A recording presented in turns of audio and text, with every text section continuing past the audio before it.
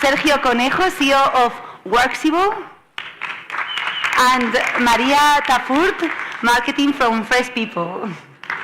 Thank you very much for this audience.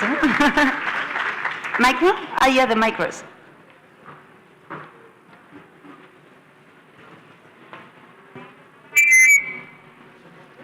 Perdona. Hello, do you hear me? Okay, hi. Thank you, good morning everyone. Thanks for coming and waking up early to stay here with us in this Friday. Well, it's a pleasure for me to share this stage with you guys. And well, let's go to the point because we just have half an hour. And let's talk about remote talent. There's no doubt that nowadays remote work has become an integral part of the startup process. I guess many of you are working or planning to start a startup, and the ways that remote work has revolutionized the way of working is amazing. No? From the pool of talent that you have abroad or you're in different cities than where you are, to well the ways that work has changed is a completely new paradigm. And this is going to be hard with the microphone and the cards. I'll try to do my best. Hiring talent from all over the world, working from anywhere, just in a cabin with a Wi-Fi connection. This is now possible, not only now, but from, let's say, from the COVID era, this has become just, has been normalized and is way more common nowadays to work in this way. And I would like to start with a quite simple question, no? Which are the main challenges that the startups are facing when they try to work with remote teams, and what do you think are the best practices that you can share with other startups that are looking for to embrace it? So Sergio, maybe you can start with that. Thank you for the introduction. I'm Sergio Conejo, the CEO and founder of Worksible, a freelance marketplace, and that question is so good for us because in the freelance marketplace and in the freelance economy right now, and in the startups economy also, it's so important to hire talent from other parts of the world, and right now it's important for the startups to have talent that maybe in the country that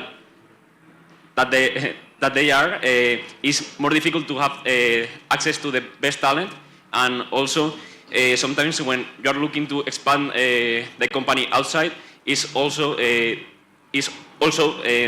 challenge for the startups to have access to that talent. And right now in Worksible, we have access for talent in more than 100 countries, and we are giving all the startups that challenge to solve with their freelancers and with a lot of services that they can have. And it's an amazing opportunity for the startups that they can grow and they can have access to a lot of opportunities that are better for them also.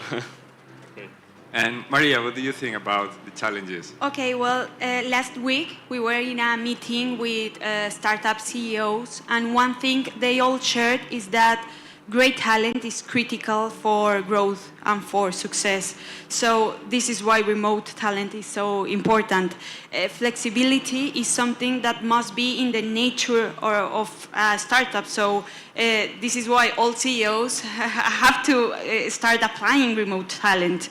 Why? Because new generations demand to contribute and collaborate with organizations that give them this kind of flexibility so they can have like a work balance.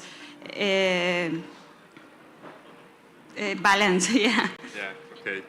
And Barbara, the remote work kinds of blurs the line between personal and professional life, not between work and home life. How do you face that? Or what recommendations would you do to the teams that are remote to face that? Thank you very much. Yes, indeed, I think it's a very, very important topic when we talk about work-life balance, what we hear a lot, but I rather call it work-life harmony, because it's never a balance, right? It can be sometimes more work, sometimes less life, and sometimes more life, and sometimes less work. So I prefer to talk about harmony. But what I felt in the past 3 years, and we're working ourselves as a remote consultancy, so we're a team from across the globe, and depending on the projects that I do with companies, I have different people joining me. So we ourselves have started 5 years ago to work on our processes that we have in place. And I think this is the most important thing that you as startups or you as global companies or multinationals need to take into consideration, that you have clear guidelines and processes on how you deal with work-life harmony. And this is all about when do we communicate, how do we communicate, what channels are we using, how does collaboration look like in our organization, and this is super important. And when we work with companies on building up this environment, we really have a workshop and we sit down and we discuss, where do we communicate? What channels are you using? What response time are you expecting from each other? And that's important. You need to write that down. And most times I hear like, oh, but I'm not in a kindergarten. Why would I do that with my people?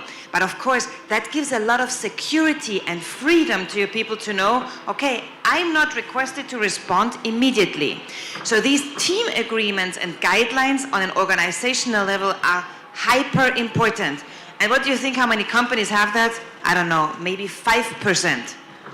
And those 5% are super successful. And on an individual level, just to add a few things here, it is always very good to have a clear on and off. If you are at home, don't let to blur too much the lines, because in research we see that if you let it blur too much and you don't have a clear, that's where I'm working and when I'm working, it can become overwhelming. You need to embrace asynchronous communication, because the moment that you're always in meetings, it gets like super heavy, the workload. So I think from an organizational and from a personal point of view, those are a few things that I would recommend you as startups to look into. Yeah, that sounds great. And I love the concept of harmony more than balance, yeah. Maria, what do you think about work? I'm going to talk as a manager perspective, and I agree. I think that you should set expectations with all your team members. What do you expect them to do as a team? And you have to communicate it. And then the best practice is to find a way to boost the talent of your team members. And that in that way, you are going to assure that your talent is aligned with the objectives of your company. So the culture is important, the structure is important, and communicating all what you expect from your team. Okay.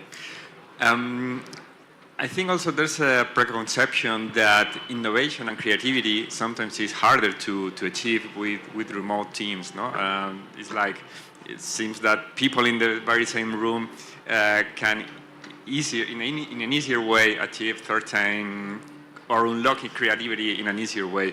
So, Sergio, what do you think about that? What strategies can we put in place to embrace creativity and brainstorming in remote teams? Well, I think it's an important area in startups, the creativity and innovation. And I think that the most important thing to do is just to embrace the talent and embrace the team to just try and to try a lot of things that they can try if it is good or if it is not. And I think that the meetings with the team and also that the team is aligned with the KPIs of the startup and defining the objectives that have the startup, I think that is important for the creativity, and also that the team, that you doesn't kill the ambition of the team, so that's important for the talent. And also I think that in talents in remote, you should embrace the team to also improve the product and all the workflows that you have and all that things, so they can have a better points of view, and yes, and that's it. Okay, Barbara, what do you think about creativity, remote teams, how to unlock? Yeah, that's a super hot topic, right? Because everybody is saying the moment we go remote or virtual, we are not that productive or we are not that creative anymore. Indeed, research shows us that this is not the case. A friend of mine is currently in the US running experiments with having on-site meetings and online meetings, brainstorming a certain topic. And what she wants to show is that it depends all on the facilitation skills. So what I see with the companies I work with, or the startups, or the people that I talk to, if you look into the managers, and if you look into or ask them how many of them has a facilitation training, do they really know how to facilitate a good meeting or a good workshop? How many of you have ever been in a really, really bad meeting? Yeah. And how many of you have been in really, really great meetings? Okay, there are also hands, but there are less hands. The point is, we need to foster the facilitation skills. We need to train our managers to be good facilitators. And facilitating meetings is one thing. It helps you to facilitate discussions, to facilitate conflict. And so if we just think about running a great facilitation program that fosters the competency of our managers to support their teams in those processes, it elevates all the creativity and the innovation in your team. Also, I would like to add something pretty basic, that is we have to use technology in a way that is not limiting us, but just the opposite. No? I mean, this may sound simple, but I've seen many companies where the people without a webcam, for example, or that they do a meeting, a weekly, for example, using microphone and webcams and so on, and it's really hard that then you pretend that your team can have a creativity meeting, when they are not used to meet other guys in different cultures and different time zones, something like that. So I think we have to somehow get really used and have the best available tools for us. Not so technology is not a limitation, but just the opposite. No, it's something that pushes us to the next level. This is actually a very interesting topic. Something else. Have you found any difference in generational differences between, different ways to embrace remote work in different generations? Is this changing? There has been some trend in the last month that really worth to mention here. I think the request for remote work or flexibility was much, much stronger and much bigger from younger generations. Mm-hmm. But I did my PhD on the topic of generational differences. So what we saw in the past years, of course, the pandemic opened up the flexibility to everybody, even those who had not imagined that it could be interesting for them. But now we see a lot of people, even older generations, who are requesting the flexibility to be able to work from where they want or when they want. But in general, we see that older generations, where usually the children are already out of the nest, right? They tend to prefer to go to the office, as do the youngest generations. So those who just get out of university, they also tend to prefer to go to work, to a place, because that's where they socialize, the way they know to socialize. The point is, I have so many virtual organizations where also they are 100% virtual and socialization goes very well, but you need to know how to do that. Yeah. And that's what many organizations don't know. And the middle generation, like I am, so from 35 to 50, they tend to have a very, very high level of flexibility need. I have 2 children, so honestly, I need 100% flexibility in my case, and that's where I go for that. Mm-hmm. But so younger generation and older generation tend to like to go to the office. The middle generation has more need for flexibility. Mm-hmm. Okay. Maria, what do you think about that? I think that new generations demand more flexible environments. And so you have to look for remote talent from 2 perspectives. The employee perspective, there are new generations, how they benefit from remote work. They reduce stress, they have more time, and they get that work-life balance. And how this translates into the perspective of a C-level company or a C-level startup person. So you have productivity, you can access to wider talent pool, where geography is not like a limit for your growth. So you have to see always these 2 perspectives and always look for how your employees are doing and if they are happy in your company and they are getting that work and life balance. Mm-hmm. And something interesting about that and something to think about is that we know that after COVID, all the large companies, the big ones, are asking their employees to get back to the office. And maybe it's because the CEOs of these companies or the ones that are managing stuff, they are not from those new generations. No? So maybe we have to move forward to the next generation to really see this change to happen. And there is one major factor. They are paying a lot of money for the offices, and they are getting pressure from their stakeholders because the offices are empty, and they are paying billions of dollars, mainly in the US, the big companies, for the offices, for the leases, and that's why they are calling them back, because we need to show happy offices and full offices. It's a big thing. Yeah, it is. And not only that, but it's not only, I think there's a big difference between building a culture in a remote a new company. I mean, when you start from scratch, and very different thing is to migrate to a remote culture. That's also a big thing, and probably not a topic for startups, but for companies that come from very long time ago, moving from a culture very physically attached to something completely remote. That's way more traumatic than just starting from scratch. No. Okay, and Maria, how can startups measure and evaluate productivity in a remote environment? Okay, besides that, the fact that we as people management specialists, we know that remote talent and remote work is like necessary. We have experienced it because fresh people born during the pandemic, so we are 100% remote company. And we have learned a lot. And that's why we have developed our tool that is Talent Booster. It's a software that allows managers to boost their teams and to know the vital moment of each member team. And that's what helps us to get all the team aligned for the company's objectives. Mm-hmm, mm-hmm. Something interesting here, some report from Gartner, I think it was, they say that 80% of remote workers, they believe that, they have no doubt that they are more productive in remote environments, but 80% of the managers, they believe that their teams are less productive when they work from home. And this is what they call the remote paradigm, no? Because what is obvious is that there is a big difference in the perception of how we do remote working. And this is a big challenge.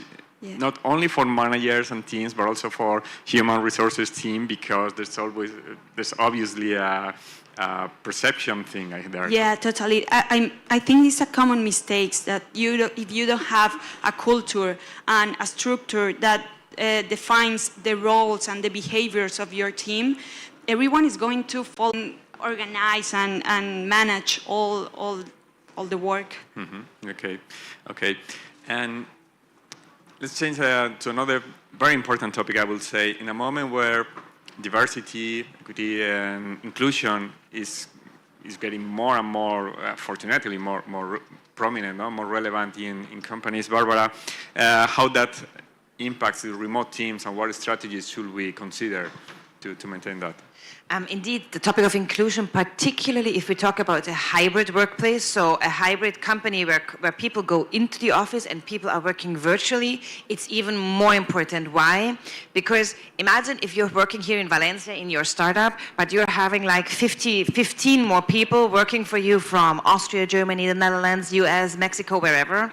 And you are working here as the hub of the startup in Valencia, 5 people. What is happening very often is that the 5 people here in Valencia, they communicate at the coffee machine, at the copy machine. They do all those informal chit-chats that those who are part as a virtual team member, they are missing out on. And so this is why a hybrid organization, this is what it's called, it's really the most difficult part. That's why we need to have, it's what we call a remote first mindset.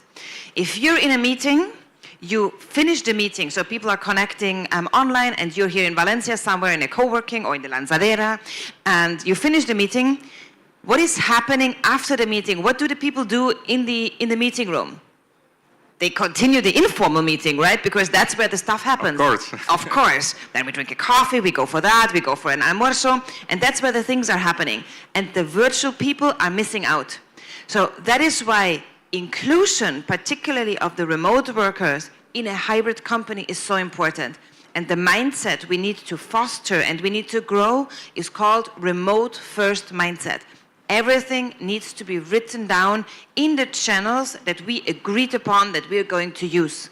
Yeah. And that has a lot to do with what you mentioned at the beginning of this talk. This was processes and be clear how decisions are made, how decisions are communicated. I would say that's the most important thing, and who is involved on this communication and on these decisions. Yeah, definitely. And I think you will never be able to have people not talk after the meeting. And that is fine. It wouldn't be natural, right? We finish the meeting, you go there, I go there, we don't talk to each other anymore. But if we talk and we talk about something, we need to put it immediately or as soon as possible into the channel so that our virtual team members know about the discussion. Yeah, I often wonder what happens in our brains. So we sometimes have the greatest ideas after the meeting. No? So we just finish the call and then, hey, I had a great idea. Hey, guy, why did you say just a minute ago?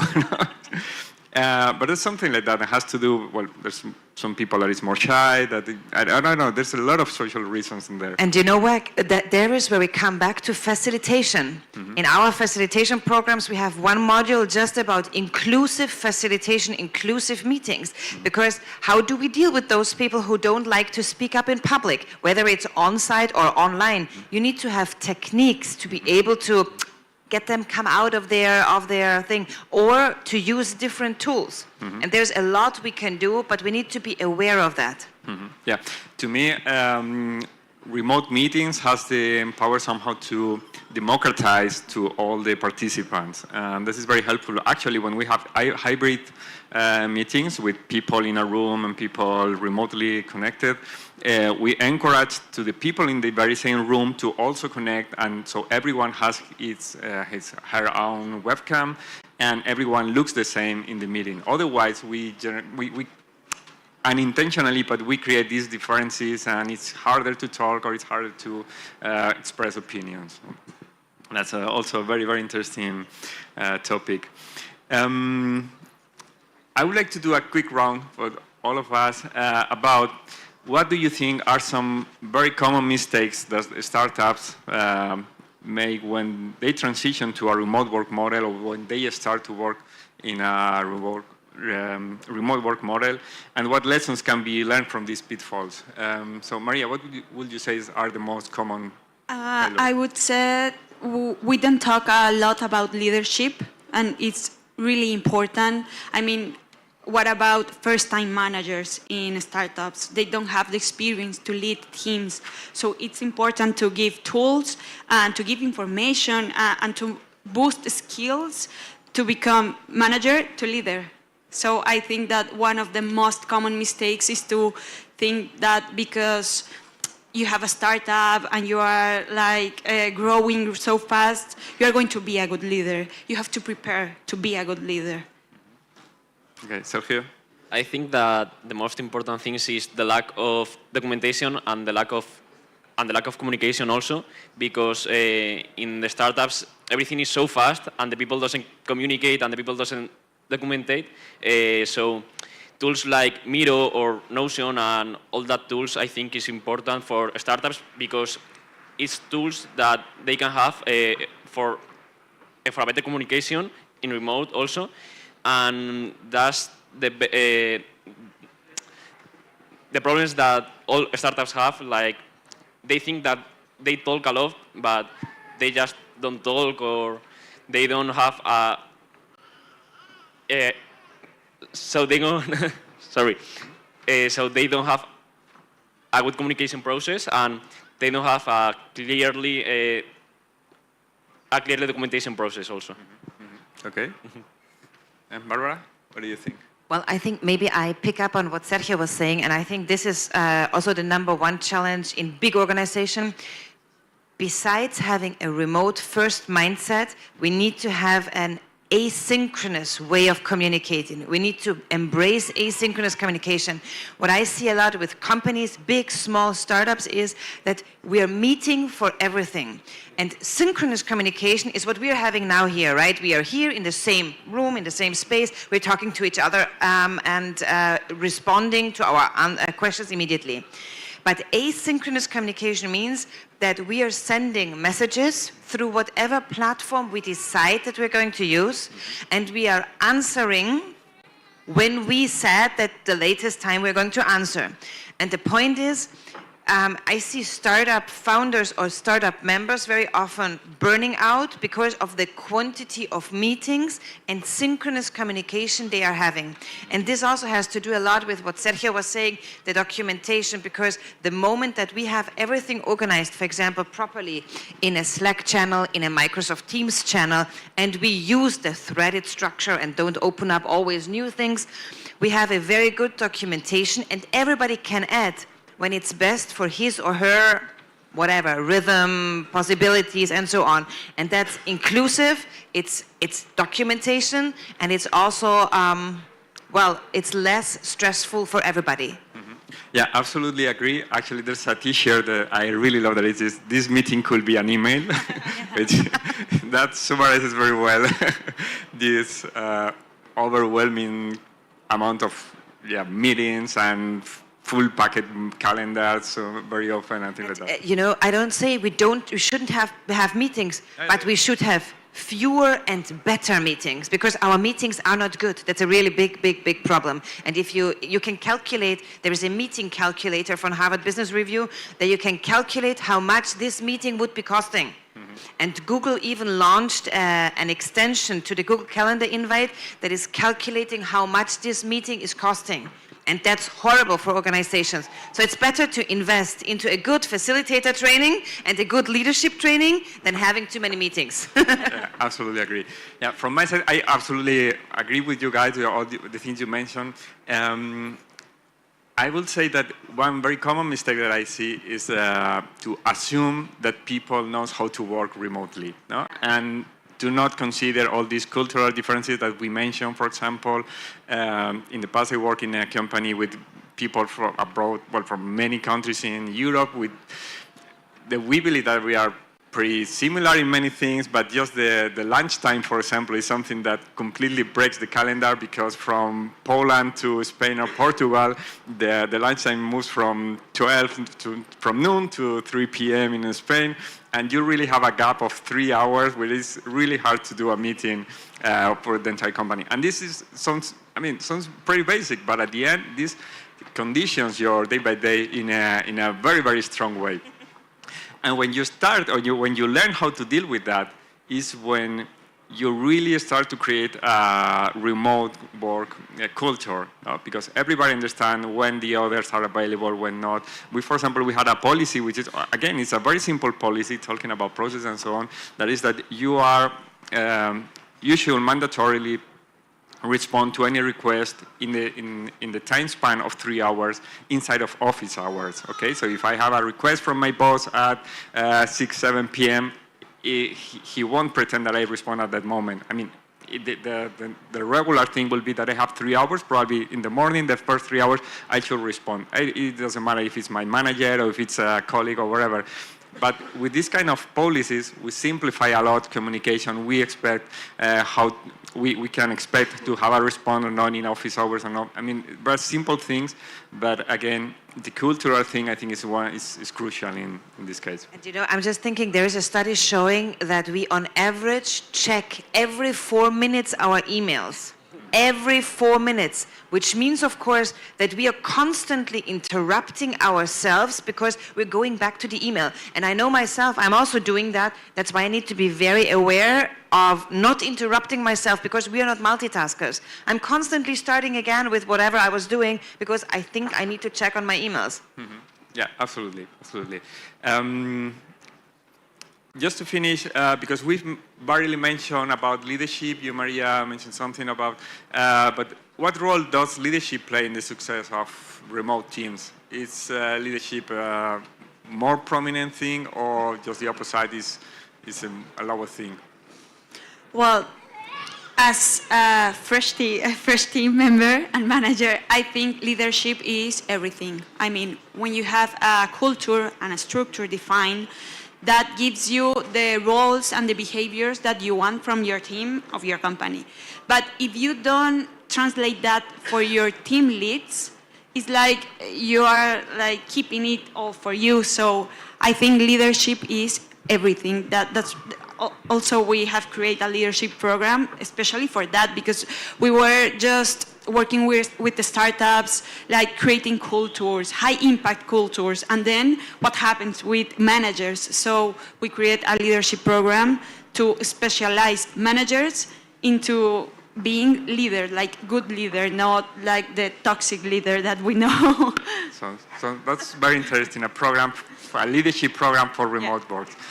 Okay, guys, 5 seconds just to say thank you, everyone. I hope you find it interesting, and we somehow try to inspire you in this very, very hot topic. And, well, that's all from my side. Thank you, everyone, for participating. Thank you. Good morning. Thank you.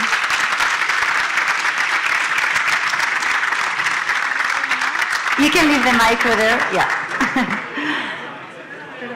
Yeah, we are going to give some seconds to reorganize the stage and people to leave and others to come in.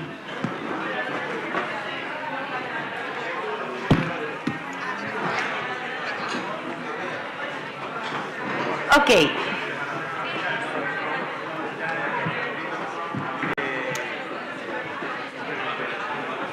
Perfect. Okay, so for our next speech, our next panel is hosted by Burda Principal Investments. You want me to take a picture? What do you want? A selfie? Okay. Yeah. She wants to do a selfie. If you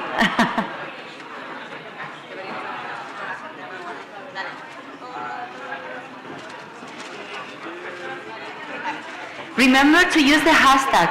Yeah. The hashtag BTS 2023. Thank you. Okay, so I was saying our next speech is hosted by Burda Principal Investments, and we are going to change completely the topic. We are going to speak about space technologies. This type of technology will play an important and fascinating role in creating sustainable future on Earth. How? Well, this is what our next speakers are going to discuss here in the innovation stage. So let's welcome Christian Teckman, CEO of Burda Principal Investments, and Lynn Soenen, Principal of Alpine Space Ventures. So, all yours.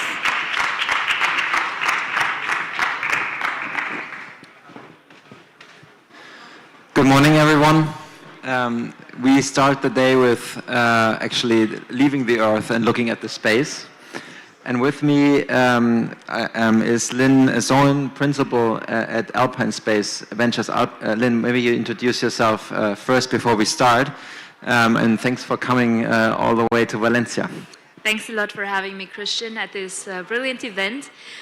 So my name is Lynn. I'm a principal with Alpine Space Ventures. So I'm in charge of commercial due diligence when we invest and fundraising as well. I started building my career in the new space arena. So I was with a Japanese space transportation company in charge of business development and sales. And at some point I switched to the venture side, which has been extremely rewarding and very exciting to see so many different technologies and business models. And it's just an extremely exciting time to be in the space industry. We've seen so many super interesting projects emerge in that area globally. And I'm looking forward to providing a bit of an overview of what we do and how space technology actually helps make life on Earth more sustainable and safer.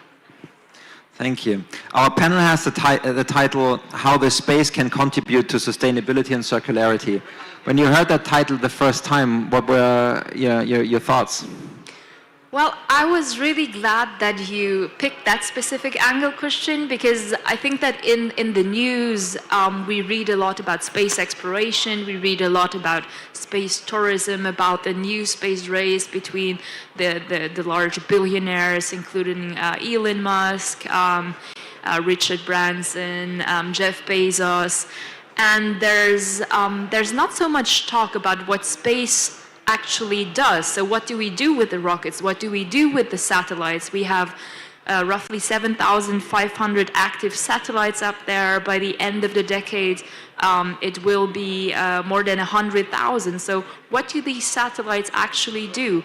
And I'm very excited about the technologies that really help drive efficiency across many different industries that we have on Earth.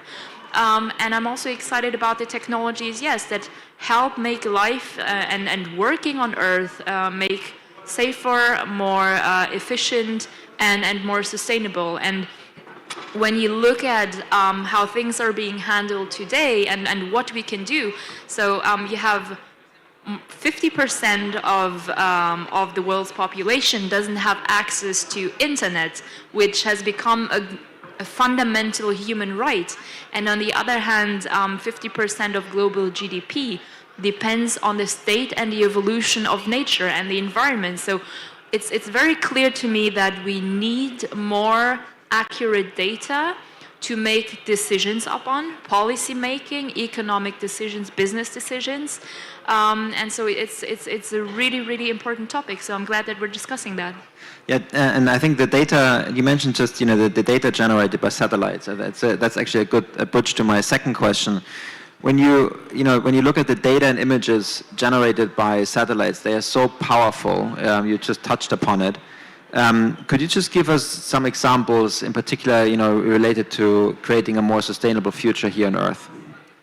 Absolutely. Well, there's a long list of use cases that come to my mind, but maybe let's start with agriculture, for instance.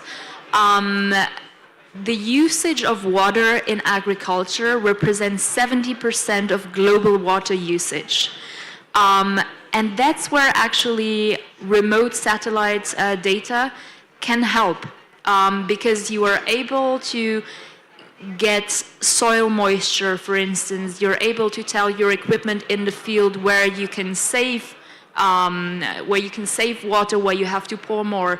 And so if we were to use satellite data properly, we could make up to between 5 and 10% savings every single year, which is huge. So this is something that needs to be promoted more. The agriculture industry is already working with satellite data, but we need more and more accurate data for all of that. Then if you think of wildfires, they've been making headlines for the past years, and it doesn't get better year on year. And this is also where, based on data about vegetation conditions, you're able to make better risk assessment. And at the same time, let's not forget that in the US, for instance, 85% of all the wildfires are caused by humans. So early detection and early warning systems are super important, and that's also doable with satellite data.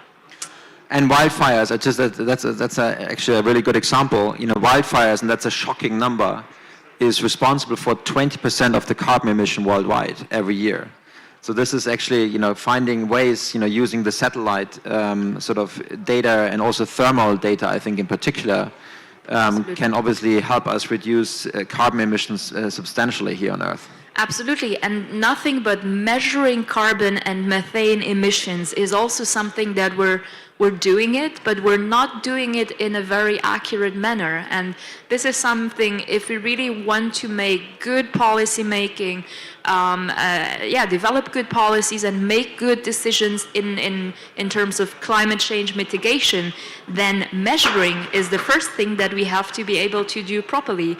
But then you can think of many different other use cases where you can detect oil spills in the ocean very early on, outbreaks of pandemics, and monitor how they develop to adapt the emergency measures that you have to take. So all these things are possible with satellite data and imagery. So there's so many use cases. We just have people are not always aware that it's satellite data enabling all of that. And I think I think that's the key also for a more sustainable future here on Earth, right? That we basically use the space technologies in every shape or form. But clearly, I think the power of those technologies is clear. We obviously have to get it up into the space, right? So, and obviously the launch capacity is the clear gatekeeper here. Now there are obviously a lot of players emerging next to the sort of state-funded programs. There are many sort of private initiatives, SpaceX, Relativity Space, just to name two of them. Can you just give us a little an overview and help us understand sort of the launch landscape, and who are the main players, how far are they, what can we expect from them? Absolutely. It's a super exciting topic. So I think first it's really important to understand that launch is the key driver behind the democratization of access to space. And very much the game changer occurred when SpaceX brought down launch costs from more than 25,000 euros per kilogram to roughly 1,400 today. And so this was a huge game changer, because now businesses, commercial companies can send their payloads into space. And well, today, with roughly 77 launches up until today in 2023, and double the amount planned for next year, so they're going to be roughly around 144 launches next year. They are the world leader in commercial launch provision. And their Falcon 9, which is a vehicle that can transport up to 25 tons into space. That vehicle is the only commercial reusable rocket. By the way, the reusability is what really allows for their launch cadence as well. And when you ask about capabilities, SpaceX is also working on they have two additional launch categories. So they have the heavy class with 60 tons, and earlier this year they had the first launch of the Starship, which will be able to deliver payloads of more than 100 tons. And this will bring down launch costs to as low as $100 per kilogram, which is, again, another driver of growth in the industry. You mentioned Relativity Space. Their advertised unique selling point is that they are a 3D printing company and at the same time a rocket company. So they 3D print the largest parts of their rockets. It's a company that already 2 years ago, even before they had their first launch, was valued 4.2 billion. They had their first launch earlier this year, are now pivoting to another rocket, a larger one. That is a great company. You could think of, well, the second most active launch company in the US, which is Rocket Lab. So they started out with a smaller version, 300 kilograms. They had 41 launches with that, so it's a proven, mature technology. And what's also interesting about them is that they want to they offer an integrated solution where they also have a satellite bus. Where they also have a satellite bus, so people can just come with their payloads and plug into that, and then they're ready to go. I think one company that I really want to highlight, also because in Europe we're facing this launch crisis where we don't have access to space because the Ariane 5 got retired in summer this year. Ariane 6 is being delayed, and you also have to see that, well, the ambitions that Europe has with Ariane 6, we want to have up to 11 launches a year, whereas Falcon 9, which is comparable in size, so the SpaceX launcher, they had 60 last year. So 6 times more, right? Exactly. So that's where, we have to be more ambitious in Europe, and especially we need capabilities in Europe. And that's where ESA Aerospace, a German launch company, comes into play. They have a bit of a different approach because they have a vehicle that can transport 1 ton. So it's a perfect size for small and mid-sized satellites, and also for satellite constellations. And they have a number of great strengths. One of them being it's a very simple design, but with very innovative materials. Their tanks, they're being made, by the way, by one of our portfolio companies, Blackwave, are made out of one single component. Then the fuel itself is a mix of propane and liquid oxygen. It burns much cleaner, so it has 80% less emissions than other fuels. And yeah, their success is being demonstrated by their launch manifest that is fully booked for the first couple of years of the company's operations. And it's just tremendous what they've been doing over the past couple of years. And I think that in general, you could say, yes, launch is definitely, I mean, the race is super exciting, of course. I'm very excited about it. But in the end, I think that the really disruptive technologies are to be found elsewhere. Just because, and I didn't even mention the hundreds of launchers that transport 200, 300 kilograms, which is economically not really viable, but it's a very overcrowded market as well. So to me, the very interesting technologies to invest into right now as a venture capital fund are elsewhere. Good, but we need the launch players as well, right, to get everything up there. That's, I mean, and I think this is the interesting thing. You wouldn't think about how many players are actually competing in this race, and it's exciting, as you say, it's exciting to see, and it's clearly for the satellite players and the data players a necessity. But you know, there will be enough capacity, I think, going forward. Is that fair to say? Absolutely. Yeah, and then we come we have five minutes left. Let's come back to the title and the more bold vision. There is obviously also a lot of talk about generating actually energy in space. Using the energy obviously in space, but also transmitting the generated power to Earth. So you're basically offloading the pollution and the carbon emission caused by power plants to space. Now, and the other discussion people are having is how can you actually offload heavy industry you don't want to have on Earth also to space? Where does that stand? Is that actually feasible? Well, a thought that was inspired quite a lot by Jeff Bezos. I think that this concept and this idea of offloading heavy industries into space is intriguing and compelling, but at the same time it's very controversial, also when it comes to feasibility. I think first there's many lessons that can be learned through manufacturing and industrial processes and in general operating in space, because you always work with a very limited number of resources. So you're actually forced to being circular. You're being forced to take on a zero waste approach. So I think nothing but from that we can learn a lot for industrial processes on Earth. When you talk about solar energy, using energy in space, producing energy in space, solar energy is abundantly available in space. We have, to give you a very concrete example, we have one portfolio company, Source Energy.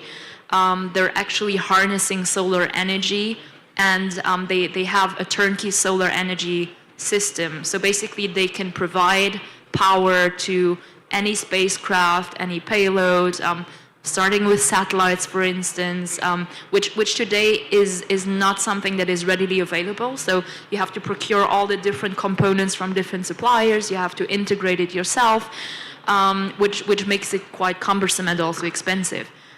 So they start out with satellites, satellite constellations. Later on, it can be larger pieces of infrastructure. At some point, yes, it could be factories. There's also discussions about taking power-hungry data centers into space. So with the low ambient temperatures in space, you don't need to cool down equipment so much, and that takes a lot of energy usually. So there's many discussions around that.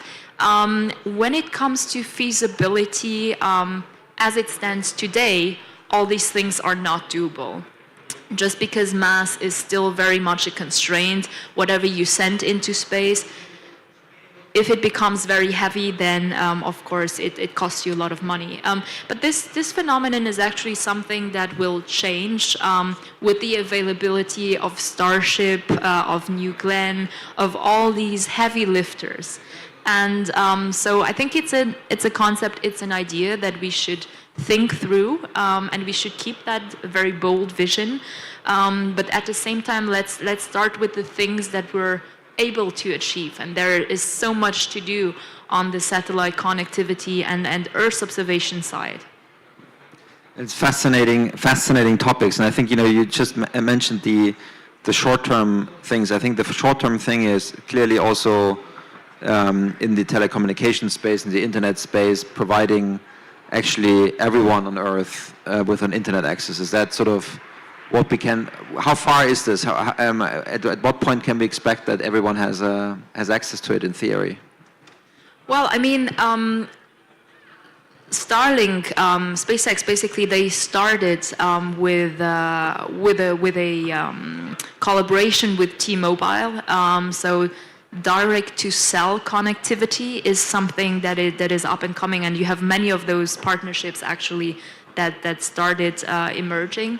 I think that satellite connectivity in general, it has gotten quite a boost over the past 2 years, nothing but with the Ukrainian crisis, where people have seen how important it is to have a backup option whenever terrestrial networks become targets. And then in other industries, you see how it helps, for instance, in the automotive industry, where it supports autonomous driving, where it allows you to perform a software update across your entire car fleet. It helps with in-car entertainment, which becomes more and more important for car manufacturers. So it's starting to really find more importance in other industries, and people realize that. Thank you so much, Lynn. I think we are just approaching the end of our session. Thanks for coming to Valencia, and it's exciting to be in the new space industries. It's fascinating what is ahead of us. Thank you so much. Thank you. Thank you very much for this very different speech. And we are moving on to our next panel, which is hosted by Waira. Our next panelists are going to discuss how Telefónica and Waira startups are revolutionizing the business, enhancing services, and shaping the future of business and customer engagement. And for this, we have a lot more panelists, as you can see. We are organizing the stage. We have as moderator Marc Ferrer, Head of Business Development of Waira. We have also Marta Antúnez of Waira Barcelona, Vicente Yuste, strategy in Telefónica España, Clara Fernández, CEO de Rosita, y María Luque Astigarraga, CEO de Wealth. So I think I pronounced the surname right, but you can take place. Perfect. So all yours.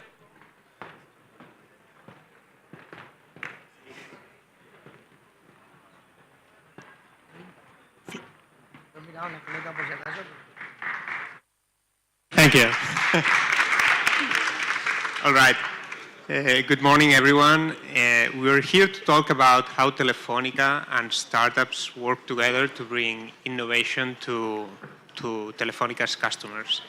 And today we have here with us Vicente from Telefónica Estrategia, Clara de Rosita, María de Wealth, and Marta Antúnez, Director of Waira Barcelona. So I would like first start, if you can briefly introduce yourself. Marta, maybe we can start with you. Sure. Good morning, everyone. So as Marc was saying, I'm the director of Waira in Barcelona. So Waira is the open innovation area of Telefónica. we invest in startups that can bring innovation to Telefónica and its customers. We have several hubs around the world. In Spain, we have presence in Barcelona and Madrid, although we cover, of course, the whole area of Spain, including Valencia. And we have also hubs in the UK, in Germany, in Brazil, and in several countries in Latin America.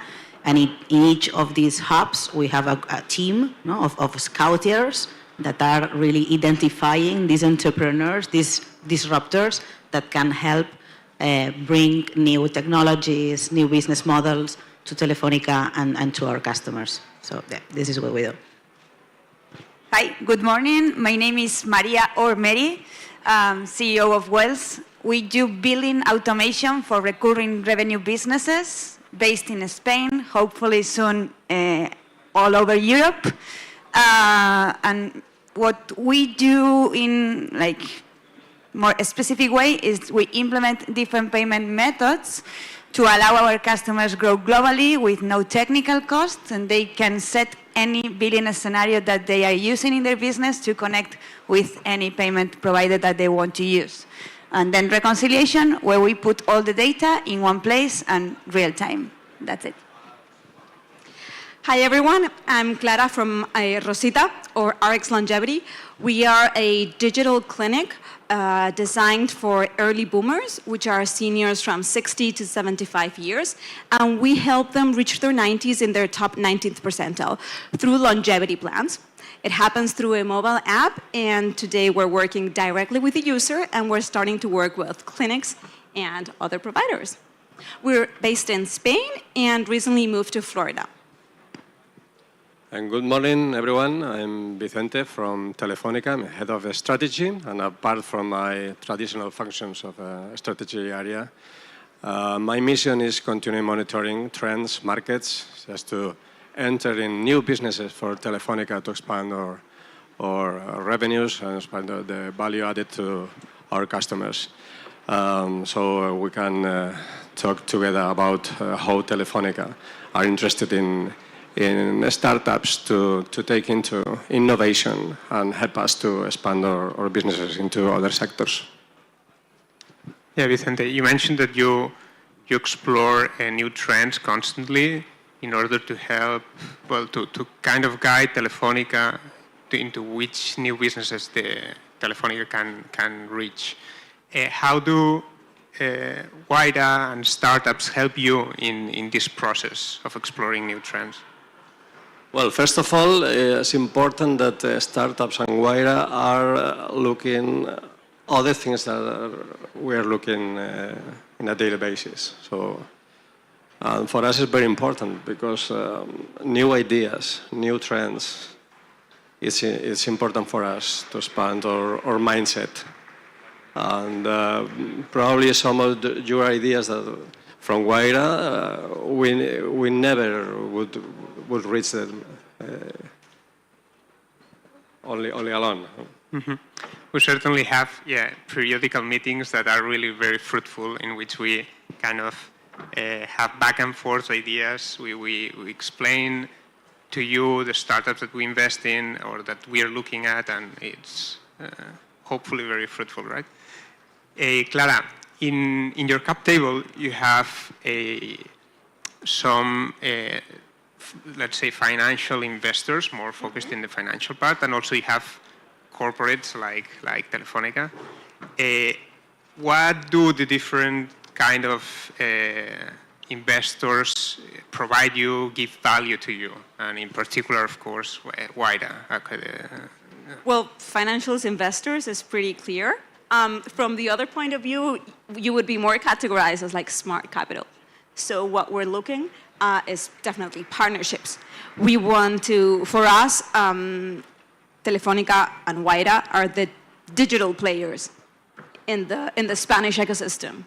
Being able to be part of the decision process, being able to be known inside of the family is fundamental. So I think it's a smart choice, having the top one digital partner in Spain part of your cap table. Right. Mary, we started talking several months ago, and you know that as part of WIDA's a process of analyzing a process is to have conversations with experts in Telefonica about, in your case, about fintech. Can you explain to us how was the process? Was it fast, slow? Did it take a lot of time? What was the expertise you found in Telefonica? Well, I feel very comfortable talking to you because I think that from the beginning you understood what we were building, and this is very important when you are building something that is very technical, because not always people that is talking to us understands what we do. It's like, hey, I see you in media, but I don't know what clearly are you doing. And with you, I felt that you were understanding from the beginning. It is easier for us, and I think that the process went like smoothly because of that.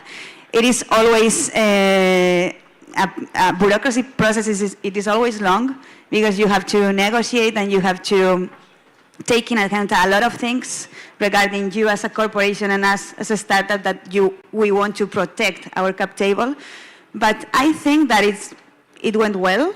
I learned a lot with your payments team, and that's it. I think that when things go well, it is good for everybody. But when it don't went well, I feel that always learn. So this is the process. But I think that it went well. I'm very grateful because it was very easy to talk to you because of the understanding that you have about what we were building. So, yeah. Yeah, I think for us it's fundamental, right? So when we invest in a startup, to use all our expertise at Telefonica, like in the different areas that we have, so that also to try to really understand if a startup is like building a technology that really is bringing value, and hearing it from the experts. So in this case, I mean, as investors, as WIDA, of course, we see like a lot of companies in different verticals. We cannot be experts in all of them, but I think what it's great about being part of a big corporate like Telefonica is that inside our house we have experts in fintech or experts in e-health, experts in IoT, in cybersecurity, you name it, that can help us first really analyze like the company before doing this investment, and then once the company is in our portfolio, also help them navigate and find opportunities, business opportunities together. So yeah. Yeah, it was great. Vicente, in your area, you've been recently exploring the health and seniors ecosystem, right? And I know that part of this, in this process, you made some collaborations with Rosita. Can you elaborate a bit about this POC that you've been working along with Yes. Rosita? Yes, even I'm a Rosita user. I'm not target yet, but I'm using it and I love it. I really love it. Rosita service, Rosita solution, Rosita purpose of improving quality of life of elderly, which is one of our focus nowadays. Obviously, the senior segment is going to grow, especially here in Spain, and there is much to be done. And technology can do a lot for the improvement of the quality of life of this segment. So it's probably the main focus of us today. In this segment, Rosita, for us, always seemed to be one of the best possible partners to explore and to analyze possible services for this segment. And we started a proof of concept with them, with Movistar users, real Movistar users. And it's taken us almost all the year. We have from January, and we are still proving, testing, and taking quality data and very useful insights to be sure that the service is not only adding value for customers, that is obvious, but if people is willing to pay, how it would fit with our subscription services, with our customer base, which what we are doing nowadays, and we think that in few months we have conclusions. Clara, how was the POC experience from your perspective? So, as I mentioned before, Telefónica is the key digital partner, and especially when we speak to seniors, they have one thing that almost no one else has, that is the trust brand behind it. So that's a super important key component. The pilot test or the proof of concept that we've been doing has been fundamental because it has enabled us to understand better how you think. There's one thing about the vision and the strategy, and obviously everyone wants to help seniors, everyone wants to have a great product for a huge market that is growing, but really understanding the thinking process of the team, what's relevant for you on the day-to-day basis to activate the project is fundamental, both for this partnership, but for any other big-term partnership. So I think that as a startup, having the opportunity to operate hand in hand, knowing that we're friends, that we're already family, right? Because we're part of the ecosystem, and to have this possibility of learning with such a trust level has been immense. And obviously participating in all the decision-making and strategic sessions that you have done about the future of e-health, seniors, being able to put our vision into there is very exciting, yeah. Yeah, also as a feedback, and I think I don't know if this is a question we have later, but also you have to be aware that a big company is not a startup. And so sort of like remind yourself continuously that the process takes long, that there's a lot of milestones that need to be accomplished, paperwork, bureaucracy, like you said, keep in mind the vision, but understanding that, I think that overall it's a very successful experience. Mm-hmm. Patience. Patience is important for startups when working with corporates. Even for us, patience is important. Even for us, yeah. Correct. Mary, in talking about wealth, what are your plans for the future? Not just with Telefónica. I mean, yeah, with Telefónica, I think it can be interesting how you foresee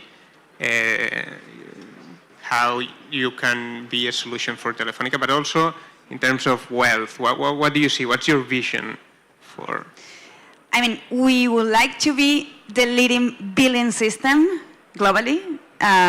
This is our main vision for recurring revenue businesses. That is the way that nowadays all the businesses want to operate. I mean, everybody wants to build long-term relationships with their customers. But now the thing is that everybody wants to build it long-term but flexible. So the business models are getting more complex, and we need to be there to help companies adapt the new way of building this type of relationships. And our goal is to partner, of course, with companies like Telefónica, but also with big payment providers around the globe, because they are adapted to the regulation, and regulation avoid them to do some of the things that we are doing. So partnering with them for us is like a big opportunity to grow. So those are our main goals. I mean, we don't want to go to the end customer. We want to partner with the big ones that are already here in the industry and go together in order to help those companies to adapt the new era. Yeah, makes sense. Clara, I think Mary mentioned that they want to be global. I think your vision was also to be not only in Spain, but all around the globe, correct? Yes, we recently expanded to the United States, based in Florida, and for over the last 6 months, and we're now working on our first medical group contract, so yeah. Good. Yeah, if I can add, I think more and more what we're seeing, that the startups like from almost like day zero, right? They have like this global mindset, this global ambition, and it's something that we didn't see like 10 years ago, but today I think it's great to find people like Clara or Mary that have it so clear that of course they start in the local market, but very quickly they have like the experience, they both work internationally, they have the contacts, they can surround themselves also of people that can help them grow in these markets, and it's also one of the things also we want to add at Guaira, because of our international presence, is also something that we try to help our startups to expand, help them, like put them in contact with our colleagues in Latin America or in the UK or wherever they need, in order for them to make it easier to grow in this market. Clara, apart from this POC in the B2C segment with Telefónica, you are in conversations more in the B2B part of it. How do you foresee Rosita in this B2B segment? That's one question, and the other question, how Telefónica can help you to get into these B2B customers? So one of the things that we've learned from the senior market is that both in terms of trust, it's fundamental to have a big partner, because there's a lot of scams in the senior market, and associating your brand to a big brand is definitely eliminating the fear in opening the doors for the trust. So that's fundamental. So both from the trust perspective and from the health perspective, we think that the senior market is heavily going to be influenced by the B2B partnerships. From the trust perspective, as mentioned, and from the health perspective, because there is a lot of influence from both doctors, insurance companies, other health providers, and being able to bundle an integral product is going to help access the market a lot. So for us, we've started B2C. We keep B2C. We think B2C is fundamental to be in contact with the real user, being able to access directly the user, get the data, learn continuously. But definitely the way to grow the way to grow to a bigger market is finding those partnerships with those companies, providers that already are either in their homes or in their health pockets, and being able to expand the scope of services. So we think that's going to be fundamental both here and in the US, which is the main two markets we're addressing right now. Yeah, well, what we see also with other startups is that for startups, being able to participate in public tenders with governments and so on is not easy, because they don't meet the requirements they have. So partnering with Telefónica allows these companies to access these contracts with governments from one side, and then it also allows Telefónica to position itself as a different provider from the other ones, more innovative. So it's a win-win situation for both the startups and Telefónica. Yes. We not only we have 1,000 retail stores in Spain, but we have probably the best sales network in B2B, not only for governments and administrations, but in private also. And that's asset very powerful, valuable for startups to join us and go to our customer base directly, packaged with our communication services. Yeah, exactly. I think this is something important, apart from what we can offer to startups, what startups can offer to us at Telefónica, and as Vicente was mentioning. So when Telefónica also is trying to sell big contracts related to not only communication, more and more Telefónica is a technology company, so selling cybersecurity or data, cloud, all this type of big contracts with big companies. Having in the portfolio innovative technologies that we can also bring to our customers it's a great differentiator, something that is adding a lot of value, and for sure something that helps us position as an innovative company with our clients. No? So I think it's also important to that the startups also what they can add to us, to be corporate like us. So just like for those that are starting, we have approached many local governments and they love the solution, they want to integrate the solution, but they just don't know how to partner with a startup. It's too complicated, there's too many legislations behind that, and you just don't have the access. But if you go hand in hand with Telefónica for a specific project, say senior, say ecosystem, say even like health innovation project, it's so much easier. So we've not yet leveraged on that part, but that's definitely one of the strategic areas that we're looking, and it's definitely going to help us unlock more conversations, contracts, relationships with public institutions. So that's important. One thing only to add, I'm very agree with Clara. I think that trust is almost all. So going with companies like Telefónica are vital for us in order to grow in a market. Definitely. Vicente, you're exploring also other verticals, not just health from Telefónica Strategia. Can you deep dive a little bit on what other trends are you exploring? Because maybe we have some startups here that can take this and reach you later. Well, first of all, we entered in the security market with Prosegur, and there is much to be done there yet. So we need innovation to take the security market beyond. And that's connected with smart home, which is starting yet, and there's a lot to be done there also. Afterwards, we entered in the solar energy with Repsol, and again, we have started, but there is a lot of innovation to take into and to give more services to the customers.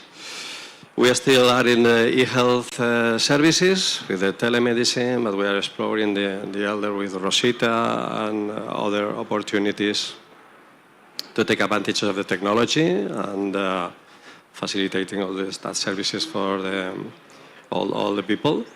And nowadays in exploration, we are putting the focus on the senior market, smart home, but not a smart home just in EOT devices, which is pretty common.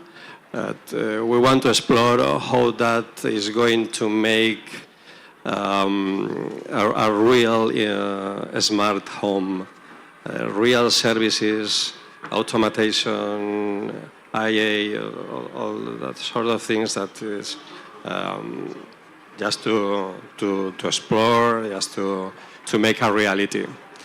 And finally, we are exploring services for the families. How can we, with technology, improve all the logistics, all the things around the families, which is our main customer base. Mm-hmm. We are running out of time, so I would like you to make some final remarks, especially Clara and Maria. If you have, I mean, there are startups here, other entrepreneurs. What would you tell them if they want to partner with a corporate like Telefónica? Clara, go ahead. You have more experience than me. So the first thing would be patience. So you have to be very consistent. You have to understand that they don't work at the same pace as you do. And you have to understand that you're aiming at a medium to long-term project. So you have to combine that with like short-term projects where you can actually like test the product that you're doing. I forgot the other thing.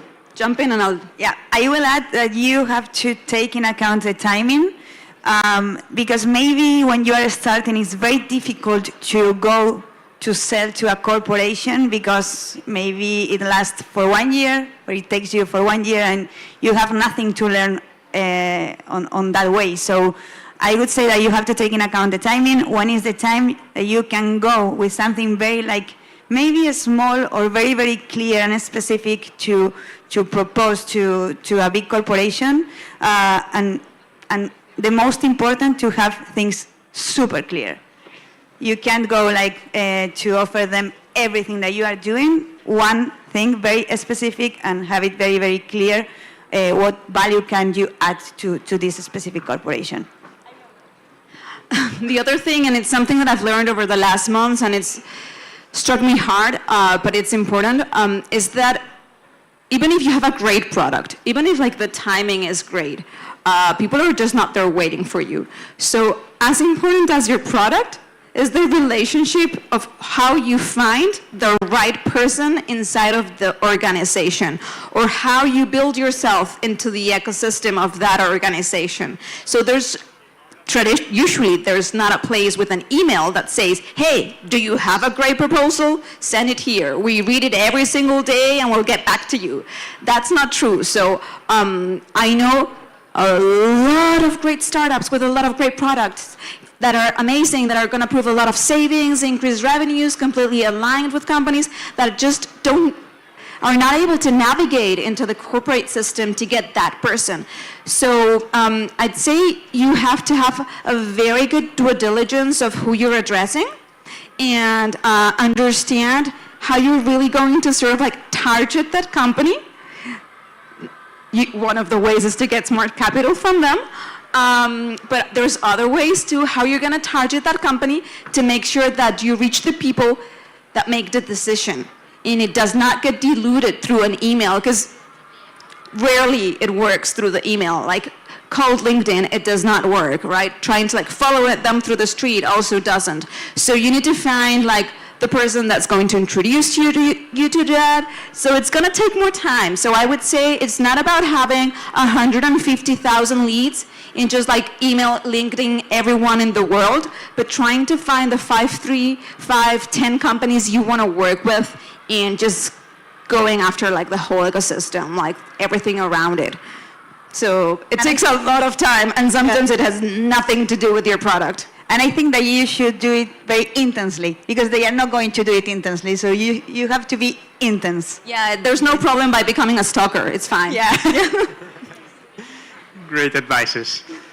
Yeah, and one of the things that here is exactly Mark roles is also to help our startups to navigate and find like the right people in Telefónica, find these meetings, do the follow-up, because as Clara was mentioning, is key to find like who is the decision maker in each corporation, and understand the decision process and all this. And for startups sometimes can be difficult if you don't know the inside processes of a corporation. So yeah, at Telefónica we have wider, which is our role, to connect these two worlds, the startups and Marta, I'd the say that's corporation. the most value add you bring in from like Waira, because it's like you really help connect to the person, and until you try to find another partner, you don't realize how hard it is to get really connected inside and really get into that meeting where they're making the decision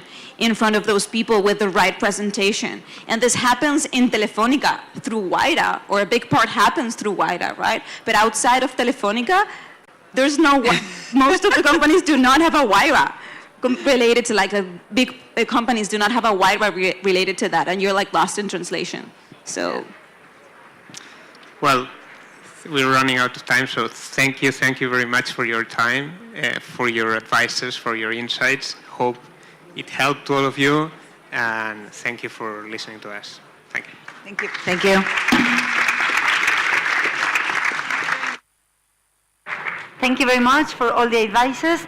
And yeah, we're going to move quickly to our next panel. We are going to change completely the topic. We are going to speak about real estate. We are going to have innovative startups that are going to share their recent breakthroughs in the prop tech sector. How they are using, for example, artificial intelligence or big data to enhance their service and transform the real estate landscape. So let's welcome our moderator, Luis Garay, from Samaipata.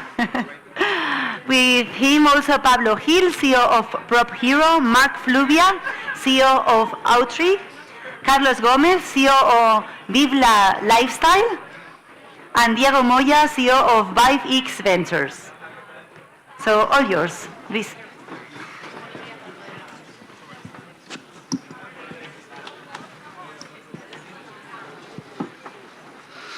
Hi everybody, thanks for being here today. I'll let you guys introduce yourselves. So we got Pablo Gil, co-founder of Prop Hero. Hi everyone. Diego Moya, Hi, founder of Viverex. Diego Moya here. Carlos Gomez, founder of Vivla. And Mark Flubia, founder of Octree. So, first off, let's start a little bit with a discussion around real estate as a whole and the prop tech sector and the trends that have been driving it these past few years. So, despite high interest rates, which have made the cost of financing significantly higher over the past couple of years, interest in real estate investment has been at an all-time high. This is in part due to higher public market volatility, driving investors towards physical assets, but thanks to an increase in yields driven by technological solutions. So what are the key driving trends that you guys are witnessing in the real estate market? And how are different prop tech value propositions navigating this macro environment? So yeah, I mean, as you mentioned, obviously like high interest rates, like it's making it more difficult to access real estate, but still there's a lack of supply, and we are seeing this globally, like not only in Spain, but also in Australia. Like we invest in those 3 countries at the moment, and there's such a shortage of supply that still prices remain to go up and the rents remain to go up. So it continues to be a very interesting asset class. So we're continuing to see like a high growth and high potential for like transactions. On our side, we saw that there are 4 million empty houses in Spain. We wanted to create a first phase of getting on the market at least 500 in the coming 2 years. The cost of financing is true that it grew up, but also the lack of supply. What happened is that people are paying all cash. What we saw in the last 2 months is that there are more supply. There is more supply now that 3 months ago, where you wanted to find, and even the brokers or the realtors were asking us if we had supply. Supply is product, all right? Houses, apartments, retail stores for conversion. Yeah, we will talk about it afterwards. And what we've seen now is that many investors, small investors, who have 10,000 euros, 20,000, 100,000, 200,000, they don't want to keep them on the bank, and they want to invest in real estate because it's secured. They know it's tangible, and I think it's still a lot of interest on investing in these kind of assets.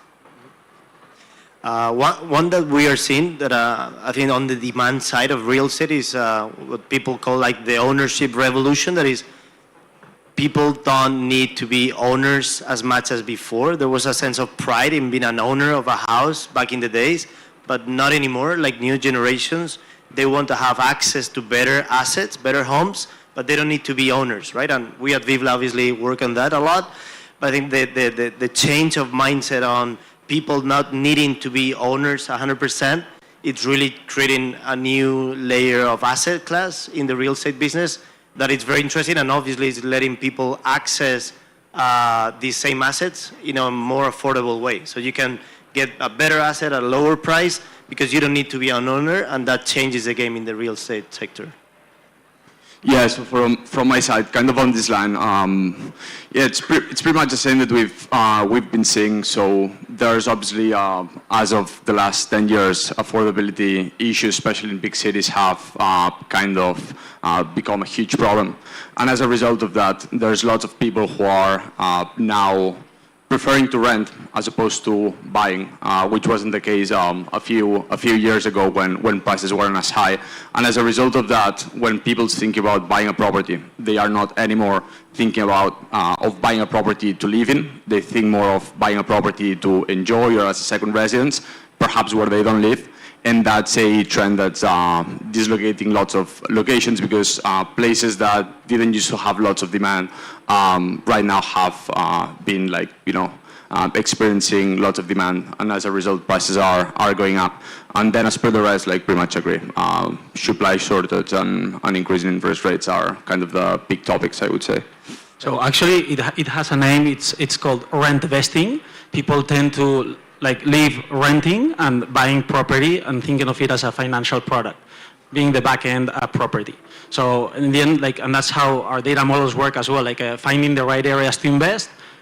Why would you buy a property that is giving you a potential yield of 2 or 3% in a big city while you could buy at a 7, 8% in different areas? So I think that's kind of the trend that we're seeing, and it's global. It's not just in Spain or we see it everywhere. People are priced out of the main cities, mainly because of baby boomers, previous generation bought everything. So our generation has been priced out of the big cities, but we still live in those big cities and buy in other areas. So that's what we are seeing globally as well. Yeah, I think that there's going to be a change of the mindset of the people because our parents wanted to own a property and live in the property. Now the people are trying to think about investing the money in rents. So I have a property or I own a part of the property, as you can do with us or you can do with Biblia or the platforms that tokenize assets. And then with those rents, I can rent my own property where I live. So I can move around the world or around the city. I can change every 2 years whenever I want. I can live in the mountain or at the beach. So I think that the mindset is changing, and the lack of financing now, or it's getting harder. So I think the people are gonna rent more and invest the money in assets that give them some passive income, kind of. So how are you using, how are you using technology in your companies to enable these new ways of asset ownership and to enable also in a traditional industry that has been highly operative to be global, as you guys said before, and to be lean in terms of operations? So for us at Prop Hero, it's twofold. So on one end, we have we obviously use our data models to find the right areas to invest. But again, data is just one part. There's always also the local expertise, which we also rely on a lot. So basically, it's a supply funnel, we call it. The data models will tell us where to invest, and then we have to find the right partners to find the right properties. Because it's such a localized expertise you need, both for the supply, for the property management, for the renovations, that we couldn't pretend to be ourselves doing all of that internally. So we rely on those partners. So that's on one end, we use that technology to find the right places. And on the other end, we believe in buying property in a click. Similarly to what Amazon managed to do, having 10, 20 packages a day of Amazon products at home. Probably most of you have seen this at your places. So we believe that by making a very smooth process where you can buy property and continue to grow your property wealth on a click via your app, you will be able to transact more time. So we're just building that tech platform where you can just manage and grow your property wealth through the app.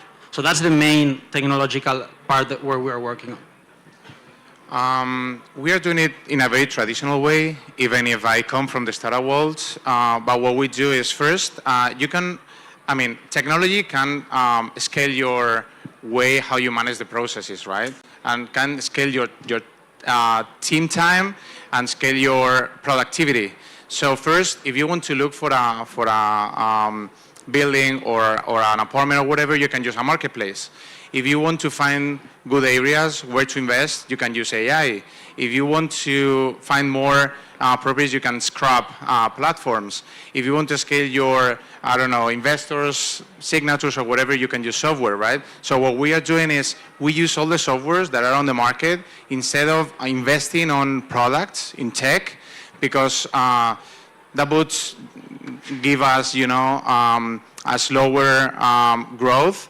So what we do right now, because we don't raise money to increase our products. So what we do is we use Humming for our apartment management and tenant management. We use the marketplaces to find supply. We use other platforms. Oaktree is a good option to find supply also. So I think that instead of only using the tech internally, you have to think on using the tech of others so you can scale your processes.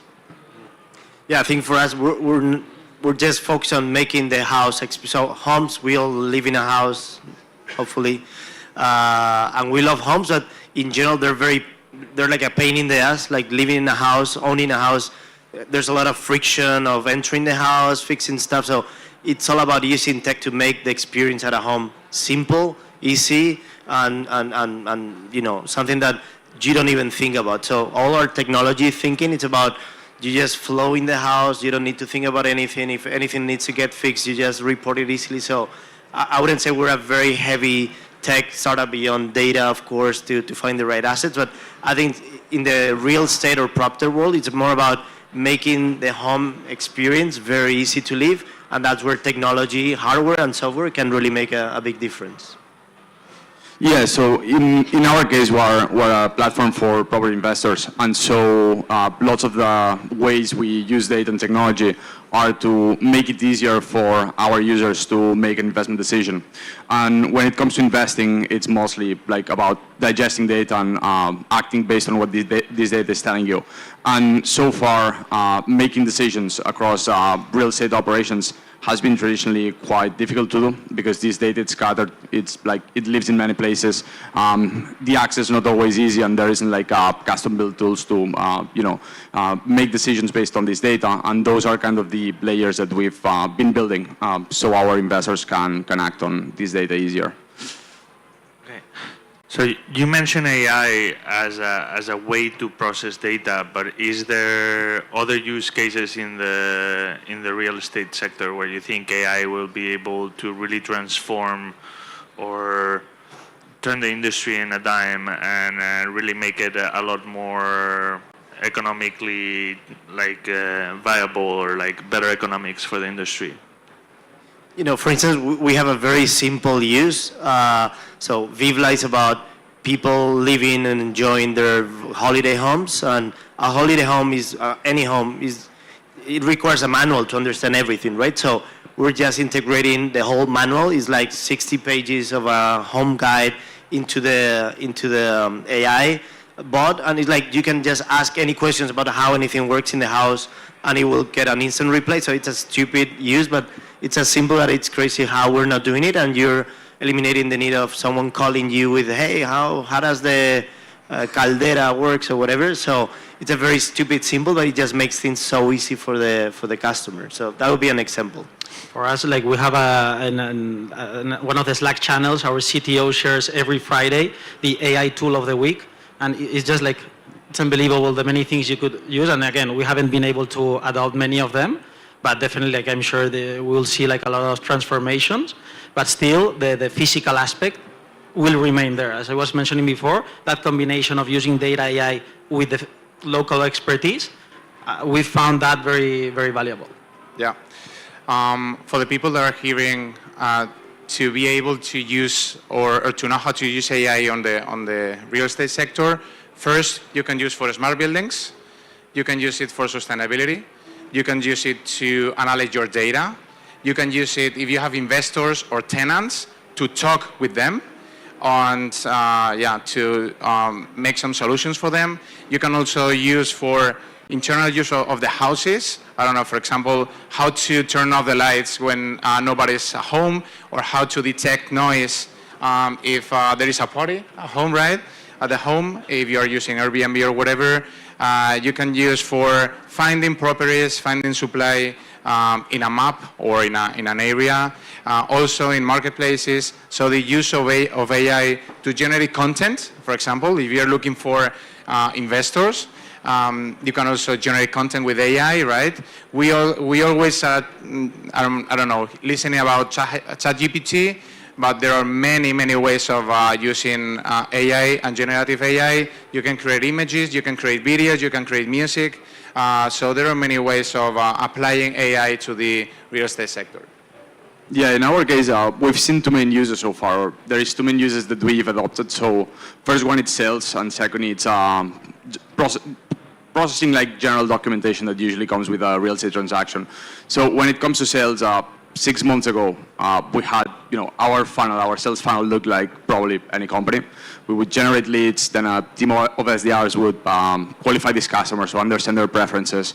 And then when a property came in our hands that matches preferences, a team of account managers would go and close the sale. What we've done over the last 6 months is that we've started building an automated chat system that basically acts as a digital sales SDR, if you will, and that is capable of qualifying all these customers that are coming to our platform automatically. To give you some context, 6 months ago we had a team of 9 SDRs. Today this team doesn't exist anymore. And I think that's something that we're gonna keep seeing over and over again, not just across the real estate industry, but probably anything that touches sales. And obviously the next kind of natural evolution of this, I believe it's gonna be that eventually you will be able to just call a chat system, so not text anymore, like be able to call them and have a real human conversation with something that feels like a sales rep. But technology is not there yet because of latency. But it will be there a year from now. And then the other big use that we've seen or that we've adopted when it comes to AI is across documents. So when you try to close a real estate transaction, you usually have to put together lots of documents with lawyers and stuff. And all these things are very painful, very manual, very inefficient. It leads to errors. And so what we've managed to build is basically a system that is able to gather, digest, verify all these processes in 10% of the time it used to take and 4% of the cost. And again, I think that this is something that we're going to see more and more across the industry. And I believe it's going to have a particular impact in the real estate agency model. Right now, real estate agencies, when you look at what they do, it's visits, sourcing, picking up the phone and speaking with customers and processing documents and through the notaries and stuff. And I think that 80% of this will be done by technology in a very short period of time. Right now, agencies charge on average 6%. And I think that what all this will enable, it's basically for users to not have to rely on agencies anymore to sell their properties, and probably as a result of that, transaction costs will drop very, very much. But more on this probably in a few years. So regarding a little bit of the prop tech in Spain, and I know you guys think this is a global issue, but there is a concentration of prop tech companies in Spain. What makes Spain per se such an interesting market to start in the prop tech industry? And does it come from the fact that traditionally Spain has been a real estate country or tourism, or? So I think first of all, for me, I always say it is the best country to live in. And you see this across how many foreigners we see each time in our cities. It's growing. Great weather, great people. So it is very attractive for tourism, but migrants. So that's one. It's a massive market.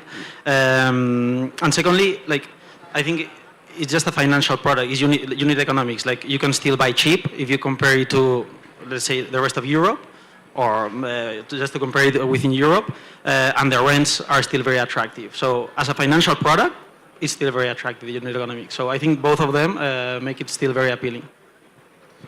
Following his comments, in Spain, we've seen many people from Latin America, many people from the US, many people from Europe that are coming here to find investment opportunities, because in Berlin, Paris, London, wherever you go, you have an ROI around 2%, calculated by total rent per year, divided by the total investment.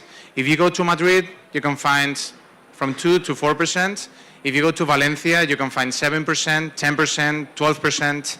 So I think it's a great city. So people who are going to Madrid or Barcelona, they are following the path and have friends who are investing here. Second thing is that traditionally in Spain, it's not about funds like in Germany. We invest. people, normal people, casual people invest here, I would bet like 80% of you have a home or be willing to invest your savings in real estate. And that's traditionally a thing that in Spain has been happening. So we are lucky that it's not a country of funds or banks. It's a country of people who invest in real estate. And the third thing is that the startup ecosystem is great. We have great talent here. We have corporates who are willing to invest in tech, like Banco Santander is an example, but there are many of them. And the people that are like you here, or people that belong to Startup Valencia, we are all willing to create tech for the sectors that are massive. And real estate is a massive sector. It's a major problem that we're facing, and we have solutions for that. Yeah, I would say that in the startup ecosystem in Spain, we need a mindset shift. It's like real estate is probably, I mean, it's not probably, it is the #1 area in the economy in Spain. And we are, I feel like in the startup world, like we're still a little bit ashamed of going into real estate. Like it feels like, oh, it's too old business, but that's the #1 thing we have in Spain. But also in terms of tourism is probably the biggest thing that we have worldwide. So I feel like I've lived in the US for many years, and I feel like we are still copying the startups from the US, like AI, fintech, whatever, but hey, we're in Spain, and real estate is one of the biggest things here, so why not leveraging that to really build big companies that can be global leaders, because we're focusing on one of the main sectors in Spain. So in the case of Vivla, I think, and hopefully we will do it, but we are in probably the best market worldwide for vacational second homes, and that's Spain. If it's not the first, it's probably the second or the third, but that's one of the very few categories where Spain can be a global leader. So I like we should change our mindset and feel like real estate is a big part of our economy, and we should be proud of it, and we should just build more companies on PropTech that can become global leaders or European leaders. So in a way, stop copying other startups from other markets and focus on what we are really good at, and I think real estate is one of those things. Yeah, absolutely. And echoing on that, I think it's very much linked to tourism, right? The uniqueness, if you will, about Spain compared to other markets when it comes to real estate is that it's not just attractive from a investment standpoint of view. It's also attractive as a country to live in or to retire. And so that's why there is so much demand, especially from other places in Europe. And that's something very interesting for startups on the PropTech scene that get built here in Spain, because you've got a very kind of well-established ecosystem with lots of demand, and that allows for business to flourish. The only thing that I believe Spain needs to kind of improve on, it's around all the political and regulatory uncertainty that clouds kind of the industry. I think that's something that if things were to be a bit more easy or more stable, that would facilitate more businesses to be created. And it's probably the main reason why companies that could or should be started here are not being started here anymore, because when regulations change a lot and there's this kind of uncertainty cloud, capital by definition flies away, and so investment stops and growth stops and employment creation stops, and I think that's probably the main thing that as a country we should work on and improve to kind of make the ecosystem more appealing for companies to be created. But I have one comment to say. In Startup Valencia, for the ones that you don't know, I'm one of the co-founders of Startup Valencia. We've created verticals, which we call hubs. We have Industry 4.0, we have food tech, we have mobility, we have blockchain, but we don't have PropTech. So there are many people here doing things here in Valencia and Spain, but we don't have that vertical, and it would be great to have it. So if any of you are willing to join the vertical, just talk to us afterwards. Any final words of wisdom with 3 minutes left from you guys for PropTech entrepreneurs on do's and don'ts at the beginning of their careers? I mean, I think one of the things you realize, and I think it's something that's in Spain we are lacking, is dreaming bigger. And this you see in the US, the companies, they build massive companies because they dream very big. And in Spain, I feel sometimes when I speak to people and I tell them, yeah, this is going to be the Amazon of real estate, they laugh at me. But I truly believe it's going to be. And if I don't believe it myself, who's going to? So I think we all have to dream a bit bigger. That's my biggest advice always. I would say find a major problem. So we normally look for local problems or problems that I have, but probably many people have those problems, and I think that we need to find ways of tackling those problems. But never forget on the local problems, because in San Francisco, if you have ever been there, there is a huge problem in the city, while the entrepreneurs are thinking about global solutions instead of thinking on local problems. So local would be my word. I would say that starting up a company, like we have an amazing entrepreneurial ecosystem in Spain, like we are seeing here today. It's amazing being an entrepreneur. It's very sexy, and you're going to make a lot of friends, and you're going to be invited to events, but it's also very hard on the day-to-day.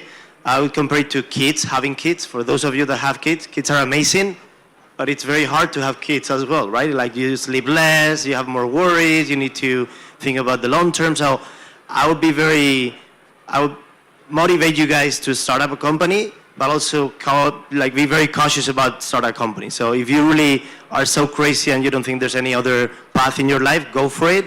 You're gonna do it, you're crazy, it's fine. But if not, it's not always the only solution. So don't go too crazy into starting up a company, because it could be also very hard at some point. So. You're just trying to limit competition now. Yes.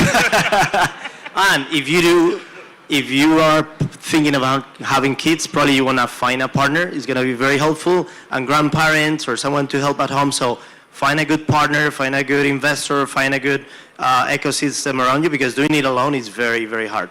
There's a solution for that. You have to invest in real estate, you get those passive income, and then you can enjoy your family and friends and start a company. Yeah. Mark? Yeah, no, so like pretty much the same. Other than the obvious, make sure it's a big market, make sure there's a clear problem that you're solving, all the things that I'm sure you can read online. But like one big do for me, and I think like honestly, like looking backwards, it's the most important thing, other than all these things, which is be very careful in hiring very good people. That's like, at the end of the day, like any startup, it's just like the people that make it be. And it's like, it cannot be understated like how important it is to like hire the very best people and hire as good people as you can find. And I think that's something that will like make 90% of the change, because it's very likely that when you're building a company, sometimes what you start building is not what you'll end up building, and there will be changes and there will be challenges, and it's really the quality of your team that's gonna help you navigate through all these things successfully. And so to me, that's like the most important thing and my piece of advice. And just to finalize, adding on Carlos, take care of yourself, because it's like it's a shitty startup life. Like it's very tough. You probably have many nights without sleeping, and not only because of kids, but because of the worries you have. So take care of yourself, because it's a long-term journey. It's you have to think long-term. Like it's not just a sprint. So you have to survive. It's just about surviving. Don't go to every party. They might invite you, but don't go to every party. Don't go with this guy. Yeah. Well, guys, thanks so much for being here today. A big round of applause for the participants.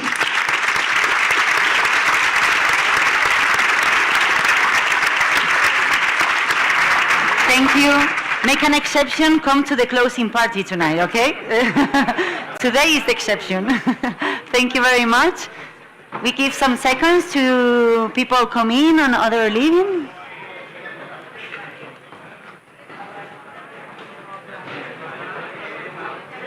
Genial. Okay, let's do it fast, please, because we don't have much time. Thank you.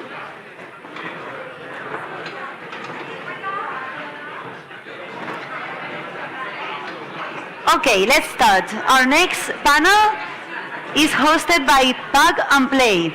We are going to speak about the unicorns in Spain. According to media, Spain is going to end 2023 with more than 25 more unicorns. What is their formula to achieve in the middle of the investment crisis, which are the ones that are going to succeed and why? Well, this is what we are going to discuss in our next panel and with our next panelists. So let's welcome Javier Mejías from Plug and Play, the moderator, and with him we have Stefano Guidotti, partner of P101 Ventures, Nina Cardelos from Lightrock, and Victor Navarro from Yellow.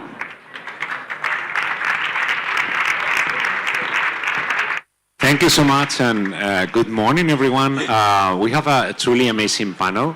I know the title of the panel is pretty enticing. So yesterday I was approached by a few investors asking to reveal the unicorn formula. So we thought that instead of running a panel, we have decided to turn this into an action. Because I guess you guys are really willing to pay to get that formula. So we're starting with 10K. Who is giving more? 10K? 25K? No? Fuck. No. Let's focus into business. As you guys know, Spain has really booming in the latest years. We have amazing companies, more and more investors really joining the ecosystem, but definitely things have to really improve and get bigger. So to discuss this, we have an amazing set of panelists. But to give you some context, as I mentioned, what makes a unicorn? Because one of the questions that probably all you have is that right now we think the best startups are unicorns, and this is something that is based on valuation, which is something that probably we can discuss later if that's the best way to portray a good company. I'm really interested in knowing more about the factors that really turn a unicorn. So first of all, what factors you guys think that have really contributed to propel this Spanish ecosystem to the moment they are now? What do you think? Women first? Women first? You want to go first? Sure. Well, maybe just before we get into that, I think the concept of unicorn, it's something that it's very much on top of everyone's mind, and that's my goal, and that's what I want to achieve. But I think there's much more behind that it's actually more important, which is how do you build a sustainable business going forward? And I think to get there, there's many things, and you can get there many ways. You don't have to follow the ordinary VC route where everything's about growth and how do I get there fast. So yeah, I'm going to hand over to you and what else do you think, or what do you think it matters? But I just wanted to start with that to set the scene. Yeah, and sorry, as Nina has decided to blow the question, because I love it, let's focus on that. What are the real important metrics for a company? They should become a unicorn because of valuation? What's... Yeah, I think this is actually the key point. And we all know the world changed in the last couple of years. So we shouldn't stick to definitions that we used in 2021, 2022. And I mean, tagging companies that are valued 1 billion unicorns means nothing, because we know that valuations fluctuate. And we've seen also very recently companies that were unicorns until yesterday and now they shut down. So, I mean, why chasing inflated unicorns that are useful maybe for kids in a pool, but not for investors, and neither for entrepreneurs. So they shouldn't be chasing valuations. Maybe we should redefine the definition of unicorn as companies that make at least 1 billion in revenues and 10% EBITDA.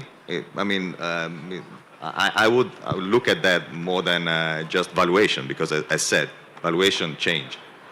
I actually have a suggestion, because we're investors investing in different stages. So maybe we can talk about what does it matter, or what are the key metrics, as you suggested, at different stages, starting from you, and then I can... Yeah, I mean, for me, a unicorn is a company that is valued at 1 billion, and the best thing of that, I don't think it's the company itself, it's everything what is created around the company that is valued at 1 billion.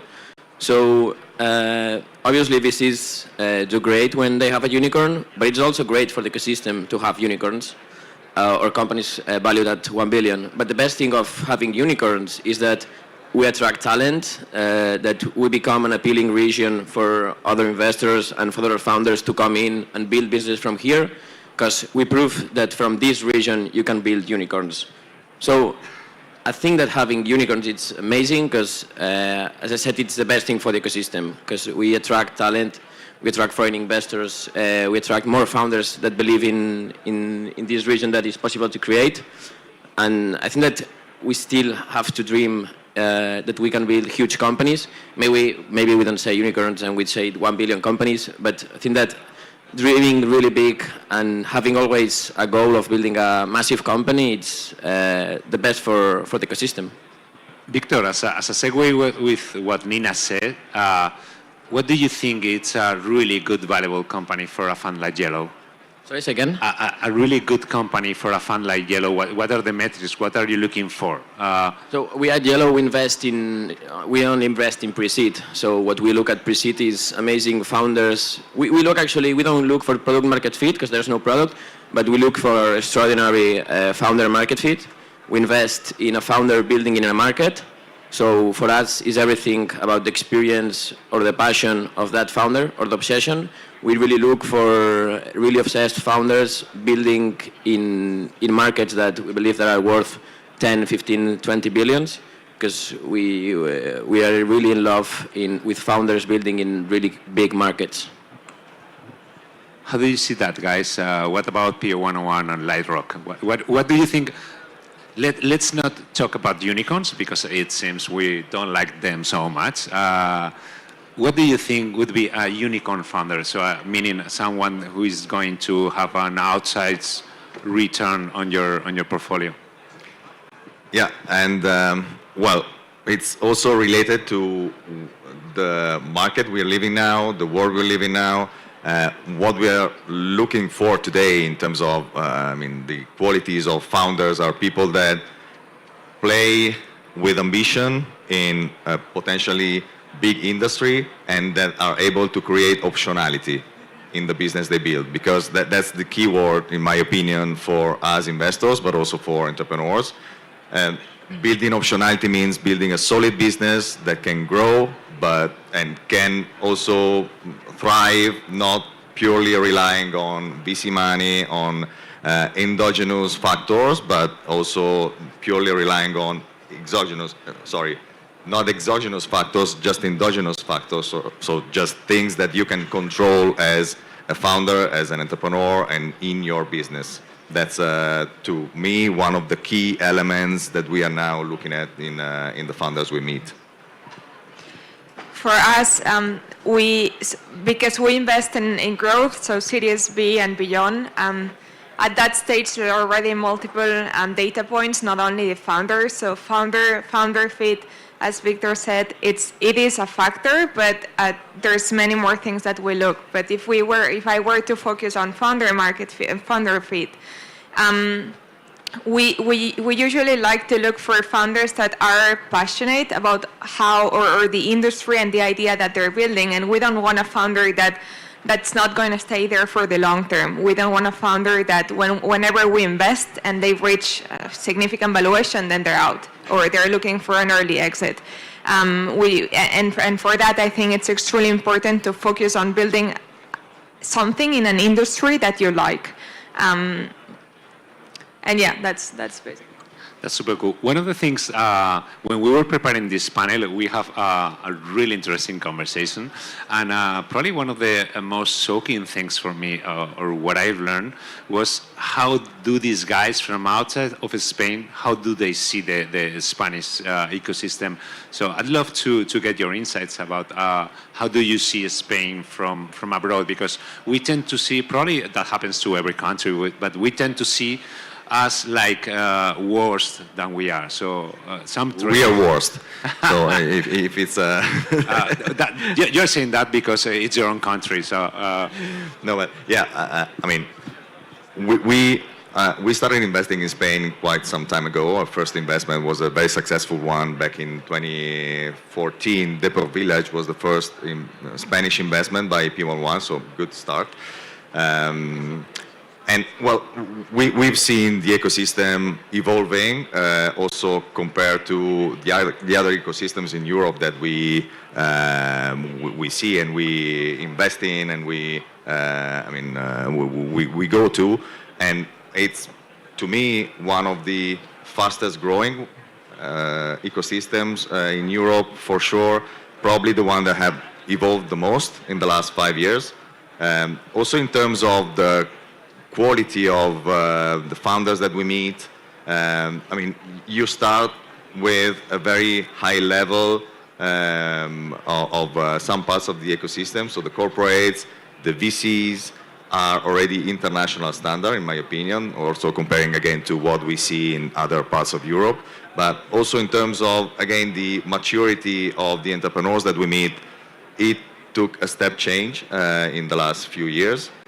It's clear also the way the ecosystem opened to other parts of Europe, and the fact that that opening, again, facilitated the much faster maturity pace of the founders. They constantly talk and discuss with VCs and fellow entrepreneurs from the UK, from Germany, from France, and you see that that has an impact on the way people think at a business, think at how to build, grow, scale a business, relate with investors. So it's, again, as I said, a very fast-growing, evolving ecosystem where we think there are still huge opportunities, also because of the gap that still remains with the biggest ones in Europe. And I think that Stefano made a really good point about how fast Spain has grown,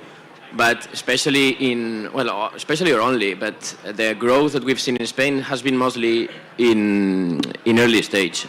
Seed and pre-seed has grown at a really good pace. Funds from Spain started investing in pre-seed and seed, and they proved the vision. Then investors from outside came and started investing in seed and pre-seed in Spain. But what we're seeing now, so at Yellow we look at Spain, but we also invest in across Europe, and we have Adam, who is in France, so we learn a lot about what's happening in France.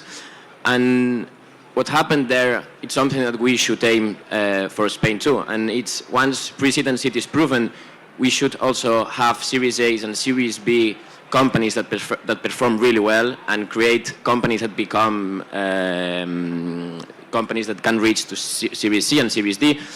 But right now, when we look at Spain, we see a lack of companies reaching to Series A or Series B with the same metrics that they do in other countries.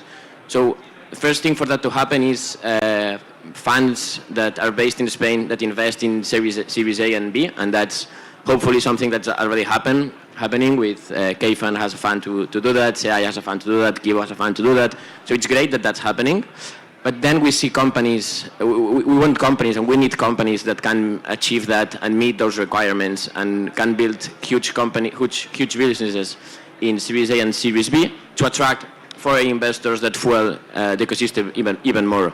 So it's key that we prove that Spain is great for early stage investing. Now we need to prove that it's great for Series A and Series B. And we're on the right track. We have public money to do that. We have funds doing that now. Let's see if we're able to get there. No, but for me, this is a turning point for Spain because we need to prove that. Yeah, that's exactly what I wanted to say. But I think that it's only a reflection of time. And I mean, the Spanish VC ecosystem is years behind UK and Germany, but it's only a matter of time, and we're getting there. As a founder, you cannot expect to reach from 0 to 10 million ARR in 1 year. So you just need, or if you do, let me know. But yeah, we just need more time. Yeah, and I don't know if you guys saw there's a report from Endeavor that was released like 1 week ago, something like that, that they were comparing the moment that the current Spanish ecosystem is right now comparing to France and the UK, and it's like 2013 for France, 2011 to the UK, so we are 10 years behind, which it's nice because we have a really path ahead. So, but talking about what kind of things we should improve as Spanish founders and so, and I'm probably going to mention the first one, our city English. So fucking what? Our English is bad. So what? I think we have been discussing this extensively. We have a city English, but that's not really a problem. If you're able to communicate, it's good enough. Yeah, I think that has actually two implications that I can think about. One is how do I get the best talent to work for my company, and for that, it's much easier if you start working from day one in English, so you can tap into talent from all over Europe and not be only not only be constrained in Spain. And the second one, and just sorry on that one, if you install that English first, even with us like Spanish people, I think that's also pushing us to be better in that sense. And the second implication is usually we've seen a lot of Spanish founders trying to go into LATAM, probably because of a language barrier, but that might not be the case or the best go-to-market or the best strategy decision for any company. And I think instead of all founders trying to go overseas and expand to LATAM because they want to increase the size of the Spanish market, they should apply this English first approach and see Europe as more like, I think you had that point on US founders seeing US as their market. I think in Europe there's much more nuances because other countries speak different languages and there's different cultures and so on, but I think we should be seeing Europe as a much more, that's our goal, rather than this is Spain, tackle Spain first, and then go to Colombia or Latin market, which might work in some cases, but not all the time. Yeah, and that's we were talking about this before, and this is a huge disadvantage with the States, because when a company is born and raised in California, that founder is not thinking about California as a market. They're thinking about the States as one market. And we should do the same here in Europe. We should think if a company is raised in Sofia, Bulgaria, he or she should be thinking about Europe as a market. Same if you are born in Valencia, you should be thinking at how I'm gonna sell this in Europe, not how I'm gonna sell this in Valencia or Spain, because the starting point then it's much bigger and much better for everyone. Yeah, no, definitely, and this is also one of the things we are working on with the Spanish founders we invest in, to force them or convince them to think bigger, think at European level, and try to, make it big first in Europe and then look abroad. And look, I speak shitty English, but that doesn't prevent me to go pitch an English-speaking LP. What was the point? And in fact, we tend to see that our accent is bad, and it's a feature. It's not a bug. I love Italian accent. I love Greek accent, so it's good. Whatever. Should Spain be trying to emulate, to be the next Silicon Valley or something like that? Because I tend to say that whenever someone says that an ecosystem should be the next Silicon Valley, God kills a kitten. How do you see this? Well, we had this discussion, and ecosystem means something specific, and the definition is of something that is good and thrives in a specific environment, atmosphere, weather, and for sure you don't have the same elements here that you have in the Silicon Valley. So why trying to replicate something that worked there with different elements, different variables in the equation? Any ecosystem should have different shapes, rules, again, elements that work differently. Spain, Iberia, Europe have different, success factors than the US, and you should work on them and work on the qualities and the opportunities that we have and that are specific to us, and not trying to emulate something that worked elsewhere. I think that there are sometimes that not being the first one has something good, and I think that this is the case because now we see that there are more regions than Silicon Valley that have been able to build really strong ecosystems. Also in Europe, we have France, we have Sweden, we have UK. Germany was growing a lot during the last decade. So I think that what we should do is learn from all of them and pick the things that we like about Silicon Valley.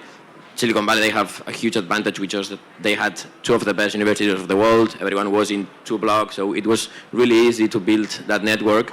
But then we see France, which they built huge policies. They created BPI to invest in funds and companies, and they are now the second most valuable tech ecosystem in Europe. So I think that we should look at most of the, and I think that's not our job, it's regulator's job, to look at the best ecosystems and pick the things that they think that they would work better in Spain and apply it. But we have a lot of ecosystems to learn from. Yeah, I think it's healthy to have multiple ecosystems and not being just focused on one. And I think we should take advantage of this beautiful country to attract talent, because I'm going back to talent of being the fundamental or the underlying layer for building an ecosystem. Because without talent, it's very hard to get into unicorns if we want to tie it back to the purpose of this session. That's a really good segue to the next and probably final question, which is then which are the founding secret sauce really to build on unicorns in Spain? If that's the metric we want to pursue, and if not, if it's just more healthy, willing to grow in a efficient way fashion, which are the traits or factors that we should try to nurture in Spain to really get in line with the rest of the top European ecosystems? I would say go into English first, think big, think about Europe as your end market or your goal, and attract people from overseas, because the differences in cultures and different backgrounds is what I think make good companies at the end. Nina, let me double click on that. How do you attract talent? Because, for example, you're a Spaniard that is working in London. How do we get you back? I will be back at some point. I'm pretty sure you will. All the Spaniards will. I think lifestyle is the answer, because in Spain we have all the ingredients to become a really powerful hub. We have one of the best lifestyles in Europe because of the weather, because of our culture, because of our cities, Madrid, Barcelona, Valencia there. I think that we have a demographic that is super appealing for talent that wants to come back or just they want to set their house in Spain. And I think that we should leverage more on that. I think that Spain, we shouldn't have any complex about Spain. We can build huge businesses from here, and building locally, I think that adds value. I think that companies that start being built from Spain and don't go away, they have an edge to build from here, and it's possible. Factorial did it, Globo did it, Travelperk is doing it. I think that it's possible to build from Spain and attract talent from outside.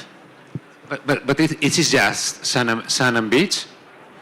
No, I mean, it's much more than that. I mean, that's the maybe headline to attract someone from the UK, but it's much more than that. It's, I mean, a very solid, exciting culture. It's holistic as a concept. It's not just sun and beach, but I mean, look where we are. This city could attract talent from everywhere. You have the quality of life, you have good universities, you have thriving, again, VC ecosystem that's growing, you have capital flowing in, you have the corporates giving attention. So you have all the ingredients to build an ecosystem that is the right terroir to grow very solid businesses that can become revenue unicorns. So.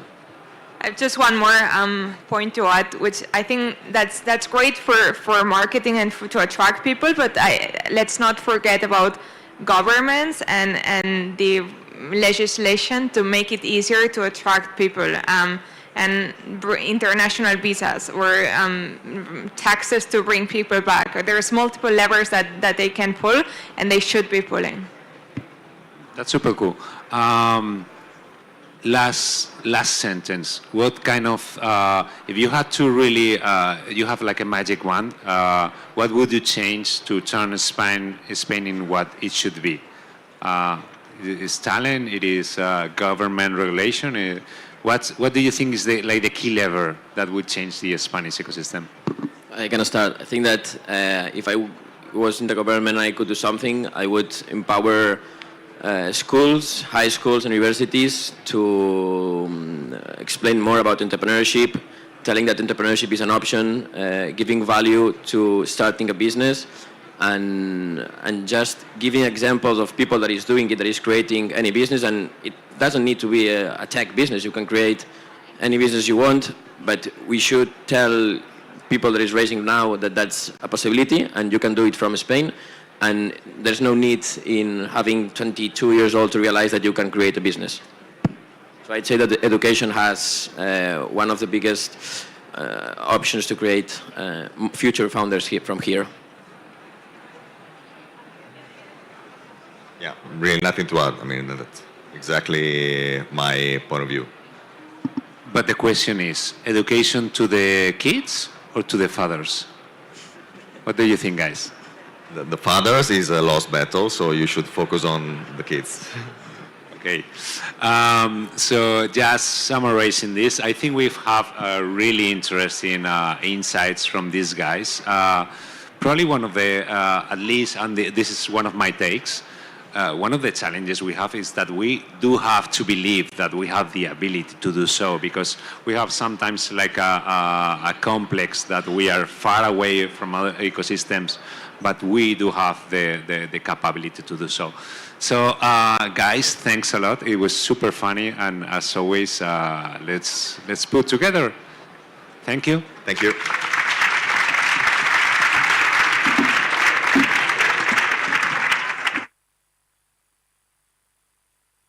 Thank you very much. And yeah, let's go to our next speech very quickly, because we have a very interesting morning in front of us and we don't want to miss any minutes. Para la siguiente charla vamos a hablar en español. It's hosted by VLC Tech City. Es la patrocinadora de la siguiente charla, y vamos a ver cómo Valencia se ha convertido en la ciudad del gaming en los últimos años y cómo está ahora y cómo está posicionada en este sector que tanto mueve. Así que para ello pido que suban en el escenario David Blay, el Valencia director de McCarthy, Arturo Castelló, CEO de Encom, y David Rosa, Technical Director de Las Naves. Está.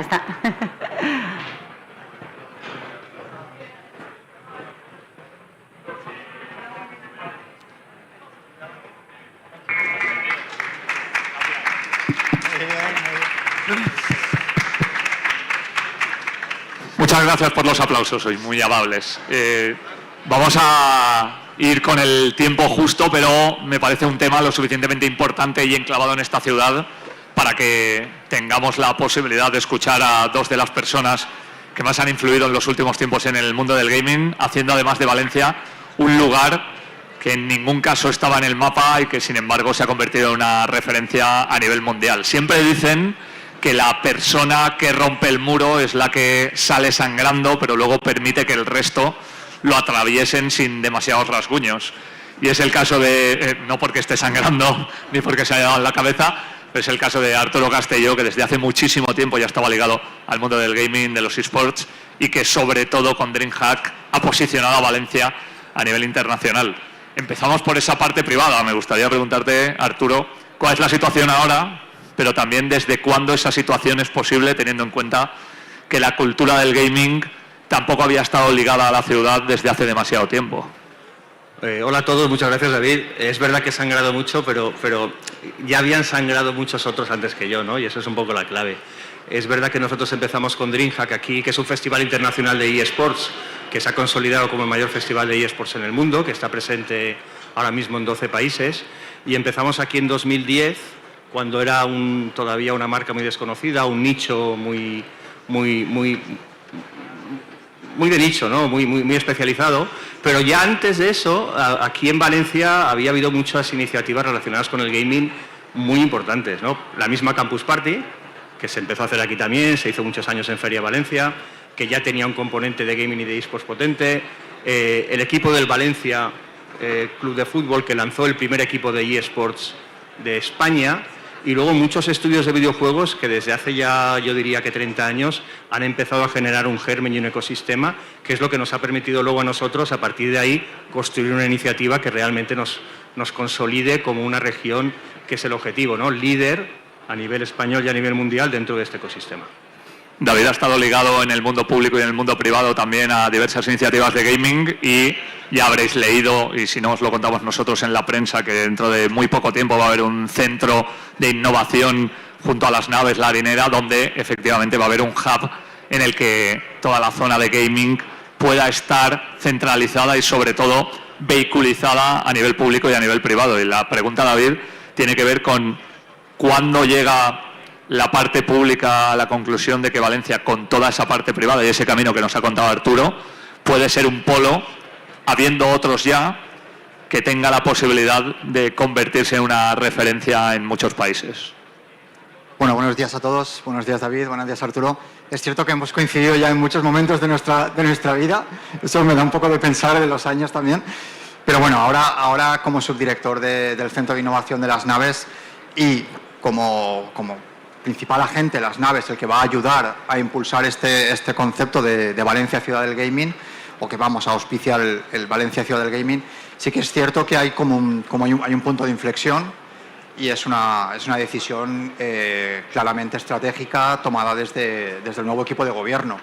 Venían defendiendo y venían apostando porque el gaming tenía que tener una relevancia especial. No olvidemos que el ecosistema ya existe en la ciudad. Universidades, empresas, eventos, veníamos ya de un ecosistema bastante consolidado y lo que hacía falta era que la administración pública diese una vuelta de tuerca y tuviese un rol activo en todo esto, ¿no? Entonces, bueno, es algo que se anunció incluso en programa electoral, que iba a haber una apuesta decidida por Valencia Ciudad del Gaming y es algo que se está consolidando ya. Hemos tenido una primera reunión de trabajo y vamos a seguir trabajando hasta que exista un espacio físico donde ubicar el proyecto y a partir de ahí crecer sin parar. Ya lo hemos comentado Arturo y yo, pero está bien que lo comentemos todos. Hay que trabajar para definir el rol de la administración pública. Nosotros tenemos que estar al servicio de lo que el sector privado, la empresa, la academia necesite. No vamos a duplicar ninguna estructura que exista ni vamos a intentar quitar a nadie del mapa, sino todo lo contrario. Es decir, estamos aquí, tenemos claro que tenemos un rol como administración pública que cubrir y venir a decirnos dónde debemos de colocarnos y dónde debemos de apoyar. Esa va a ser básicamente la figura a partir de ahora. De hecho, en ese sentido, hay unas similitudes enormes entre lo que nos has contado y este evento o este ecosistema, que es el ecosistema de la innovación y de las startups. Seguramente con una mayor consolidación ya por los años que lleváis por vuestra parte y también con una ventaja, ¿no?, que es que hay que saber explicar a la administración, como decía David, lo que se hace en el mundo del gaming, pero es más factible explicarlo primero desde un ecosistema formado y luego también con el auge que ha tenido en los últimos tiempos, a pesar de que ahora hablaremos de eso, de dónde se encuentra, ¿no? Pero ¿crees que haber hecho esto hace 5 o 10 años hubiera sido tremendamente difícil a nivel administrativo porque todavía no había un entendimiento de hacia dónde había que ir? Quizás sí, ¿no? Que por un lado la madurez del mercado hace 10 años obviamente era mucho menor, la percepción del videojuego más allá del ocio como una industria que puede generar empleo y puede generar desarrollo y al final riqueza, es más fácil entenderlo ahora que hace 5 o 10 años, pero también depende mucho de lo que decía David, ¿no?, de la voluntad política, ¿no? Y realmente el mérito de esta iniciativa, desde mi punto de vista, es que la administración ha entendido lo que acabo de decir, ¿no?, que el gaming, más allá de un entretenimiento, un pasatiempo, es un motor de desarrollo económico potencial muy fuerte y si esto se hubiera entendido anteriormente, habríamos empezado antes. Afortunadamente ya lo hemos entendido, ya se puede trabajar conjuntamente y creo que creo que es el momento justo, ¿no? Y el ecosistema también está profesionalizado. Aquí efectivamente pasa igual, ¿no? Cuando empezó este evento al principio había que demostrar que esto realmente era un motor de tracción, ¿no? Y con la colaboración público-privada hemos llegado hasta esto, ¿no? Que yo creo que es el mayor evento de su categoría en España o está a punto de serlo ya, ¿no? A nivel público, David, parece que también hay siempre dos mundos, ¿no? El mundo industrial clásico, por llamarlo de otra manera, y el mundo industrial digital. En este sentido, pues va a estar la factoría de Volkswagen en Sagunto, está la factoría de Ford en España, pero hay una serie de tracciones que están empezando a traer una economía que no estaba presente en Valencia, como son las startups o en este caso el gaming. Pero para la administración pública, el hecho de explicarle también a la ciudadanía que estas nuevas economías pueden ser traccionables dentro de la economía local, ¿es sencillo o cuesta todavía mucho? Nunca es sencillo. Nunca es sencillo porque siempre existe una diferencia, un gap importante, como lo queramos entender, entre lo que la ciudadanía entiende o lo que somos capaces, no lo que la ciudadanía entiende, lo que somos capaces de transmitir desde la posición de las administraciones públicas en la cooperación público-privada, que esto es una frase que está tan manida que a veces incluso prefiero no utilizarla, pero en todos los escenarios donde existe cooperación entre las empresas y las administraciones o el ecosistema y las administraciones, hacer llegar eso a la ciudadanía para que entienda de qué va la historia y cómo van a salir beneficiados ellos al final de toda esta carrera, a veces es muy difícil y a veces es muy poco tangible, porque tangibilizar este tipo de resultados a veces es muy complicado. Y a veces, en este caso concreto siempre estamos hablando de la retención de talento. Tenemos aquí las universidades, todos conocemos a ESAT, la cantidad de gente que está creando, tenemos muchísimos centros de desarrolladores, tenemos creadores, pero aún así tenemos muchísima fuga de talento. Eso es algo que también sabemos, ¿no? Acabar de aterrizar esto para que al final sea comprendido y sea entendido y realmente genere un pozo para que cuando ya no estemos ninguno de los que estamos aquí, esto sea una industria realmente catapultada y lanzada hasta el infinito, no es nada fácil. Pero también hay un momento para cada cosa. Y coincido con lo que decía Arturo. Ahora hay un momento especial también a nivel de la administración pública, por lo menos dentro de lo que tiene que ver con el ayuntamiento y con el reparto de competencias dentro del ayuntamiento. Hoy no está aquí Paula, pero estaba ayer, Paula Llobet, concejala de innovación, pero además de ser la concejala de innovación, agrupa bajo su propia estructura áreas que antes estaban en diferentes competencias, ¿no? Tener todas las competencias agrupadas bajo una misma figura o bajo una misma estructura permite cosas como las que estaba diciendo Arturo. Es muy importante tener una interlocución única desde la administración hacia la industria o hacia el ecosistema, por aquello de no abrir solamente industria, sino industria, academia, etcétera. Pero también es muy importante que la industria, la academia, etcétera, tengan un único interlocutor cuando van hacia la administración. Y eso ahora es posible. Y yo creo que ese cambio, ese es el momento en el que, por todo lo que ha ido pasando, es el momento en el que creo que estamos en una posición muy diferente a posiciones en las que estábamos en el pasado, sea por la administración o sea por la industria. Creo que ahora es especial. La famosa ventanilla única que debería estar implementada en prácticamente todos los sectores, ¿no? Te quiero preguntar, Arturo, ¿cuál es la situación de la industria? Ya nos lo decías tú, sobre todo con el hype y la subida, habrá muchas personas que conozcan el gaming por alguien que ya llevaba mucho tiempo comunicando, como era Ibai Llanos, y ahora de repente parece que es mainstream, absolutamente, pero evidentemente ha habido una subida, incluso con marcas no ligadas al mundo del gaming, apostando a un público que seguramente consumirá sus marcas a 10 años vista. Pero en este momento, ¿dónde está? Es decir, ¿va a haber también una salida de algunos de los actores que han tenido protagonistas y se va a estabilizar? ¿Va a volver a haber una subida? ¿Cómo estáis viendo lo que viene ahora mismo?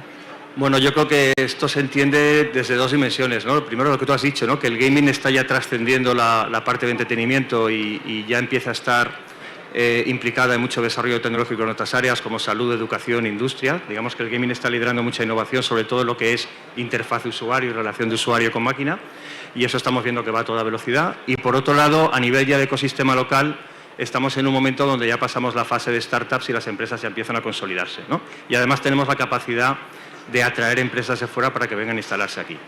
El gaming, en ciertos aspectos, está en un entorno similar al que ha estado el mundo del cine audiovisual en los últimos años. España es un país muy consumidor, muy consumidor, de los más consumidores a nivel europeo, y no tanto productor, ¿no? Entonces estamos ahora en un momento crítico, Valencia y también España, en el que si realmente vamos a consolidarnos como una empresa que genera y fabrica o solo consume. Y esta iniciativa va en esa línea, ¿no? De cómo podemos realmente, primero, detectar la oportunidad que requiere de una apuesta y de una visión clara por la parte de la Administración y poner todo lo necesario para generar esa capacidad de posicionarnos aquí, porque al final el KPI real es empresas, tamaño de empresa y empleo, facturación y empleo. Y ese es el desafío. Como decía David, nosotros estamos aquí ahora intentando un poco generar el germen, pero esto se verá si realmente ha funcionado como queremos, que seguro que sí, esperemos que sí, dentro de 5 o 10 años, ¿no? David, la Unión Europea ha facilitado, y también España lo va a poner en marcha, una legislación para atraer a nómadas digitales. Ya hemos hablado muchas veces de que Valencia es una de las mejores ciudades del mundo para trabajar. De hecho, hay empresas, como decía antes Arturo, que pueden fichar un desarrollador senior en España más barato que un desarrollador junior en Holanda, por ejemplo. Y a nivel público, no sé si también esa atracción de talento para poder trabajar desde aquí puede ser una de las claves para que esa industria crezca en realidad y ese talento no se deslocalice, y aunque desde Valencia se produzca, como estaba comentándonos él, en realidad prácticamente esa economía no incida al 100% en la ciudad. Pues mira, no me esperaba esta pregunta, te lo tengo que decir, pero me va Alguna tenía que hacerte. Pero me va a venir bien porque os voy a poner un ejemplo de ayer mismo. Esto es real y pasó ayer.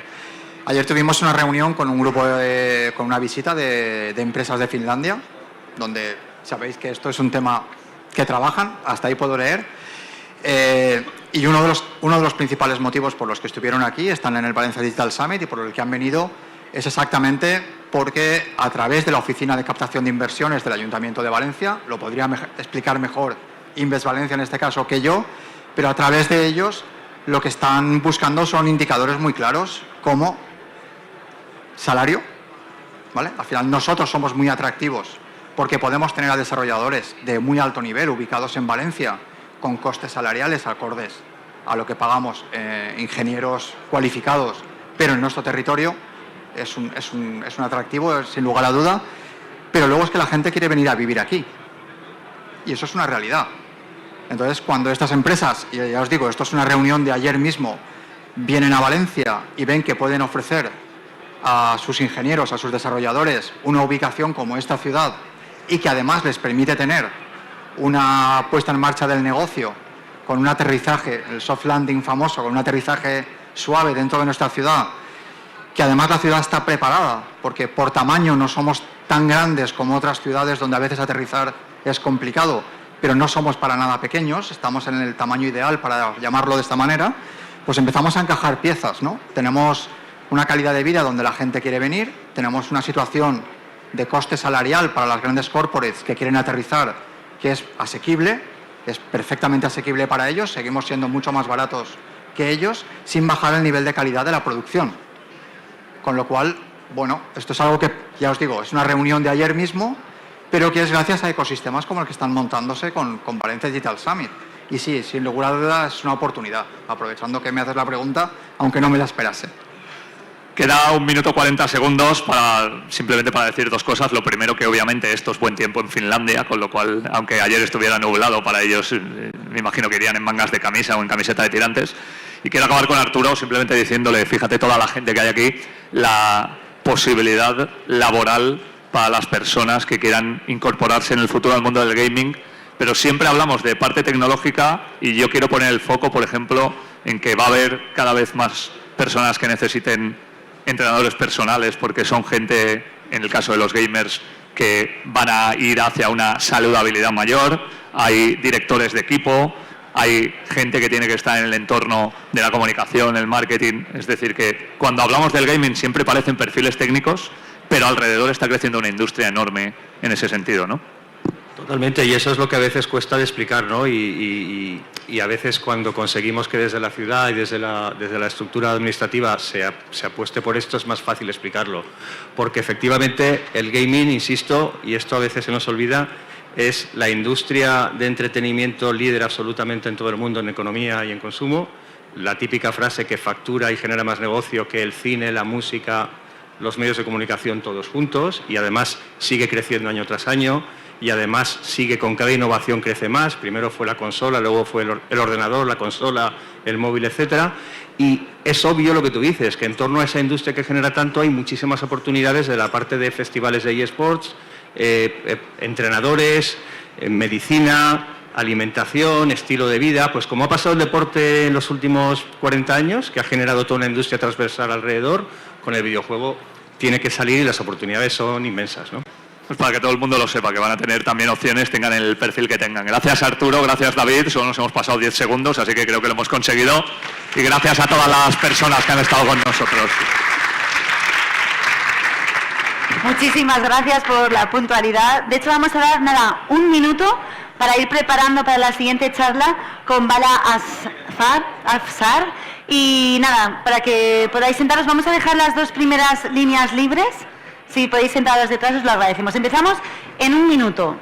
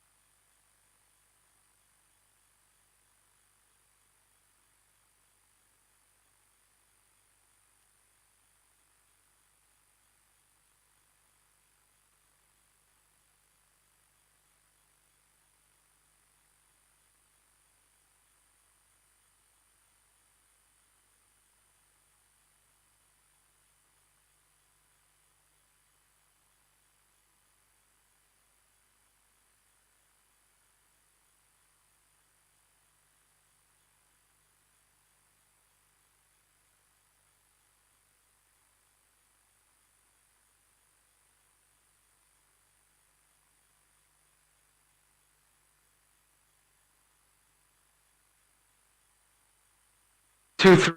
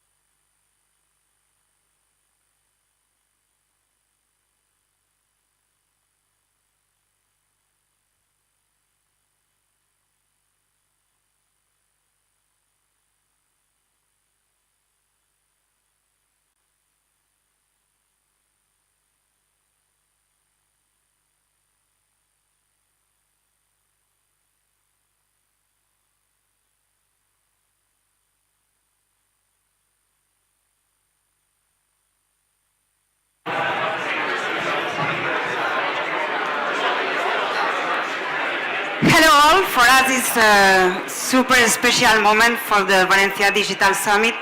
I'm Patricia Pastor, I'm the co-founder of Startup Valencia and the Valencia Digital Summit and also GPO Next Year Ventures. And it's a super special moment because we have worked very, very hard to have a referent of the tech industry. Thank you Santander too, to have this moment come true. And today is a pleasure to have with us Val Afshar, CEO and Evangelist Officer of Salesforce.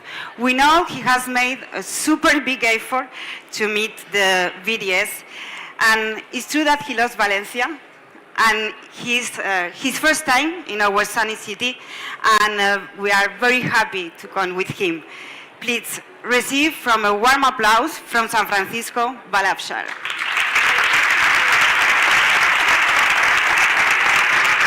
Thank you, thank you, thank you. What a beautiful city. Thank you so much for having me. My name is Vala Afshar, and I'm the Chief Digital Evangelist at Salesforce. Maybe I should stand here. You can find me, please find me. The best part of being at a conference like this is to make connections after the conference, so that we can learn from each other. Incredible investors, entrepreneurs, corporate executives, authors, amazing folks here, so please stay connected. My presentation today is not about technology, it's about how we can think about growing ourselves, our teams, our businesses in this hyper-connected, knowledge-sharing economy. My presentation is about movement. The one thing you'll notice yesterday and today when you walk through the incredible VDS area is the amount of vibrancy and movement of ideas, movement of innovation opportunities, movement of talent, movement of products. So if you want to, as an entrepreneur, build a healthy business, I think it's important for you to recognize the power of healthy movement. Nothing happens until something moves. And if you can move as an individual and as a team with a purpose, you can become champion at what you do. I want to start the story not about disruptive technology companies, but someone who has done a remarkable job disrupting himself and his company. Chef Andres, as you know, left Spain when he was 21 years old, came to the US in New York with $300 in his pocket, and over a decade or so became a 2-star Michelin chef. When he was building this amazing Michelin award-winning restaurant, he had a philosophy of simple ingredients and simple process to create delicious food.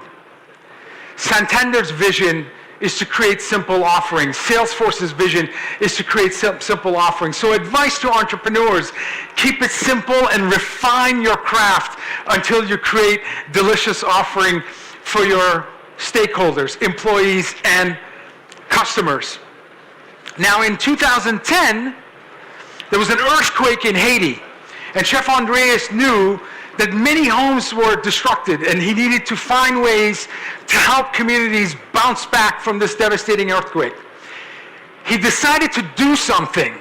Sometimes the hardest part of being an entrepreneur or a business leader is just deciding to do something. And in this case, it was a warm sandwich, rice and beans. To do something was feed the hungry during a devastating condition. But the lesson here is just deciding to do something. When you leave this event as an investor, you're deciding which company you're going to invest in. As an entrepreneur, as you compete, you can decide how you can refine your message, your product, your service. Ultimately, you have to learn lessons and do something that can help you grow and be successful. Now, one of the things he mentioned, because he's been traveling around the world with emergencies, he said when there's emergencies, it's critically important that you listen. Listen to the unsaid. Listen with your eyes. Listen with your heart. Listen to the people. He said the wind and surroundings. As much as for the next 2 days here, people are pitching and presenting, it's equally important for all of us to listen. And listen with our eyes and our heart. Listen to the unsaid. In order for you to stay teachable, and again, the velocity of innovation, speed and direction is unlike ever in my lifetime, it's critically important to listen and maintain a beginner's mindset. So as Chef Andres was feeding the world, he listened to some of the villages that told him, you're not using local ingredients. People are not familiar with the recipes you're using. There are restaurants, there are restaurant workers that can help World Central Kitchen deliver more delicious food at larger scale. So a few years ago, Chef Andres decided to pay restaurants at these locations to help scale the ability to distribute food. He decided to form different way of connecting to the community. He decided a new distribution model of food, how he would integrate World Central Kitchen with local restaurants. He was able to raise $150 million. About $140 million of that went to restaurants. So during these disastrous conditions, the restaurants were able to pay their employees. The employees helped deliver the food. The paid employees reinvested in communities. So he went from a silo, centralized model to a decentralized, boundless model. And he talks about all his life being a cook, but every day trying to become a chef. It's about staying teachable. It's about being humble.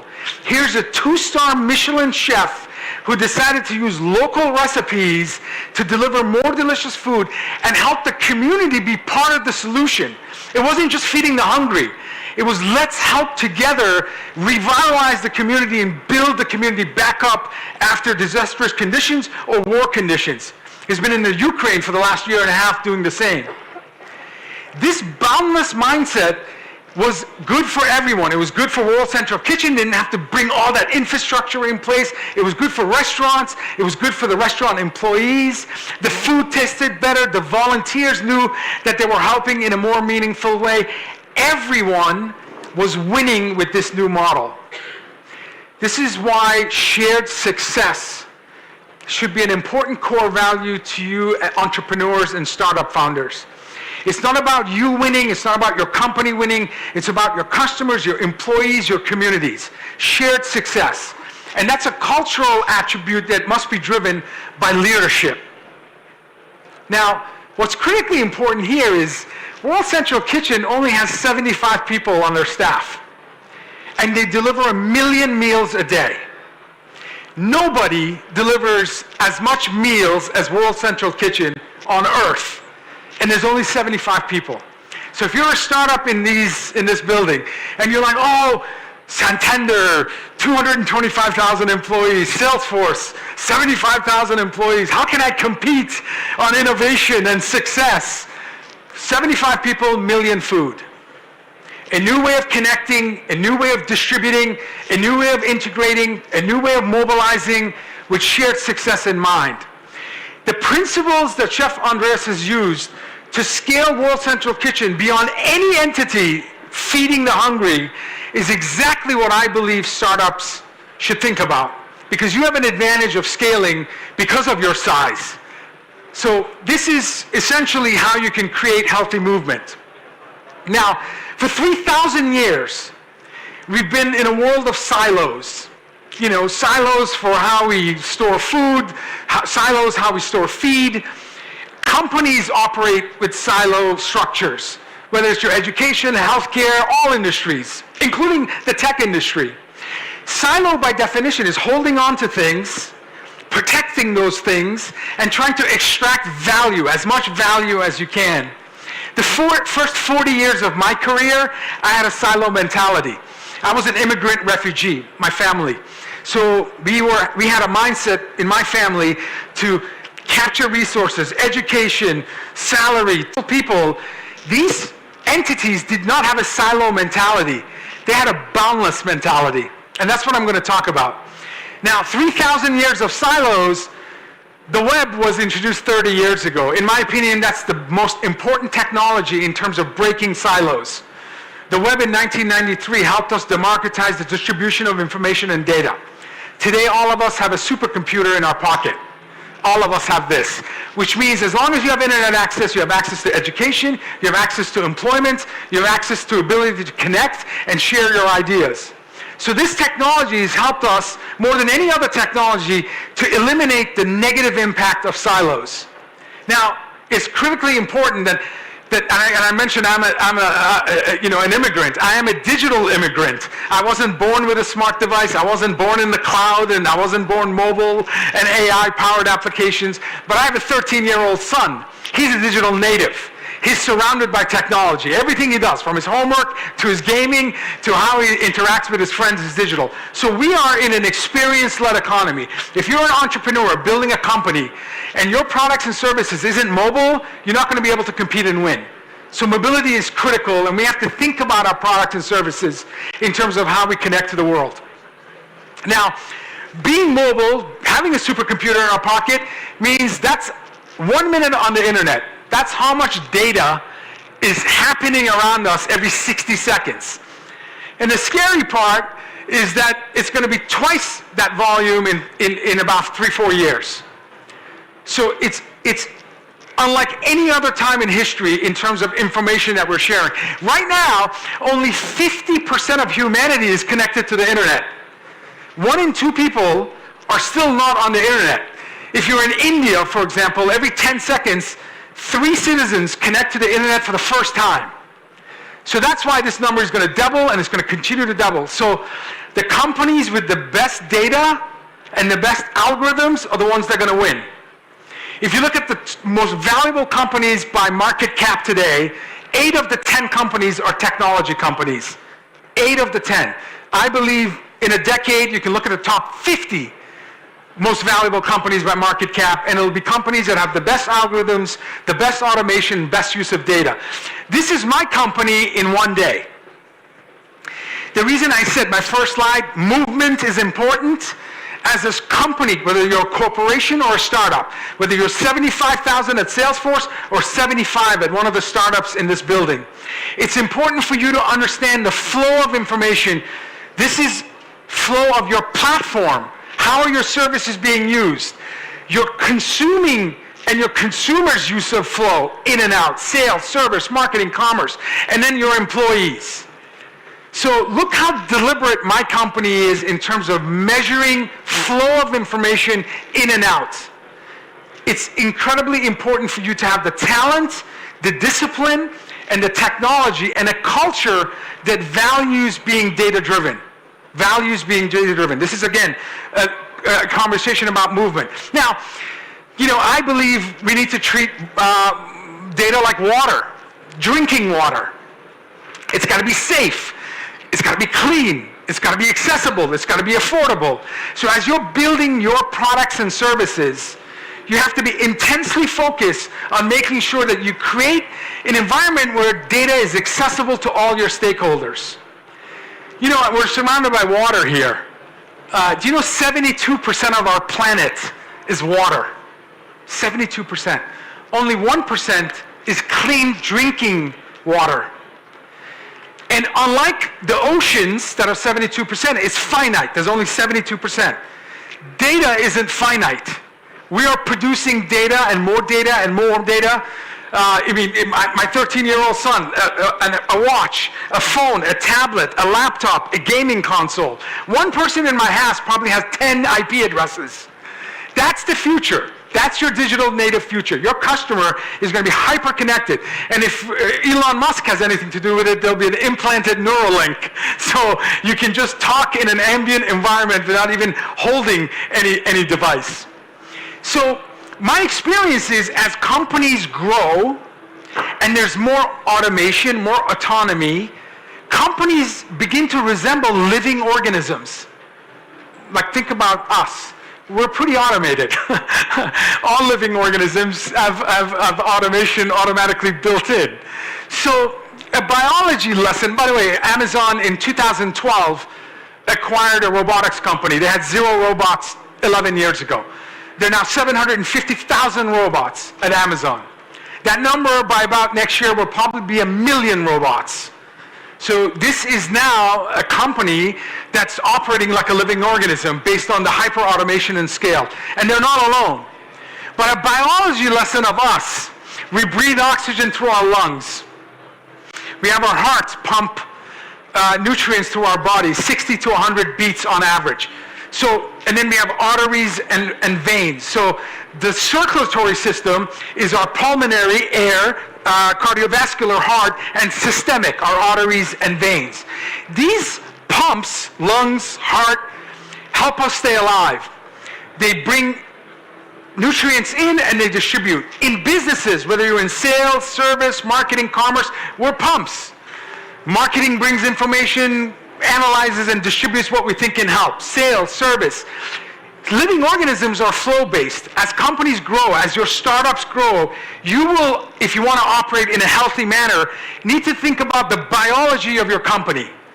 And in this relationship, the relationship between the pumps is as important as the pump itself. So if you're building solutions for sales and service and marketing and commerce and HR and R&D, make sure your products and services not only helps the pump, the department, but all the adjacencies, all the stakeholders that you're serving, because that's ultimately how you're going to create healthy movement. Now, when we talk about individuals who exceed at the highest level, we always talk about in terms of flows, flow of knowledge, flow of physical well-being, flow of mental well-being. When I'm talking about movement, think about how do you optimize flow of value? You do that by removing friction. There's too much unnecessary friction in our businesses. The most successful startups that are here today, in my opinion, are the ones that are going to help big companies like Salesforce, big companies like Santander, remove unnecessary friction. Because what we have to do in society is to deliver value at the speed of need. Speed is an important currency. If you don't deliver value at the speed of need, by the way, we don't decide the speed. Our customers decide the speed. We have to be able to always remove friction in process. Now, businesses have flows. There's internal flows that speak to your roadmap, your culture, your processes. There are external flows. Right now, there's 180 accelerators, 500 startups, multiple corporations, all of these connections that are happening so that we can find the best company, the best technology to advance society. The theme of this Valencia Digital Summit is to build a better future. So it's all predicated on the better connections that we make. So how can we reach our full potential? And I put athletes here because we as business leaders, we as entrepreneurs, we need to have the same mindset as champions. We have to have exercise, good diet. We need to practice our craft. This 20-year-old young man is the best in the world. Imagine the dedication that he has. He represents these young startups, the 1-year-old, 2-year-old, 5-year-old companies that are here to disrupt. How do entrepreneurs that are competing at this event have Carlos's mentality? So I believe that there are a number of things you have to do well in order to reach your full potential. You have to have the right core values. The 5 core values there are my company's core values, and the number one for my company is trust. You see the Santander, 167-year-old business. How inspiring is that?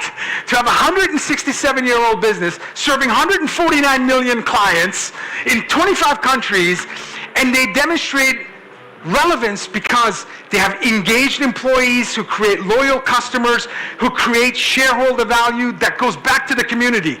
And that movement continues on and on to be able to help future companies reach, I hope you can reach 167 years. That would be pretty remarkable. But it's clearly important that to reach your potential, you have to be excellent at a lot of things. You know, being an entrepreneur is probably the hardest thing you can want to achieve.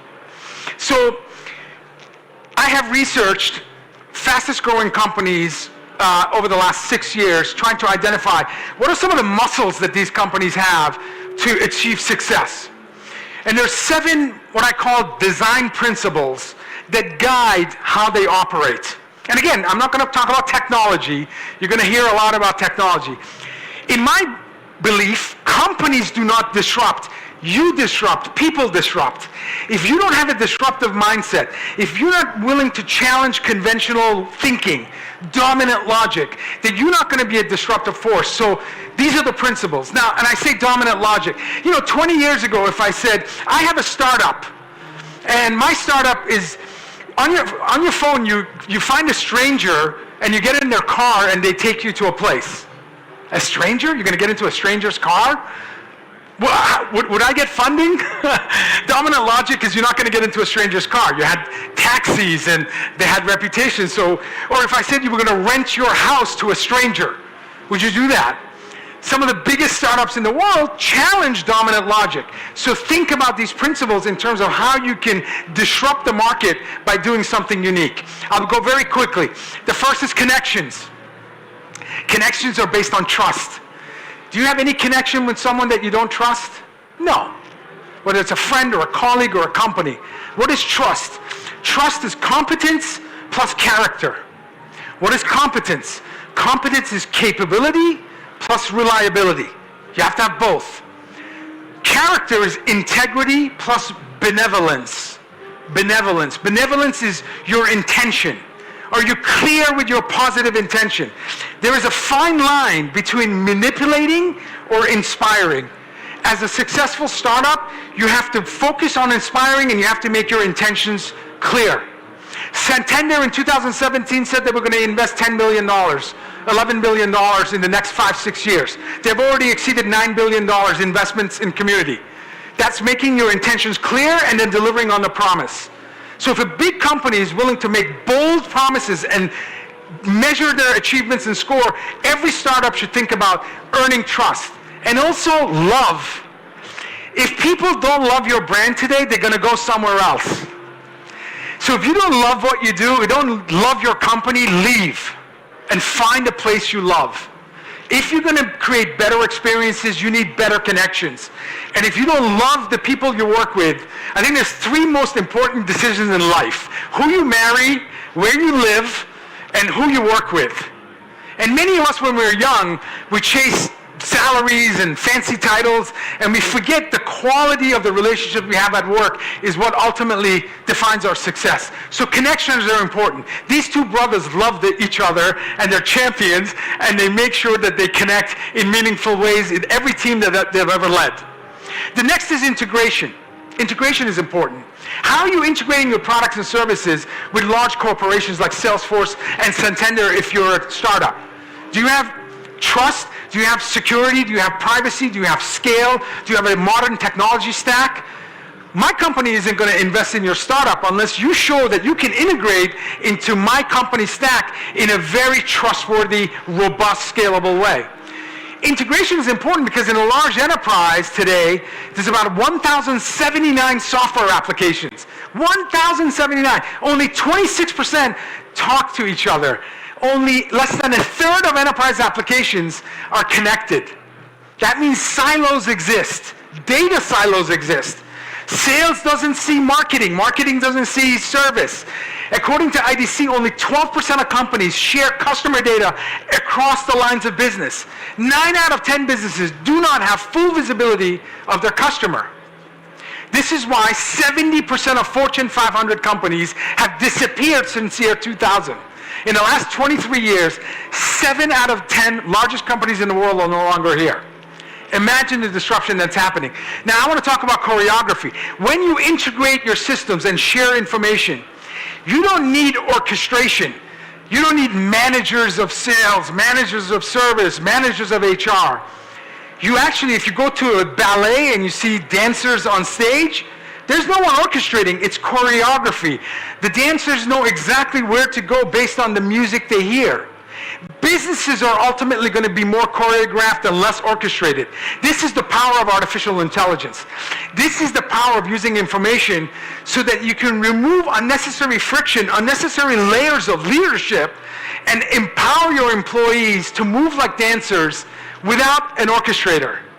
Businesses will shift, in my humble opinion, from orchestration to choreography, and it has to be led through integration. Next is distribution. Chef Andreas says distribution is life. Million meals in one day. He has scaled distribution beyond imagination. Distribution also is how we share information. Your brain saw the picture here 60,000 times faster than the words. We are visual learners. We look at pictures at 13 milliseconds with our brains. That's 60,000 times faster than text. So as startups, when you're capturing analytics, when your AI algorithms are producing next best action, how are you delivering this information? How are you distributing it so that people can be fast in terms of the decisions they make and the actions they take? Distribution ultimately is going to, in my opinion, define the next trillion-dollar market cap companies. It's not the refrigerator that helped launch the most important brands in the world. When the refrigerator was invented, people thought the refrigerator was going to be the most valuable company on earth. It ended up being Coca-Cola as a brand because Coca-Cola was able to use a refrigerator to deliver cold beverages to us, and therefore it outgrew any refrigerator manufacturer in the world. When you talk about large language models and artificial intelligence, that's the refrigerator. How are you going to grow your business using that refrigerator? Who's the next Coca-Cola that's going to take advantage of this technology? Distribution is key. Mobility. We've already talked about mobility. But let's not talk about mobility in terms of phones and technology. How are you enabling ideas to move through your corporation? How does a 67-year-old company come to this event, sponsor this event, because they want to learn from your ideas, your innovation? They're embracing reverse mentoring. So they're moving their spirit of innovation by being with 600 startups. Moving of talent, moving of insights, moving of impact. Remember, when data moves, it can become knowledge. Knowledge moves, it can become insights. Insight moves, can become wisdom. And when wisdom moves, you have impact. As startup founders, measure your impact. Measure your impact. Don't tell me about your effort. I love your effort. I want to see results. If you want my company to invest in you, you need to show me impact. So, when I talk to chief information officers, they often remind me, there are no IT projects, they're business projects. The language of business is finance. Help me grow my revenue. Help me improve my EBITDA, my margin, my profitability, my employee productivity, my customer retention, my total lifetime value. So as entrepreneurs, if you got 3 minutes to pitch to me, I don't want to hear about, how the sausage is made. I want to know this delicious sandwich is going to put a smile on my face. Speak about the impact. And that requires understanding of mobility of impact. Autonomy is important. We're a very innovative group here. Innovation requires courage. So you have to have a culture where it's okay to make mistakes. It's okay to fail. Now, the second time you make the exact same mistake, that's a choice. So try to make smart mistakes because mistakes can be your greatest teacher. Ultimately, if you want to scale, you need to be able to embrace autonomy. At my company, at a company like Santander, giant successful companies, what we try to do is create a culture where you're not afraid of failure. Most people are afraid of blame. Do not point fingers when you fail. If you want to achieve autonomy, you have to have a culture where it's okay to learn and experiment. And do it fast, and try to make small mistakes if you can. I'm not an advocate of making mistakes, but I just know the faster you move, the more likely you're going to fall. Just get back up. Have the courage to get back up. Autonomy is important. Now, when you have mobility at an individual, scale to a team, to an organization, to a company, now you've achieved continuity. In a world where speed, personalization, scale, intelligence, these are currencies that matter, you have to have continuity. Because without alignment, you're not going to reach your full potential. This continuity means you have to design for movement. If you're familiar with the 4x100 relay, 4x100 relay at the elite level, the first leg of the relay is sometimes 1.5 seconds slower because the runner is at a static position before they go. In the second, third, and fourth, the runner is motion when the baton is handed to him. My company was born in the cloud. My company is mobile. Everything we do in my company, we do on our phone. We don't need to be at a desk. We don't need to be at an office. So we're designed for mobility. Design for mobility ultimately can create continuity. But this is deliberate design thinking. Most companies, in my opinion, who fail to grow to their full potential have not paid enough attention to continuity. And lastly is shared success. The smartest person in this room is the room.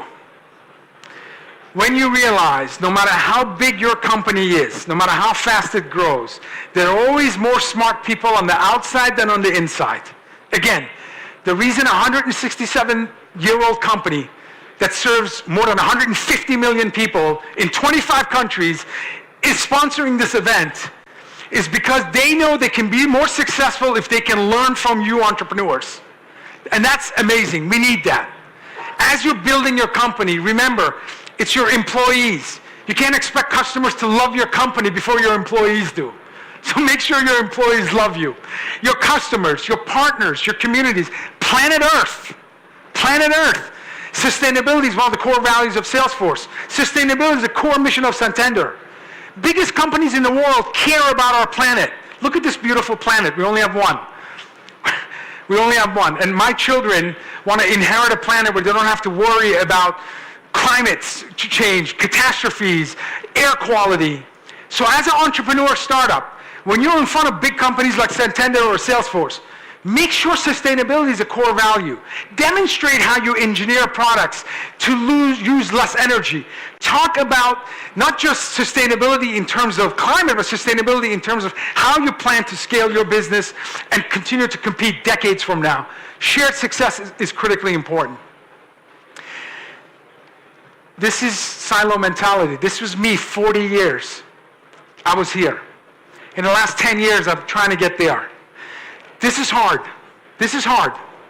80% of companies that try to do digital transformation fail because it's hard. You have to really push yourself. Do me a favor. Can you do me a favor, please? Can you raise your hand as high as you can? Can you raise your hand as high as you can? Great. Now, can you raise it a little bit higher? Ah.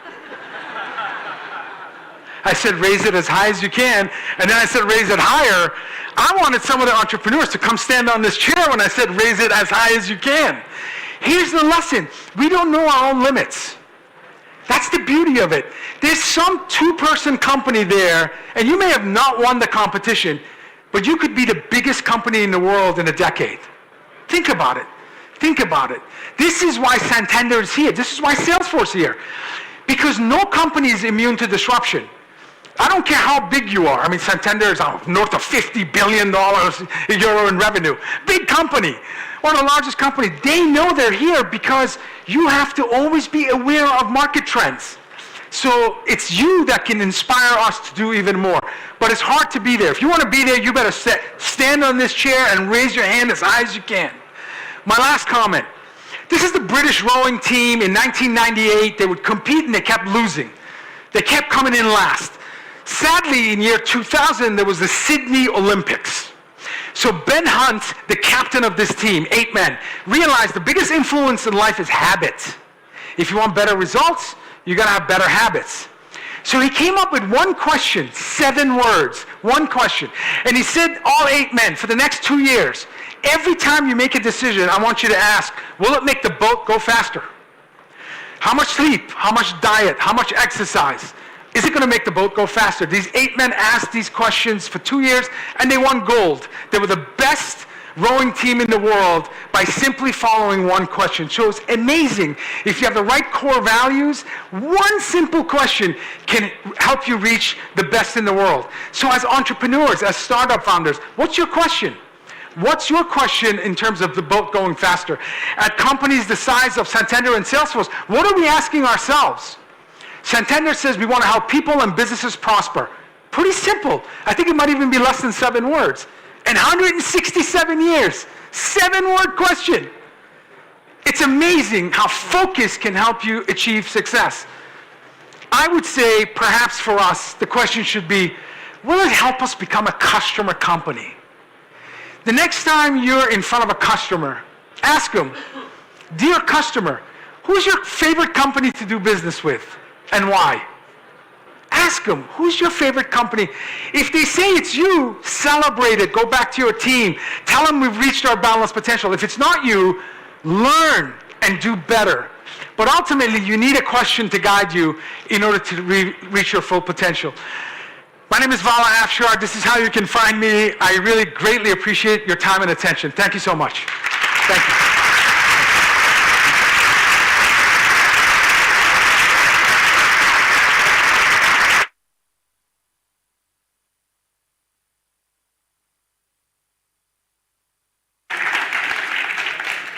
Well, thank you, Vala. Please, let's hear. And now is one of the best moments of the VDS. Two giants together on the stage. Talking about the importance of the startup ecosystem, we know that both organizations have fostered for impulse and exponential companies. One of them you just met. The other one is Ángel Rivera, CEO of Santander Spain. Ángel has a long history of more than 30 years in banking sector, especially in retail and commercials banking, where he has held different key positions with global, regional, and local responsibilities, become a referent in the transformation of the bank. Now, for the first time, we have the great opportunity to have, please, them together on stage. A warm applause from Vala and Ángel Rivera.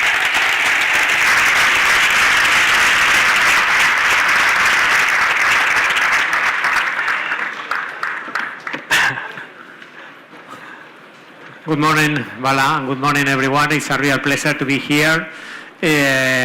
Probably you can wonder, no?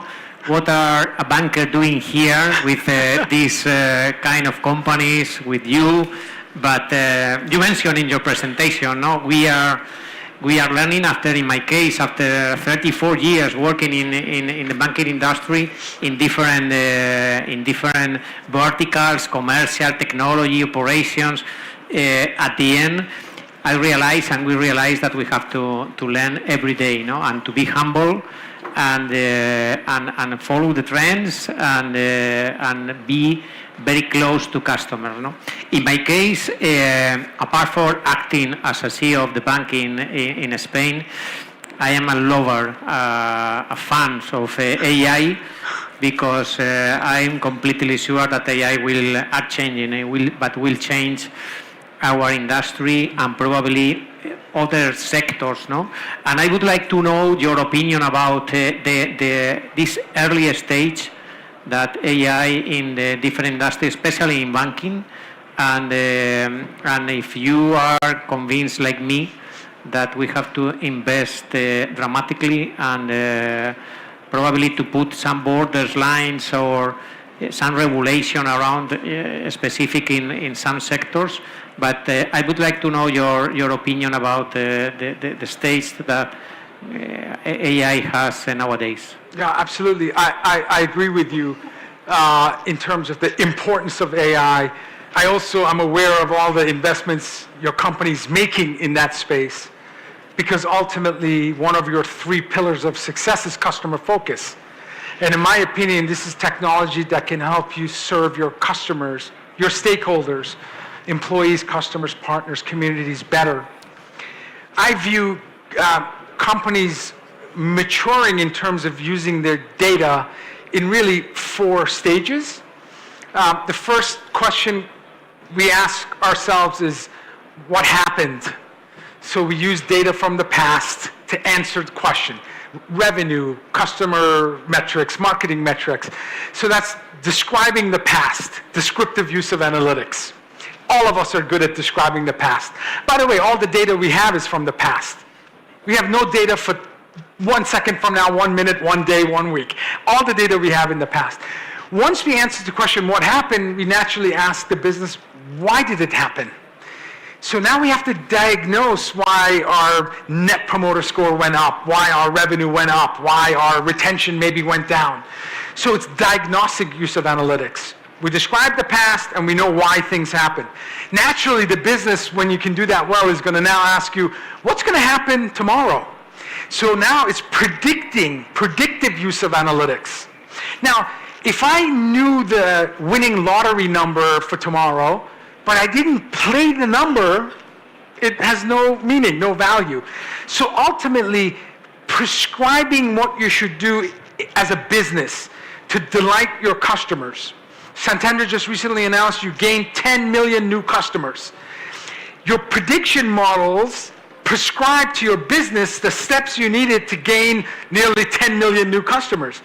So descriptive, diagnostic, predictive, and then prescriptive.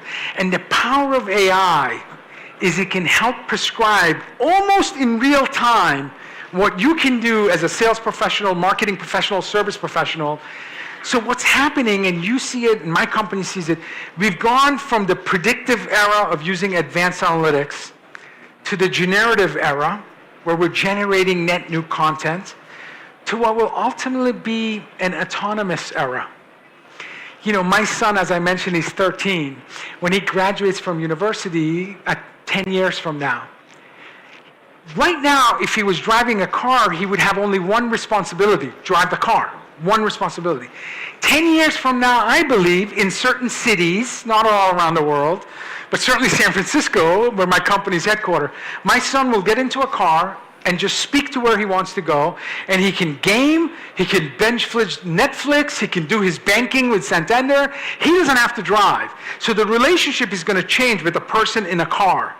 Same thing is going to happen with business. Our relationship with our employees and our customers and our partners can dramatically change as businesses become more autonomous. And that's only powered with technologies like AI.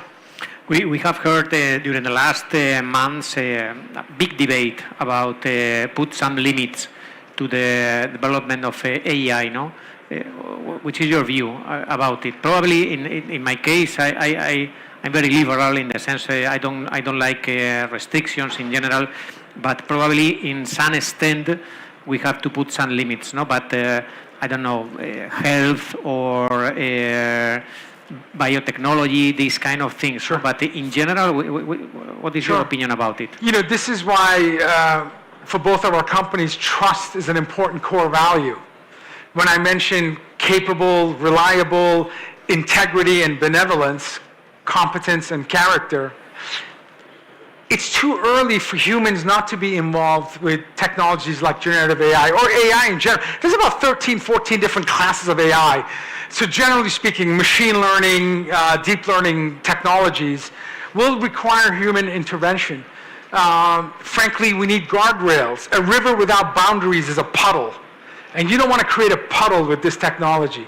And you can have 167-year legacy and immediately lose it because it was too much automation and it drifted from your brand value and your core values. So yes, invest in companies that think about the ethics. We at Salesforce 7 years ago hired an executive, a senior executive responsible for the first line of code. We talk about the design and whether it's going to help society or not. It's too early. The potential, the promise, and the opportunities to potentially make significant mistakes are both very high. So it does require human intervention. I have to say though, ultimately I believe there's going to be an automatic score, a trustability score based on the outputs that's generated. The trustability score will be actually machines interrogating machines at scale.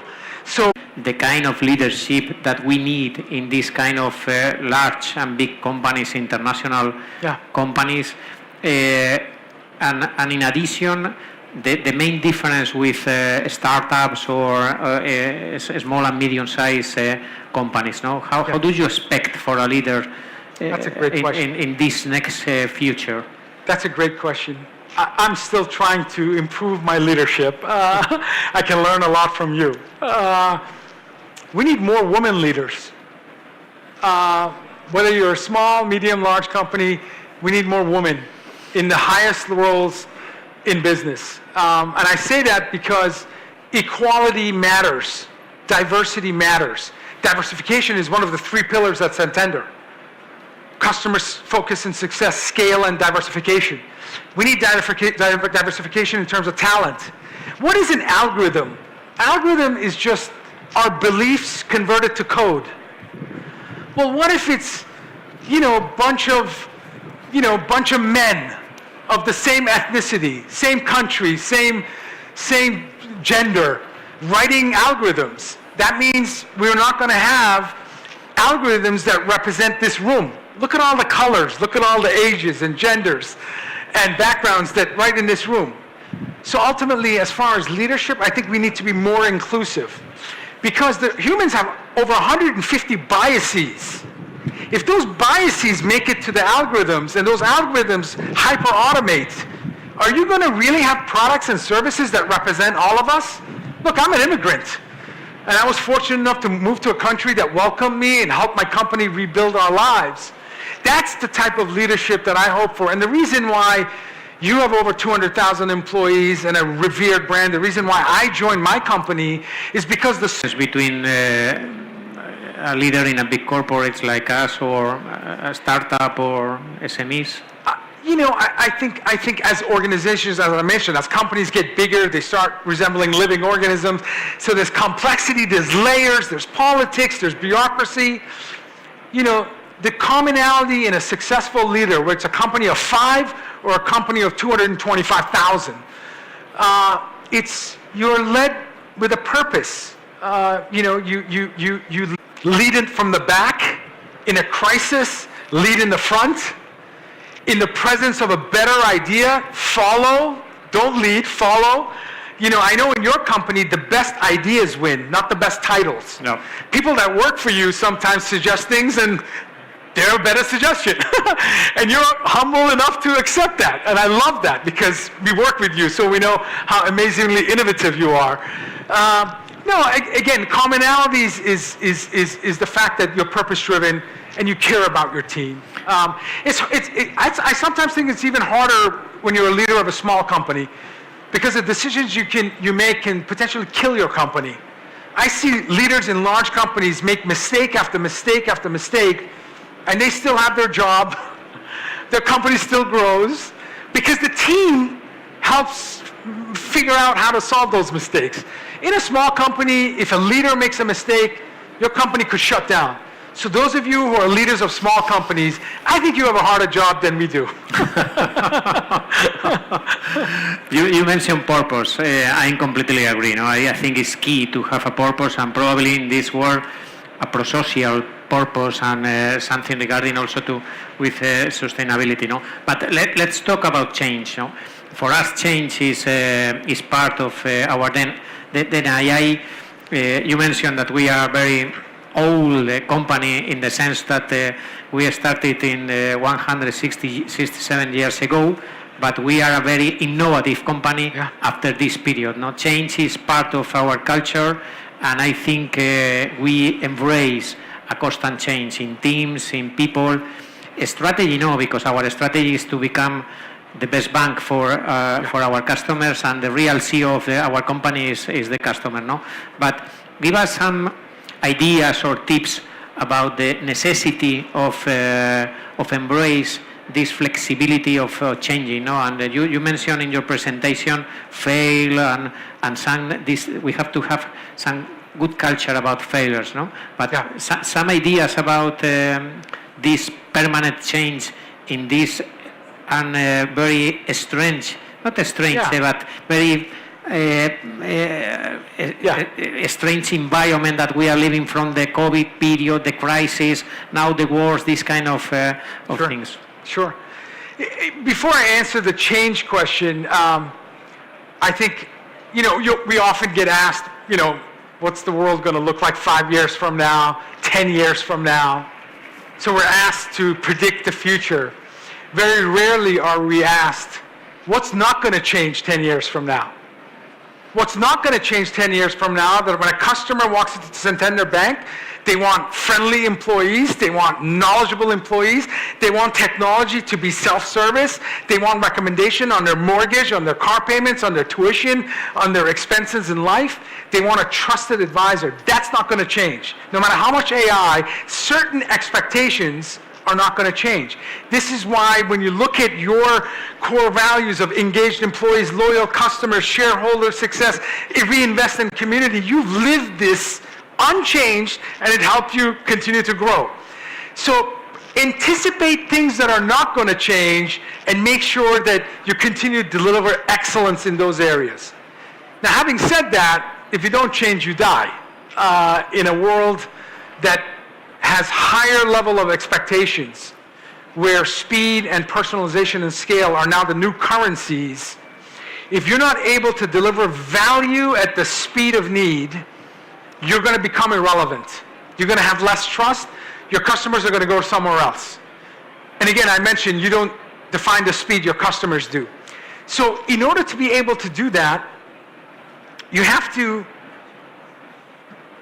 stop talking about customer at the center of your business. I know everybody says that. My company says that. But true innovation happens when Santander watches a bank branch deliver service to a customer.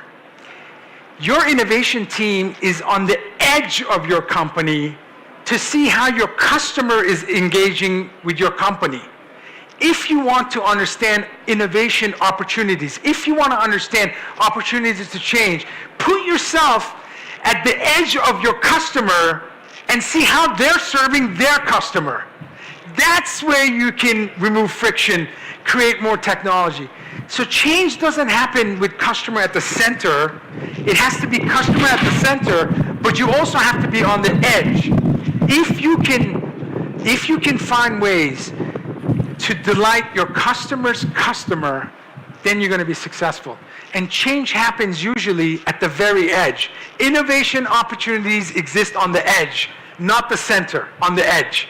Live on the edge. I know you visit your branches. Yep. Your teams look at how your companies, so part of the Chef Andreas, in an emergency, you have to learn to listen. You have to listen to the wind, listen to the environment, listen to the people. Listening happens at the edge. So, and when you recruit talent, please hire people that love to serve. If as an entrepreneur you're looking to scale your startup, please, advice I have, when you hire someone, make sure their passion to serve is there. It doesn't mean they're the smartest person. It doesn't mean they're the hardest working person, although you need both. But if you're really smart and you work hard, but you don't care about delighting customers and stakeholders, it's probably not going to help your company scale and change. Totally agree. One of the things that I say in the bank, because you know that when we are recruiting, there are a lot of incredible people that come to work with us, with an incredible CV, some graduate, undergraduate, 3 languages, but at the end, we are tenders. So we work for our customers, and it's very tough when you explain to the young people that are coming to the bank that you have to serve. You are a tender, and I am the biggest tender in the bank, but not a bartender, but a banking tender. So totally agree. I always tell to my people that think on yourself as a customer, and this is part of the success.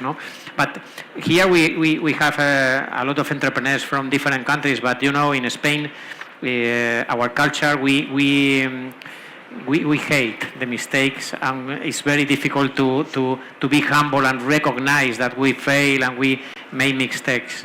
Some advice to advance in this regard, because probably we can speed up our success if we give up this kind of stupid culture. I love Spain because of you have warmth. There's something about you that I don't have the language to describe it. All I can say is warmth. It's represented in your culture, your architecture, your philosophy, your food. I'm always welcome with open arms. Yes, there's tremendous humility, and that's a good thing. It's good to be self-aware. It's good to be humble, but success requires, competence and confidence.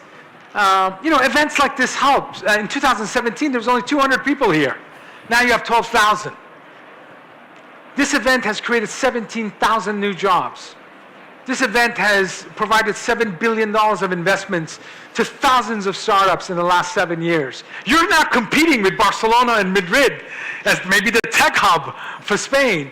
So it's amazing what you can do when you have that mission and that courage. I will have to say, and because there's startups and founders in the room, the spark can come from you. the founder, your team, your company, the spark.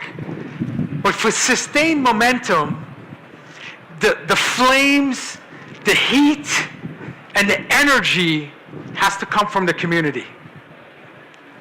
So you're here 2 days. How many people have you connected with? I've been here a few hours. I've taken about 15 photos of people's badges, from small to large. This community can help propel your success for your team. Work with corporations like us. Work with other startups in your space. Work with startups in different industries. Somebody in retail could be doing something so advanced for your fintech company, for your healthcare company, for your education company. Again, be on the edge and make those connections and integrate your work with theirs. Remember, 75 people at World Central Kitchen, million meals. How do you take your small company and scale it? Because as the chef said, distribution is life. You need to build partnerships. You need to build ecosystems. You need to help ecosystems build ecosystems of ecosystems. So if you can ultimately help connect, integrate, distribute, and mobilize value, amazing things happen. I think right now there's about 7 unicorns in Spain, young unicorns. You can be the next one. There could be someone in this room that's leading a company that could be one of the biggest companies in the world in the next 5-10 years. Remember, this thing came out, what, 2007, Facebook 2004, Google 1998, Amazon, 1994, 1 year after the web was born in 93. Some of these companies that I'm mentioning, the biggest companies in the world, they're like 20, 30 years old. I think if you look at, for example, Valencia Digital Summit 2050, the biggest corporate companies at that event, they're not even born yet. We don't even know them yet. That's how fast it's moving. So I know I'm looking at future unicorns in this room. Help us grow our businesses and we'll reciprocate and help grow your businesses. That's what I'm so excited about. Okay, thank you, Bala, for your ideas, clear ideas, and for your energy. But I'm afraid that we are short of time, so we have to leave. Thank you. Thanks so much. Thank you so much. Really great. Thank you. Cheers.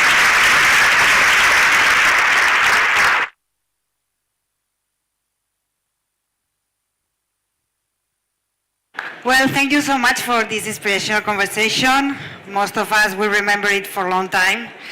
Before continuing, we want to show you the new initiative of Santander Startups. So this video that explains clear their program to help the ecosystem. We have the intro, the video.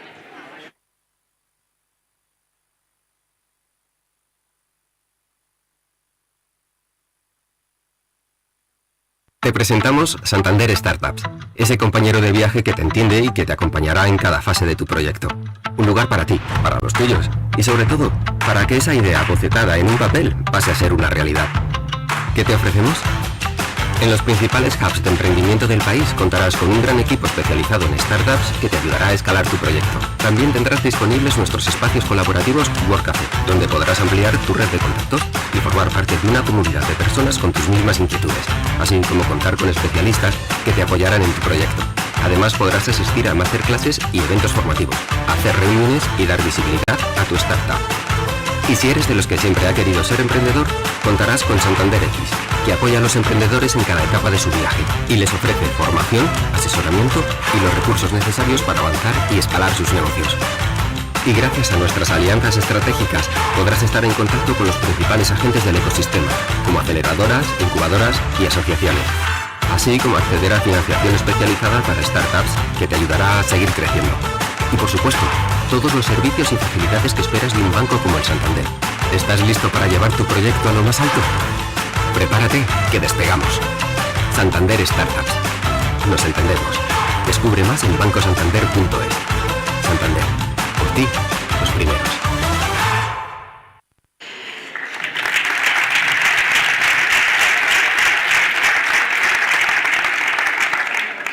And precisely, we are going to talk about this program below. This is the best time to hear how Santander Spain startups build this ecosystem, and we have for it Ángel Rivera. Please come with us.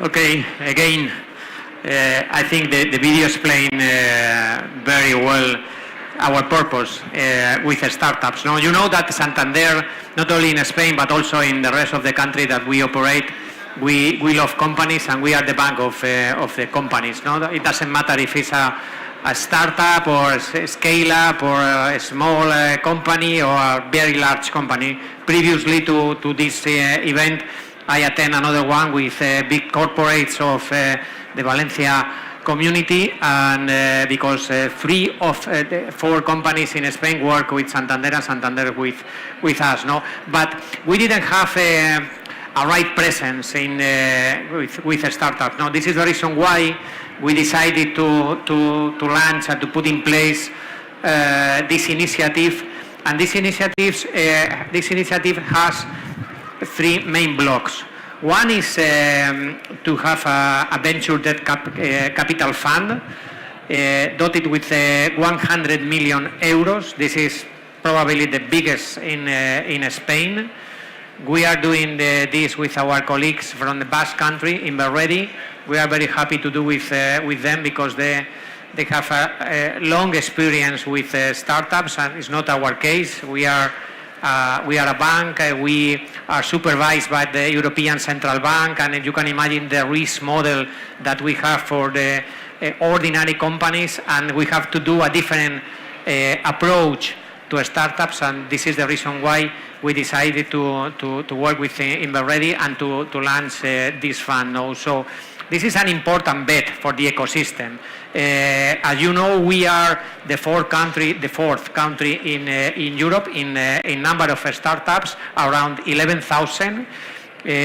Madrid and Barcelona concentrate the majority of them. I don't know if you know which is the third city in Spain that has more startups. Yes, Valencia. So here we have a great opportunity to grow and to work with all the founders and all the entrepreneurs. No? Apart from the fact that this is an important tool for financing and for making you grow in your business, we are a big and large bank, no? And we have an incredible corporate and investment banking unit that can advise you not only with the financing but also with markets, speed up your business in other countries, and bring to your company, if you are in a not an early stage, in a secondary stage, I don't know, looking for a round of B capital, we have the capabilities to help you also in this stage, no? And in addition, we have Santander X. And probably the majority of you know this initiative, and in Santander X is a platform that can provide you with a lot of advice, training. This is so important because sometimes Vala mentioned, no, we have ideas, but we don't know how to put these ideas in order and to put the machinery to work, no? And Santander X is a free platform. We love that all the people that use Santander X become a customer of Santander, but it's not necessary. We would like to have it on board, to have you on board. But Santander X, I recommend to explore and to deep in the platform, because you can receive a lot of services for free that I'm completely sure that will help you in your adventure. No? So this is the proposal that Santander are not announcing today, because we started to work with these 3 blocks some months ago, but this is the proposal that we explain and to the market and put at your service, no? Because at the end, the idea is help you and help all the people that are working on innovation to grow, because growing is the key of a company. It doesn't matter if it's a big company or it's a small one. No, you have to grow. The bank has to grow. The sales force has to grow, because growth bring to the society richness, people working, and at the end wealth. No, and this is part of the purpose that company has. No, so. Now the idea is to start to work with you. We have money, we have the motivation for investing this money, and this is very important. We are a bank, but we are a bank completely focused on help the startups to grow and to bright, no? Because we love Spain. In my case, I'm the CEO of Santander Spain.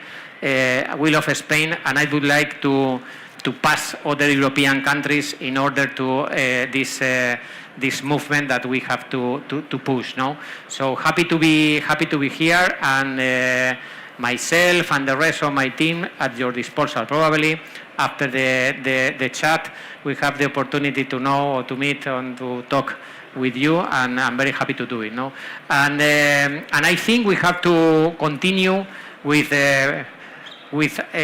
this the rewards, no? Exactly. Rest So, with us. okay. I stay we here, no? continue with this event. Okay. Don't leave. And, Also Pala, no? Exactly. Yeah. No. Wait a moment. Wait a moment. Okay. We have. Okay. So we have to. We have una escaleta. Okay. Okay. I don't like PowerPoint, and I don't like purpose, and I don't like the order of the thing. Sorry. No. Congrats for Santander Startups, for your program, for new program. I think it's a necessity in the startup ecosystem, and it's super welcome for the startups ecosystem. And now it's time to awards. Yep. We want to recognize the talent, and before, we want to see a super video of the Spain Startup Santander Awards. At Banco Santander, we believe that innovation is one of the key drivers for the progress of society. For this reason, and with the objective to help startups, micro-entrepreneurs and SMEs in all the phases of their journey, we built Santander X. Since then, we have developed a big number and variety of local and global initiatives in 11 countries, supporting activities that range from the conversion of ideas into projects and solutions until the global expansion of sustainable, scalable and innovative projects. And now we introduce Santander X100, a global exclusive community with the most highlighted projects from Santander X challenges, awards and programs, receive access to all the resources they need to keep growing: advice, training, capital, clients, talent and acceleration. But above all, Santander X100 is a community where its members have the opportunity to interact and exchange experiences in order to prosper by learning from each other. A community where, from Banco Santander, they receive support in a closer, more agile and personalized way. Thus, if you have a startup or a scale-up and you think that Santander X100 community can make the future you seek come sooner and faster, request to become a member and let's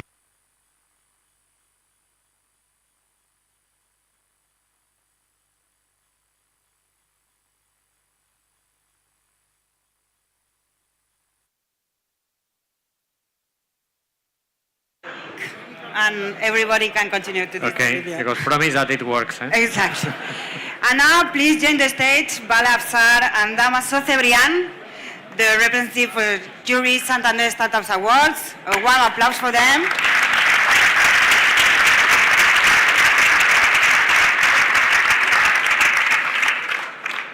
Third award. Okay, we start with third award was for the startup. Third winner was here. Termine. Las cartas, ¿dónde están? Termine.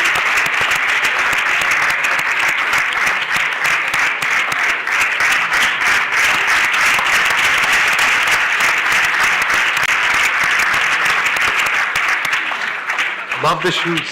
Felicidades.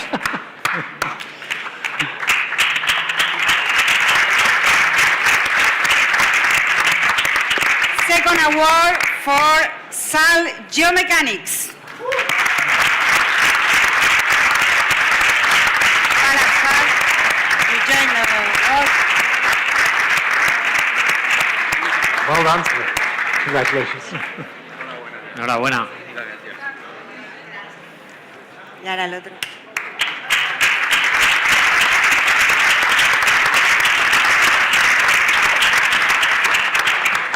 And the best winner, the first award, was for Back to Earth.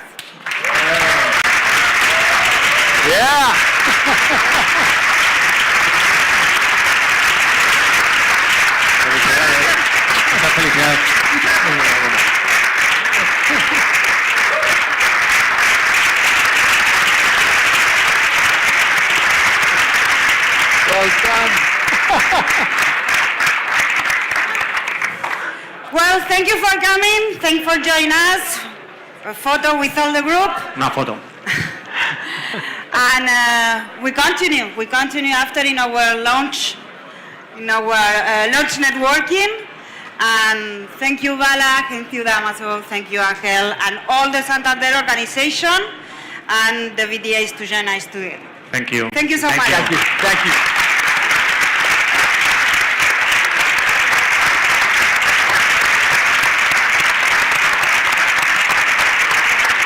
Oye, enhorabuena. Enhorabuena. Well done. Well done. Congrats. Voy.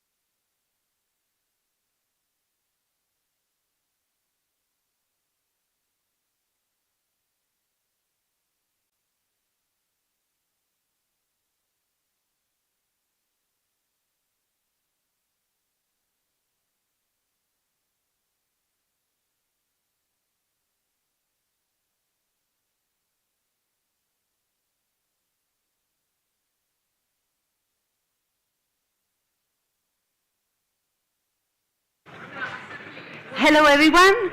Thanks for coming after lunch to this speech. We are facing the last panels, the last 4 panels. We will finish here at 5, but before starting with the content, I would like summit stage, the award ceremony and closing remarks. We will meet there the best startups in the seed phase and the best in the growth phase. So we invite you to go there at 5, and after that we have the closing party here at the BTS Village, and after that we have more party. We have the Museum Festival organized together with the basement, which will take place till 2 a.m. So you have a lot of plan. We still have a lot of BDS Valencia Digital Summit in front of us. And now let's start with the first panel of the afternoon, Driving Innovation in Europe, Navigating the European Tech Market During a Funding Crunch. And for this, I welcome and invite to come to the stage to Paloma Amas, Board Manager of Startup Valencia, Estaviana Cofteros, Founder and Partner of W11 Ventures, Mikhail Taver, Founder and Managing Partner of Taver Capital Fund, and Álvaro Sanz, Investment Director, the Venture City. So all yours, Paloma. Big applause, please. Thank you so much. I mean, the first thing that I have to say is that I know that it's Friday, I know that it's 3, and I know that most of the Spaniards here, we would love to be on the siesta right now, we know. But we are not going to give that image because we are here in a super international big event, and we have the pleasure to come with these 3 amazing panelists right now. So first of all, I have to say, in the name of Valencian, Startup Valencia, thanks so much for coming here, for being here with us, and for enjoying this amazing 6th edition of the Valencia Digital Summit. So thank you so much, guys, first thing. But let me first introduce the 3 amazing panelists that we have here. First of all, if I name Cyprus, I think here we have the face. Thank you so much, Taviana, for coming. I mean, super happy to have you here. Great, amazing initiative that you are doing right now in Cyprus, but I would love to hear more about what is nowadays, what you're doing right now, and so you can also introduce yourself a little bit. That would be lovely for our audience. Thank you, Paloma. Thank you, Valencia, actually, and Startup Valencia for having me here.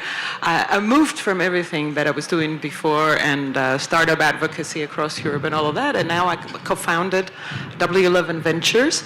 It's a growth and innovation advisory, and it sits in the middle and helps startups and scale-ups to talk to corporates, and we do innovation plugins for corporates, basically. So corporates are not really the ideal organization to innovate themselves, but they are interested, they see the need, but for them to take the decision, they're not the most agile organizations on the planet. And what we do is bring them in touch actually with startups that have amazing technology or MVPs and help them, and sit in the middle and do investment advisory for funds as well. So it's kind of bridging and connecting. And we do that across Europe and internationally, and we try to make a difference and build the good future.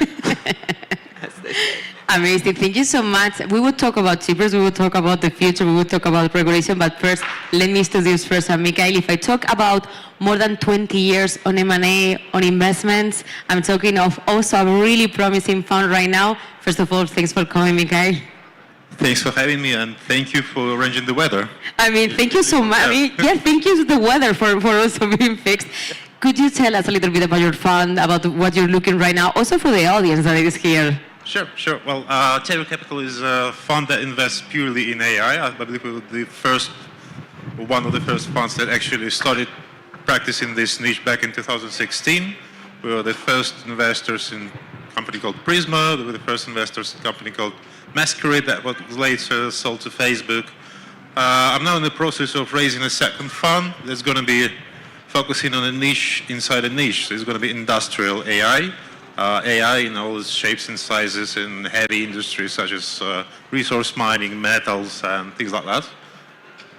Amazing. Perfect. Super promising. As I mentioned to you, it was a really promising. I'm actually also located in Cyprus, so I guess we have a club here, right? I'm seeing a side event in Cyprus, like maybe next Valencia Cyprus Digital Summit. It's an option. Thank you so much, Miguel. And last but not least, my wonderful Álvaro, for so many years that we have met. Álvaro, the Venture City, could you tell us a little bit more about the company, please? Thanks, Paloma, and thanks a lot for having us. Well, we are the Venture City. We started, we're new kids in the block. We started around 2017, and we're an early stage fund based in Miami and Madrid, and we've been betting on Europe, US, and LATAM from day one. We do pre-seed and seed, and then Series A to 2 different vehicles, and always investing in founders with a lot of product, tech, and data focus, and from a founder and operator approach from everybody in the team, and very strong focus on data and product-led growth. Perfect. Thank you so much. As I mentioned to you, great panelists are the ones that we have nowadays. And we are going to talk about a really, passionate topic that is driving innovation in Europe right now. We are sure there's a crazy turnover, tsunami going on investment in Europe, also political situation, different factors that are making now get investment or raising funds a little bit tougher, maybe the previous years. So the first question, and the one that so we can start this panel, is to ask you, what would you say it's now the aspects or the key KPIs that you think a startup have to work on them right now so that they can really drive that innovation through Europe right now? What would you say? We always heard about the team, about the metrics, the business model, but would you be your bettings on which KPIs we should take a look right now, get deep into it, and work on them? Mikael, if you want to start. Well, I'd say yes, we always heard about those KPIs because the startups were saying that. I think the main change is that now they need to start doing that rather than just say that. Other than that, I'd say the KPIs pretty much stay the same. You know, the people, the traction, all that jazz, nothing special. Just do it rather than declare it. And I would prefer them to, create businesses rather than fundraising machines. That's another thing that's I would prefer to see. So I mean, we're going to keep this idea because we're going to get deep into it. Álvaro, you wanted to say? Yeah, I would say a lot of the conversation now has shifted a lot into capital efficiency of the company. And if I had to go, it depends a bit on the stage where you are. It depends if you're a seed team. So a lot of what you're going to have, if you're a seed, a very early stage company, you probably have to focus on giving certainty of like, I'm going to have these hypotheses, I'm going to be able to iterate quickly and learn quickly from this to get to the next stage. If you're going forward and I had to choose like one KPI, I think it's the time I would probably go for retention, because a lot of the conversation is going to be, okay, you need to grow, but if you have this bucket, you keep pouring customers, but it's leaking. So then to grow, you're going to need much more new users to keep that growth and that rate. And that with a more capital efficiency focus on the investor side is going to maybe drive it away. So I would say focus on having at some point that retention and working backwards towards it, because then the top line and your bottom line especially, which is what investors will be looking at, will spark the conversation. Yes, answer, please. I agree with both of you, by the way, but I would say if there's one thing that's very good about the current situation, which is a shitty situation, excuse my French, is that it allows, to eliminate the noise. Because right now, investors, and I'm going to come back to that, are looking for the real deal. Beyond the fluff, and actually, we're always looking for good teams and all of that. That's basics. But what is actually coming out now and has more emphasis, which is the true heart and soul of every startup, is what is the actual problem you're solving. Have a real market and get traction. And going back to investors, number one, the best investor for a company are customers. Traction. Paying customers even better. But that's the path a company should be walking to, especially through hard times, and they'll be able to raise money. Okay, because it's great, but we got into a really interesting point, that is the fact that we remember maybe a few years ago that we were talking about the traction, the KPIs, have everything super clear, make the impact as fast as you can to the investors. Do you believe now it's time to not relax, but now that everything is kind of crazy, to take a look better onto the startup, onto the business, as Mikael said? How do you think has changed in the way of looking at startups right now in Europe? Do you think the way to analyze them has changed? Do you think it's the same as few past years ago? Do investors take more time now to think about to invest in startup, or do you think we are still as fast as always to the digital world? Alvaro. I think, I don't know, how many of you have raised in the past or gone through investment? Like, just raise your hand.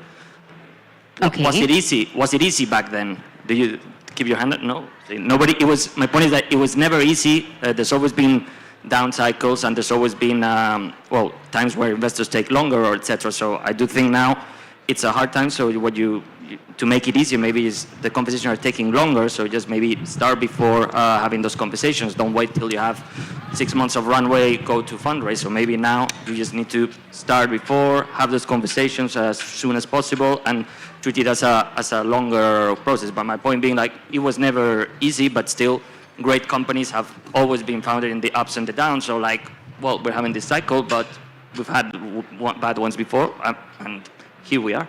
So great point of view that it has been always complicated to raise funds. And Mikhail, how much time do you need to really analyze a startup, take a deep look, and be sure to invest in them? Well, coming from the private equity background, I've always paid a lot more attention to the fundamentals of the company, to the metrics, so which is probably non-standard. Well, it wasn't standard in the VC industry before, which is gradually becoming the current practice at the moment. So I wouldn't say that things changed for me.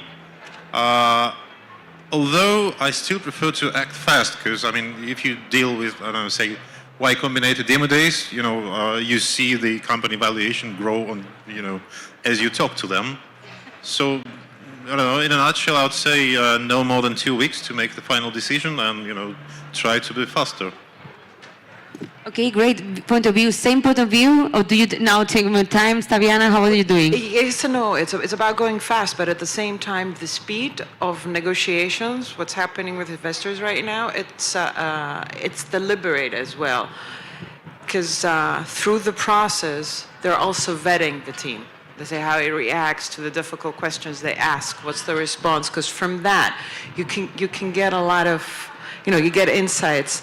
I mean, I'm on the European Innovation Council jury panels, the investment panels, and during the interview, even from 5 questions that you ask, you see how they respond, and you kind of get you like smell it a bit, like you get the aura and the vibe of the team, and you see how they're going to react in a difficult situation, because things are not going to go as planned. They never do. I mean, come on, they never do. And you kind of get an idea of how is this team going to pivot, going to develop, going to still be there when they need to be there and come back stronger. So it's fast, but, with slow tweaks. Okay, but great. Michael, yeah. Yeah, exactly. Pretty much do the same. I asked my founders to build financial models with me. And I mean, they're normally not prepared at this stage, because I mean, we invest in sort of seed, Series A. And when they do that, I mean, the chances are it's not going to be anywhere near relevant to what the company actually does and how it performs, but it shows you the logic of how the founder, acts and thinks, and whether he actually understands the business he's getting into. And, they normally gain some insights from that as well. Perfect. No, I mean, we got already like two really interesting points on driving innovation in Europe. The first one is that things have changed, but still we have to take a look at the business, at the solution, and how it's fitting right now in this crazy world right now.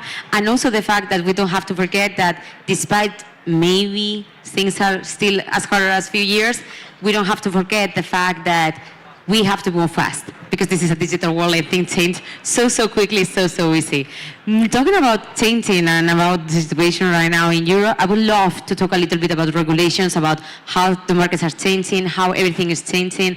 We have the examples of like niche funds coming up, startups with super different disruptive models also coming up into the States. How do you think Europe is responding into all this regulation that is changing right now?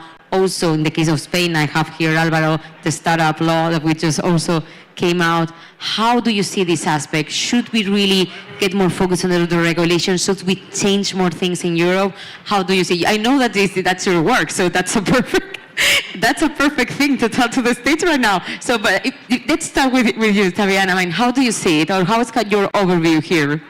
In 2 words, oh God. We love regulation in Europe, It's like, oh, we need to regulate this, we need to regulate that, and then we kind of strangle our startups and wonder, Because, the rest of the world, like the US and China, they don't exactly follow our regulation. It's just that, but we do a great job in, putting our startups with one leg and ask them to run and compete. So regulation is good, don't take me wrong, but we need intelligent regulation and startup-friendly regulation and regulation that incentivizes startups to scale and become huge, not remain in the middle ground. And we need to do that while at the same time keeping our European values because, for example, in the era of AI, it is taking over the world. Rightly so. It's an amazing technology. It's a tool. It's an enabler. It's what we do with it. And where the European perspective comes in is an ethical AI, right? But let's do that without creating points of non-competitive edge for European startups. And I'm sure if we put our collective minds together, we can come up with smart regulation that doesn't kill the startups in the process. Absolutely. Oh God. Mikael, in your case, you have a super disruptive also like fund. How do you see that perspective? Well, yeah, I completely echo my colleague here. This looks a bit excessive as far as the first drafts of the AI Act look.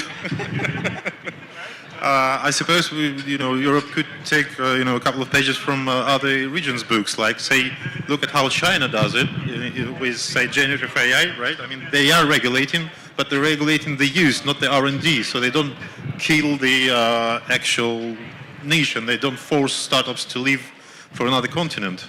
So yes, regulate, but be smart. I mean, absolutely yes, Alvaro. Do you see the same here? Yeah, I would go for like in terms of regulation for startups, you have to deal with it and do your business model and you grow around it when you're expanding different countries, all of them. I would say a lot of it is just giving certainty of, you might have your opinion, I am in favor or against this regulation, but like the moment it is there and it's kind of stable, you know how to play or which level field you're playing at. So I think that giving some certainty, especially long term, helps a lot. And then in general, I would just say, make it easy or make it the decision to start a company that it's easier for anybody who's thinking that it's just, okay, there you have you feel you have the environment that will help you or put it as easy as possible to make that leap and go through this very long journey on the personal side. On the other hand, I mean, by this excessive regulation, you make your startups stronger. I mean, if they manage to survive in Europe, they can survive anywhere, which is a plus, right? Absolutely, yes. I was actually going to say, maybe it's a plan by the European Commission, This is a way of telling you, go into RegTech. Regulatory startups are going to, RegTech, all this regulation and compliance, so there might be an opportunity there. Absolutely, yes, and taking on perspective on how things are going on worldwide and the crazy situation that we are going to go, I assume your answer is going to be yes, but I just wanted to double check.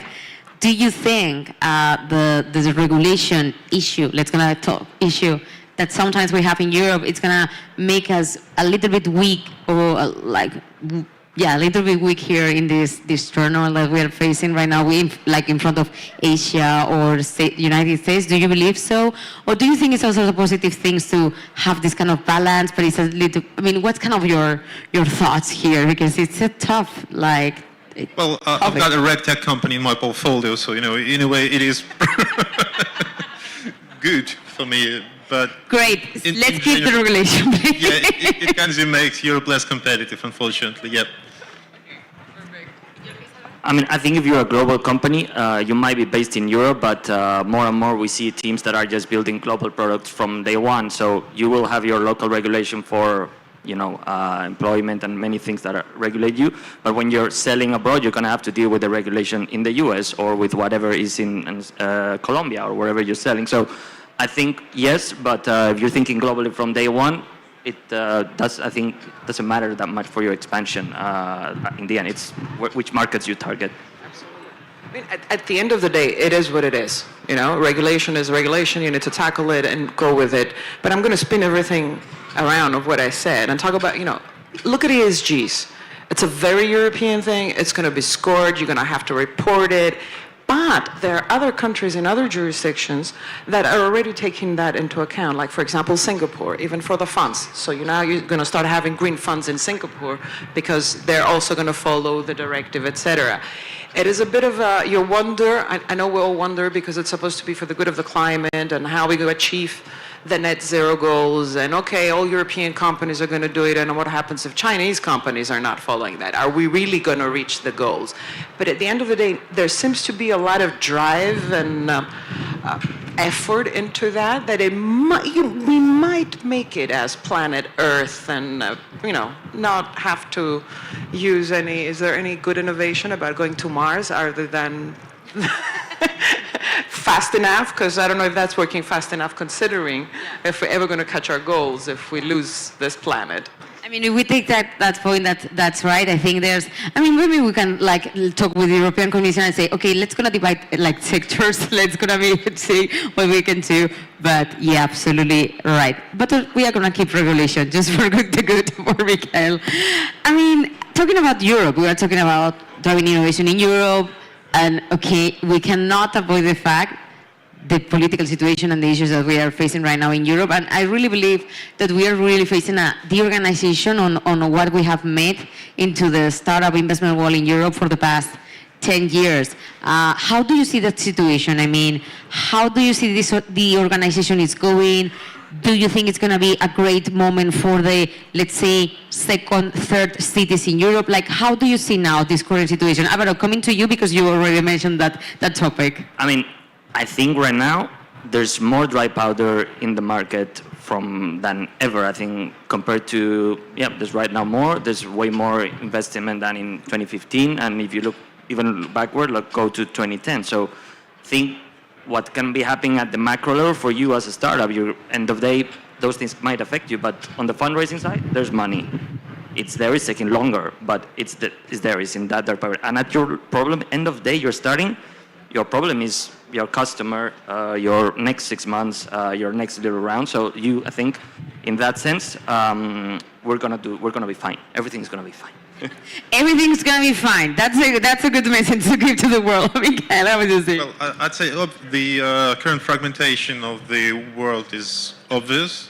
It's a little bit inevitable given the current stage of the cycle, but I mean the problems with that are kind of obvious. I would look at the brighter side because I mean it does create some opportunities. For one, every country kind of starts building its own ecosystems. So instead of being a global, you can just copy your startup from a country to country. It's going to create more businesses. Yes, they're going to be smaller, but they're going to be more than in numbers, right? That's a big view right now. I don't know, Fabian, if you see the same now. It's part of, we have to change our mindset. What's kind of your thoughts? Mindset is changing in the sense that you can start up anywhere. And if we're going to talk about Europe, you can definitely start up anywhere. Obviously, you might have more opportunities to bump into investors in Berlin or Paris. If you're French speaking in Paris, they still have these issues, or London, for example. But good companies can raise no matter where they are, especially if they're close to their customer. That's what is important. Be close to your customer, not close to investors. Investors are going to find you, or you need to go find them, chase them. Go to the events they go to. That's what you need to do, and that has never changed. That was always there. What we see changing is that it's also important that the European Commission is taking steps, because in order for Europe to start up, the parts of Europe need to also start and raise and scale. It's not just if 5 ecosystems are doing fantastic and the rest of the 22 ecosystems are not doing so great. So it's about everybody arising, and that is changing. It is a fragmented market still, but that can also, spin it. I mean, it is what it is, and by the time it becomes a single market, you still need to do what you need to do in order to succeed. What are you going to do? Sit and wait until we have a digital single market and then start your startup? Then we're dead. Well, fragmentation is also good because it creates competition, right, between countries, between cities. So, you've got tax benefits, you've got, attractive cities that, want you in here rather than, say, Madrid, right? Okay, so it's good for the startups again.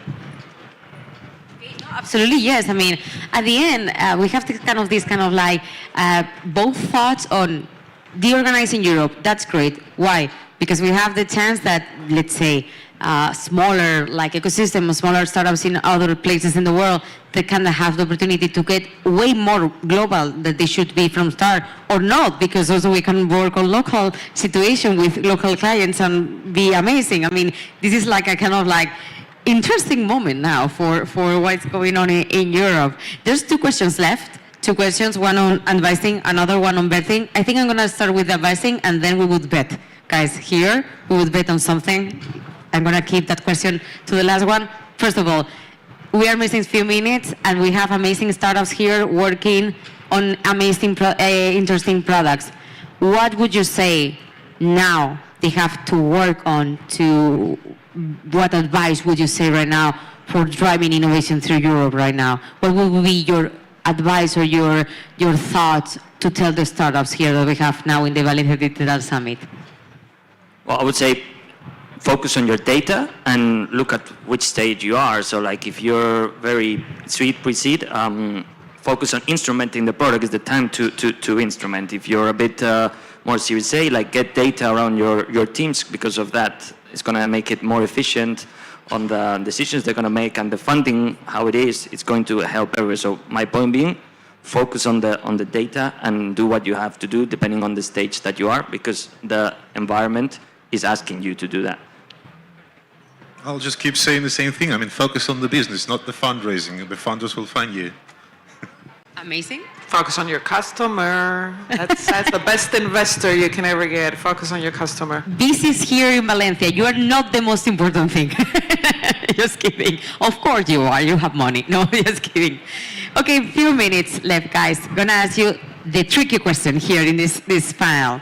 We have to bet on the organization that we are facing in Europe. What would you say it's the city or country that these guys have to take a look right now? Of course, it would depend on the product, on the really different things, but I want your thoughts on this. Check Cyprus out. You stole my line.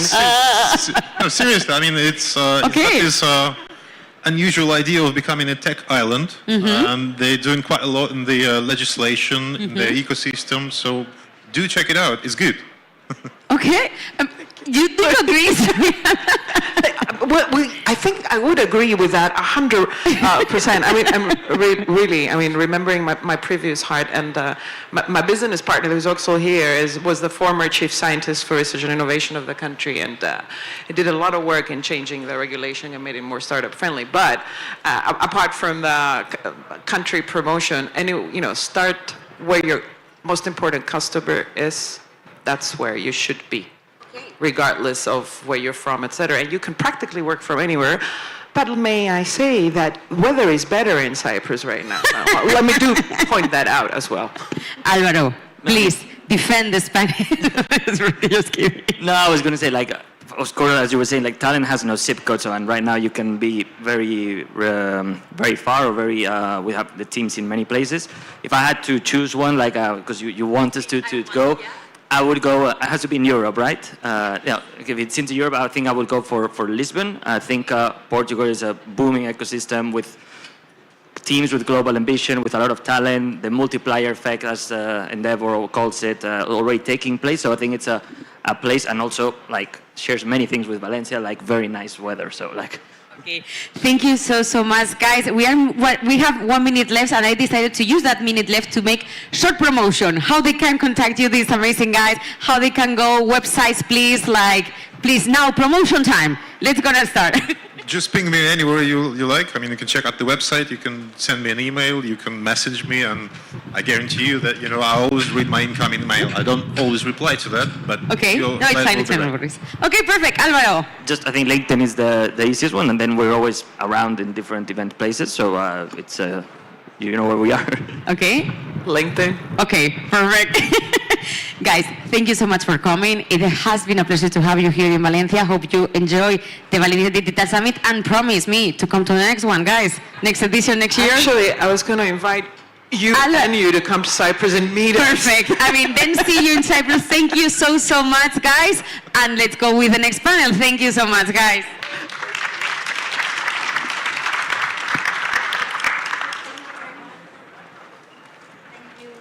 Toma. Thank you. Okay, now we are going to change topic and speak about payroll platforms. Our next panelists are going to analyze the challenges and the complexities global companies face when managing cross-border payments.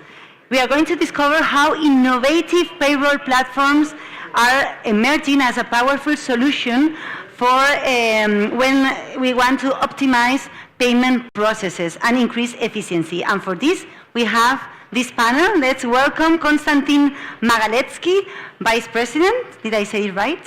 More or less, yeah.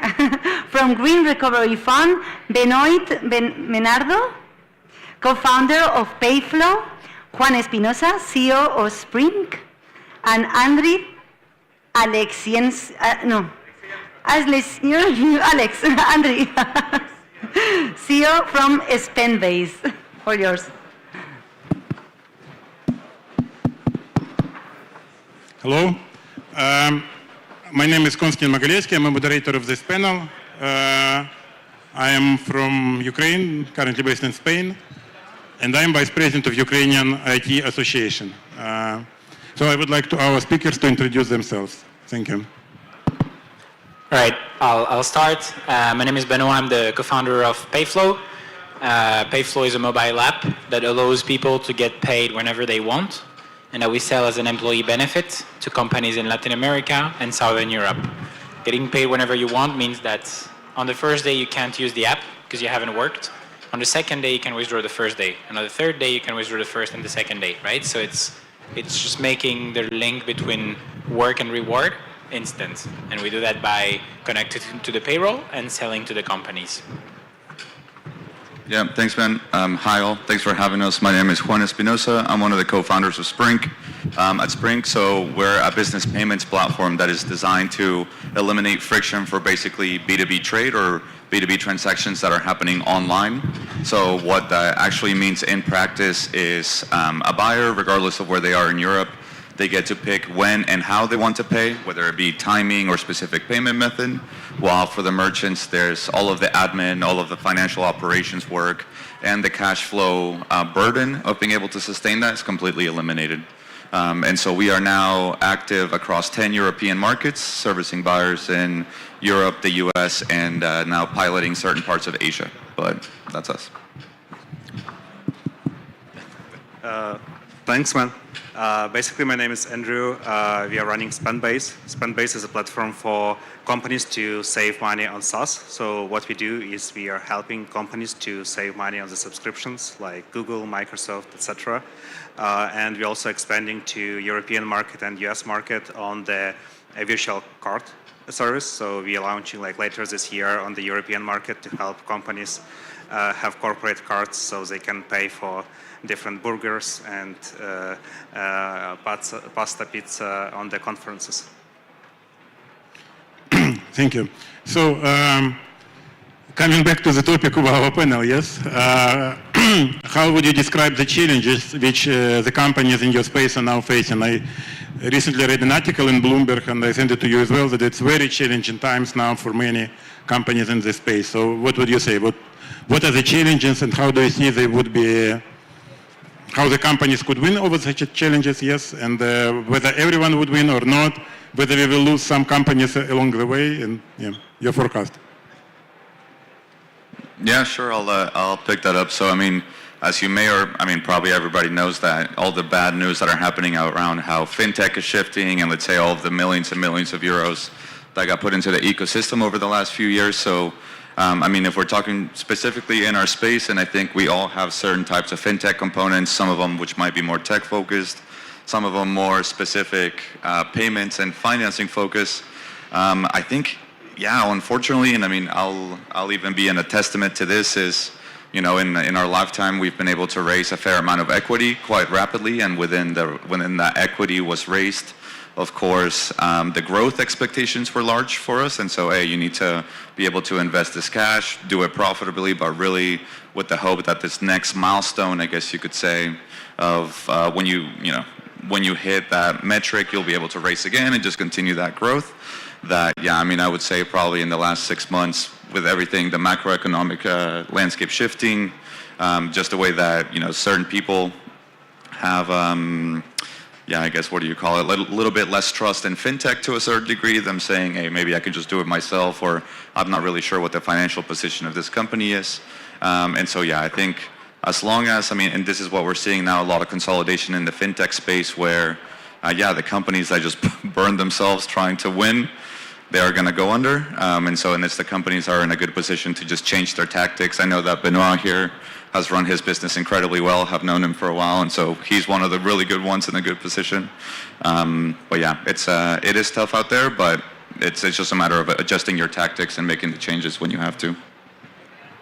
Yeah, I'll add some numbers there. So valuations have contracted overall. Like it's been I think like more challenging overall to raise. What you're seeing as well a lot is a lot more structure in deals. So not just what you're seeing in the numbers, which is like this company has raised as whatever 80 million, 100 million valuation, but how they have raised, right? Like what is not written on the articles, what people typically don't say about, because there is this valuation ego. Yeah, so there's like a valuation ego that's kind of you don't want to make it too down, you don't want to do down runs. So this triggers lots of structure. This means that typically investors are asking for crazy terms, like literally if you don't double the business in 3 years, they get their money back with interest, like things that you've never seen in VC investment. Leak prefs, so typically they work. So it's a great time to be an investor, not entrepreneur, yeah? Well, I guess it's, I think both, like it's, you have opportunities in both, but yeah, like it's, you have a lot more structure in deals overall. That's something we're seeing a lot.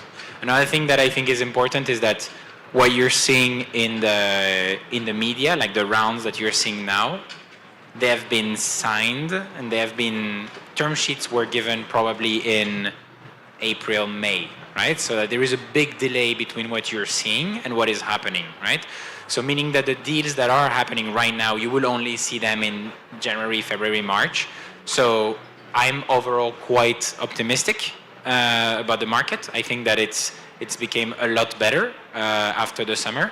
You're not seeing it, so you're still seeing the numbers of like companies dying, no rounds being made, but lots of term sheets being signed, lots of investment being made, lots of DDs going on, and this is something that will be public, early next year. Q1 next year, we'll see a lot of rounds coming.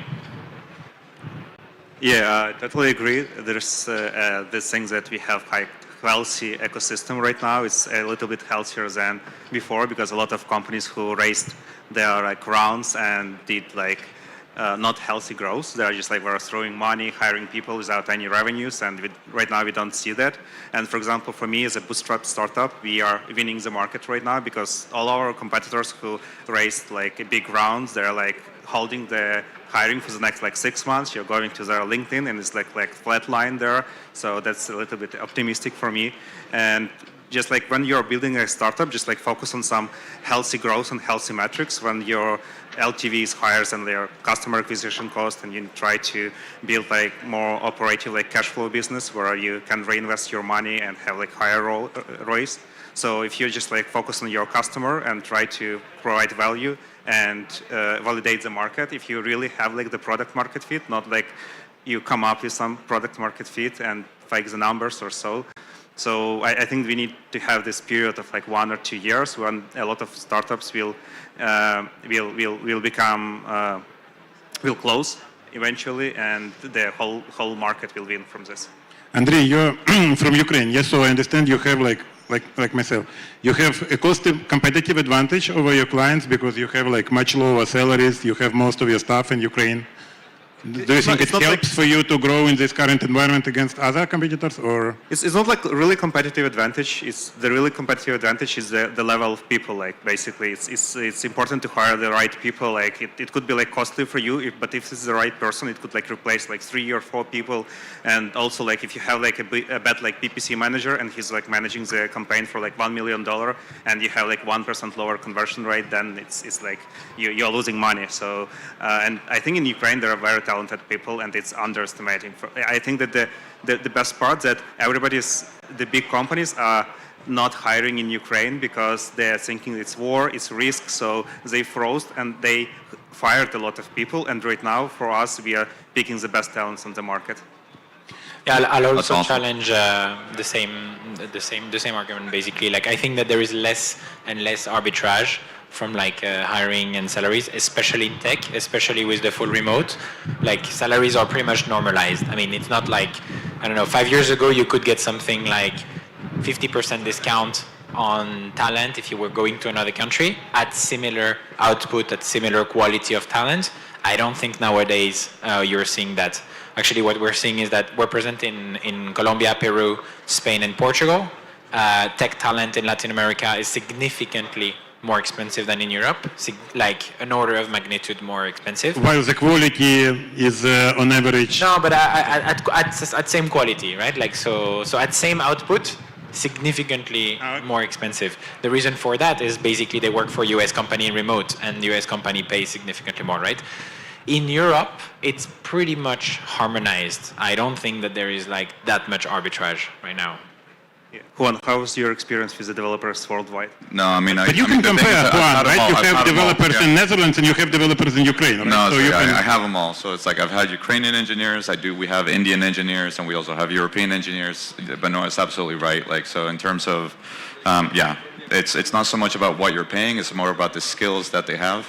And it's, if anything, it's been an interesting, like if you think about what's happened in the last 10 years where a lot of the Western world wanted to go pick talent from emerging markets, but then this thing has just keep moving more and more and more east, no? So it was like in India, and then the Indian market got incredibly saturated, and everybody's now paying 80,000 euros a year for the best Indian engineers, the same thing you would pay in Europe. And then now you go to Indonesia, and that's where the Indonesia or Brazil also has some great developers. Ukraine as well. I know you're going to drop it, but no, I would say the arbitrage is there. So talking about money, right? As you've mentioned, the situation is improving, yes, in terms of fundraising, but it's like far from the best what was like a couple of years ago. So you just raised quite a big round. Yeah, can you share your experience? I mean, you mentioned some of this, but maybe you could go a little bit more detail because I assume most of the startups here interested in the challenges, right? But even more so, and you raised the round as well, yeah? So. Yeah, happy to kick off. So I think we're at pre-COVID levels. So we're obviously not at like last year and 2 years ago, but we're at pre-COVID levels. So it's everyone was raising pre-COVID, and so I think it's really not a bad moment to raise. Recommendations. I mean, it depends a bit on like the stage, but like I mean, if you're raising pre-seed, seed, it's mostly on the team, so this hasn't really changed. The valuations haven't been down by like 50%. Anyways, they were already pretty low. So I think, I mean, for me, like, if I were to kind of give advice on like fundraising overall, one is managing the timing very well.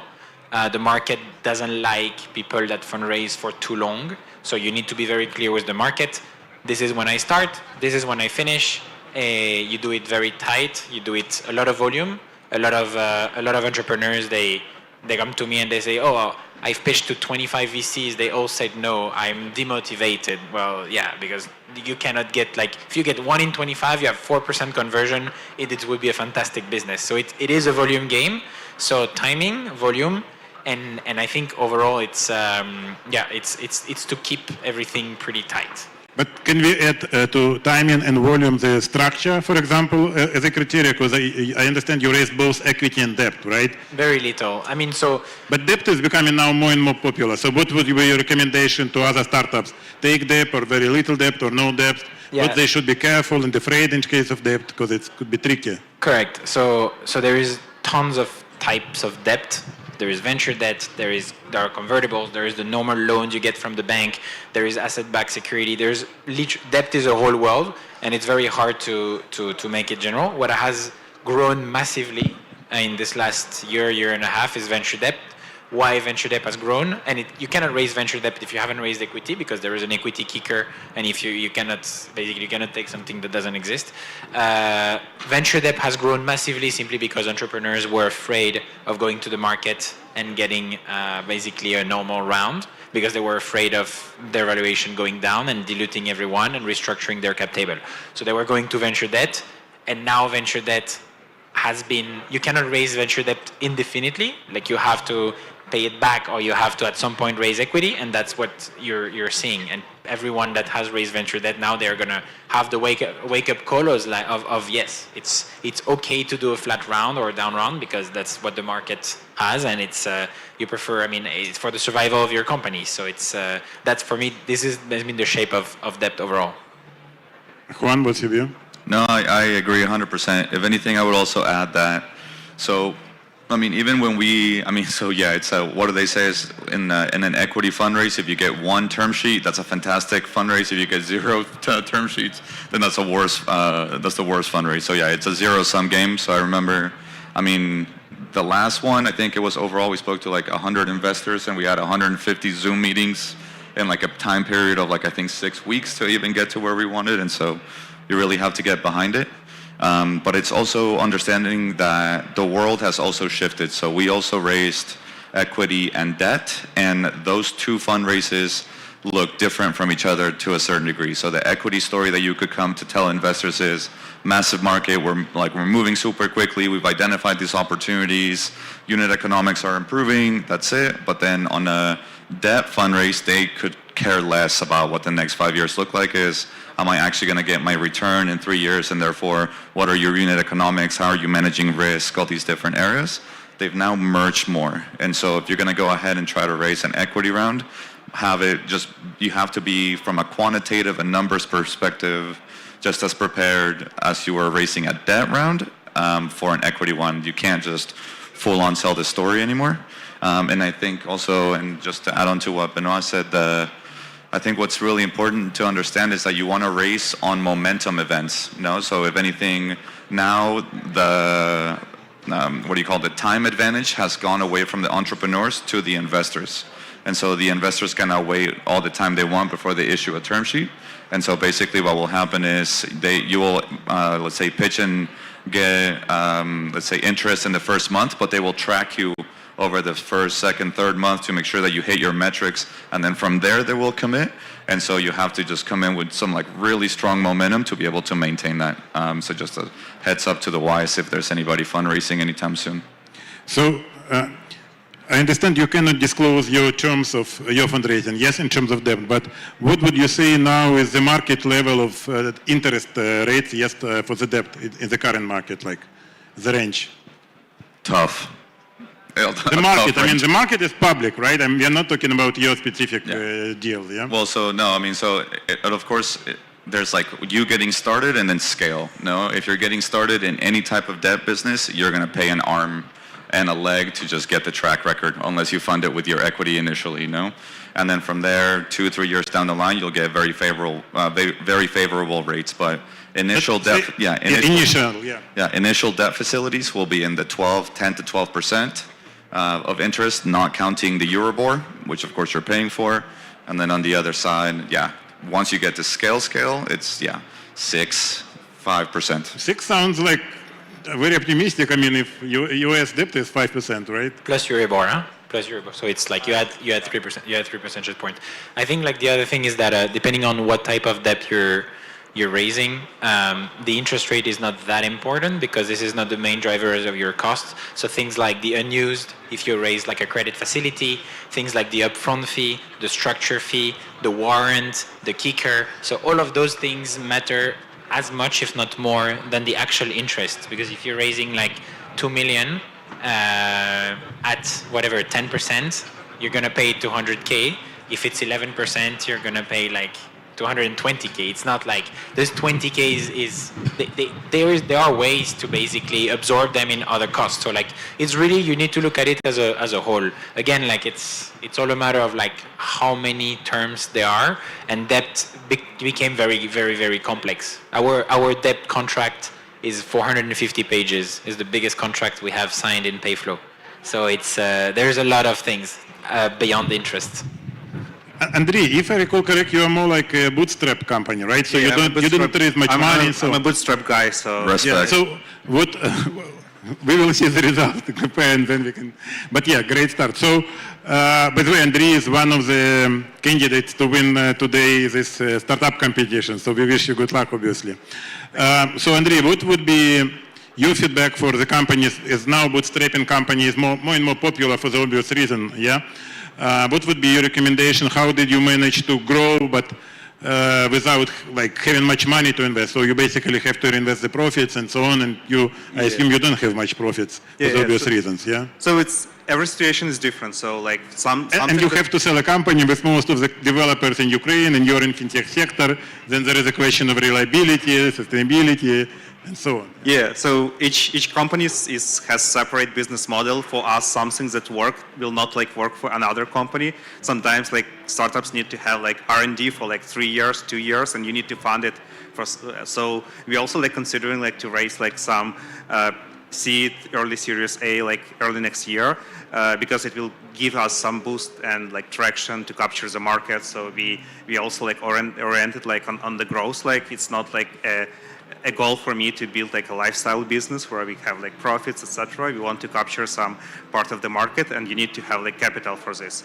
And you need to pick like what type of capital is right for you. Like it could be like usually like it's just like venture capital, but sometimes you also like can extend your runway with some venture debt, etc. So I know that right now some startups has like 8 years, 6 years of runway.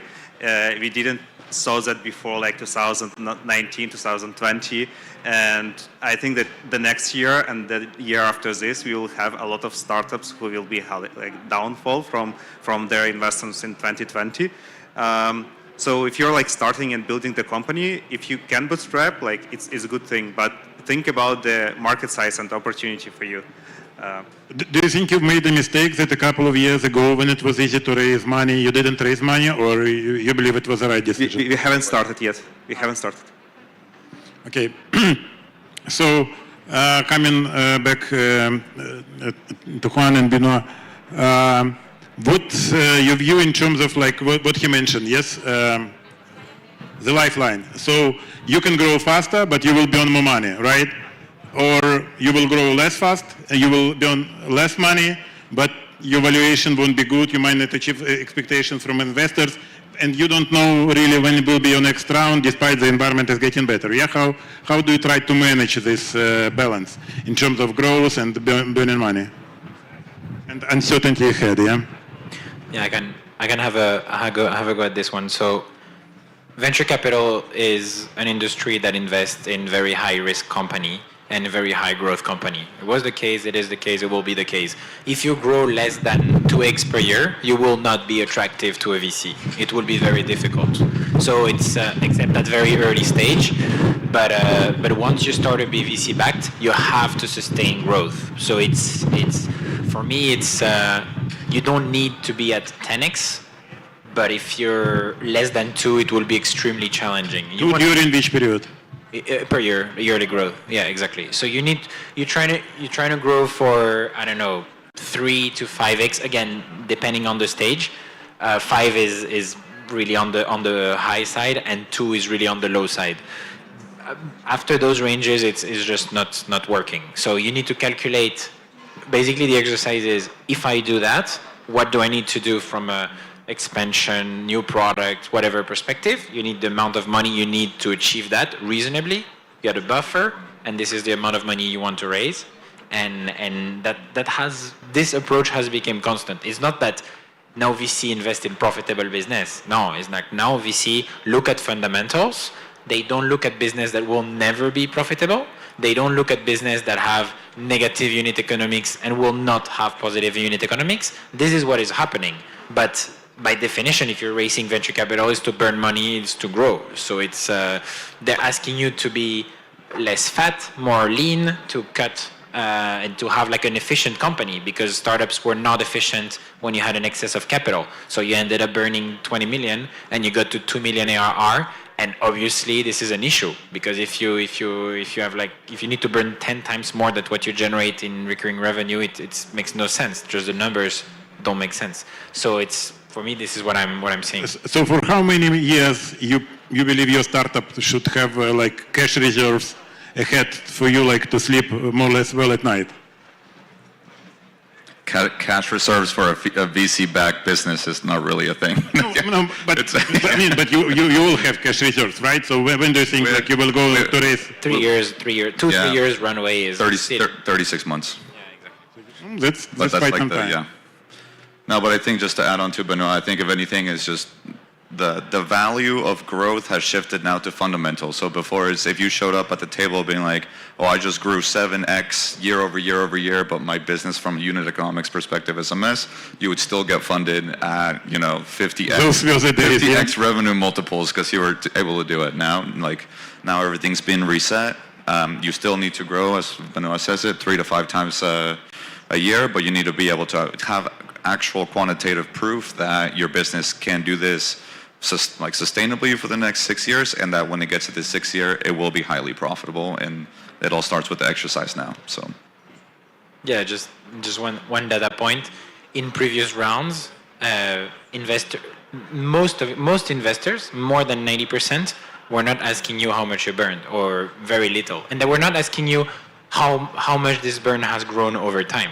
So you could go 3x by hiring 4 times more people, and it would not be shocking, right? And this is something that obviously nowadays doesn't happen, right? So you want to have that. So for instance, we grew 3x, we didn't make a single hire in the last 12 months. We didn't Wow, grow. that's very impressive. Exactly. And so because we've worked a lot in That should be a topic of the separate panel discussion, how to grow like this without hiring more people, yeah? Exactly, and now people start to care about those things, right? So it's that's what we're seeing more and more. Okay, we are almost ran out of time. So what would be your short advice to other entrepreneurs in the current environment on any topic, yeah? Well, that's a good question. I would say that focus on your customers and product. That's what you should care. You shouldn't care about the investments or so. Like if you have like a good product, satisfied customers, like the investors will find you, and you like. I know like the founders of Loom, like they just like recently sold the company, and there's like a lot of articles from them that they never cared about the investments. They just were like focused on the product, and they did it. So I would advise just like to focus on the customer. So focus on the customer, the first one. yeah, I don't know. You could read 1,000 blogs out there now that are like, hey, 10 tips for entrepreneurs. So I'm just going to keep it short. Like, if you want to jump into it, jump into it. It's the most anxiety, stress-inducing thing you'll ever do, but the exhilaration of doing it is also awesome, and your learning curve is to the ceiling. So yeah, if you want to be an entrepreneur, go for it. You have nothing to lose. So yeah, mine will be that we've talked a lot about fundraising. Like, just don't be obsessed by it. There is an enormous quantity of money in the market because it hasn't been deployed in the last 12, 18 at the pace that it should have been deployed, and there are more funds that have been raised. So there is more dry powder than any other time. So the market is very deep. You don't have to be particularly afraid of fundraising and stressed about it. Thank you very much for your time and for your advice. Thank you. I think so. Thank you. Thank you very much. And the last hour of the afternoon here in the innovation stage, we changed from payroll platforms to photonics technologies. Our next experts are going to provide insights into how photonics technology can transform industry, drive innovation, and open new opportunities. For this, I welcome on stage Edu Nebot and Ana Belén Jurado from RC Abogados, Jose Capmani, CEO and founder of Ipronics from Polytechnic University of Valencia, Pascual Muñoz, Director of UPV Fab from Polytechnic University of Valencia, and Jordi Llinares, Advisor in the Cabinet of the General Secretary Industry from the Minister of Industry, Commerce and Tourism. So all yours. Good afternoon, everyone, and thank you very much for attending this panel discussion about photonics industry technology for... This is not photonics. ¿Pasado algo? La sombrilla se ha caído. Vale. Okay, sorry. Photonics technology is a technology that the European Union has identified as one of the key enabled technologies in European programs in capital letters. This is because photonic technology is one of the technologies with the greatest impact on society in the coming decades for its multiple applications and economic benefits and welfare for its population. As a lawyer involved in the photonics, I'm extremely happy to be able to moderate a panel called Photonics Technology for Dummies, because it allows me to ask to one of the most awarded and recognized scientists in the field of photonics, and by the way, congratulations for your last awards, Jose, the following questions, which is, Jose, what the hell is photonics technology and what it is used for? Okay, thank you, Edu, thank you very much. Well, I'm going to try to give a very plain answer to that.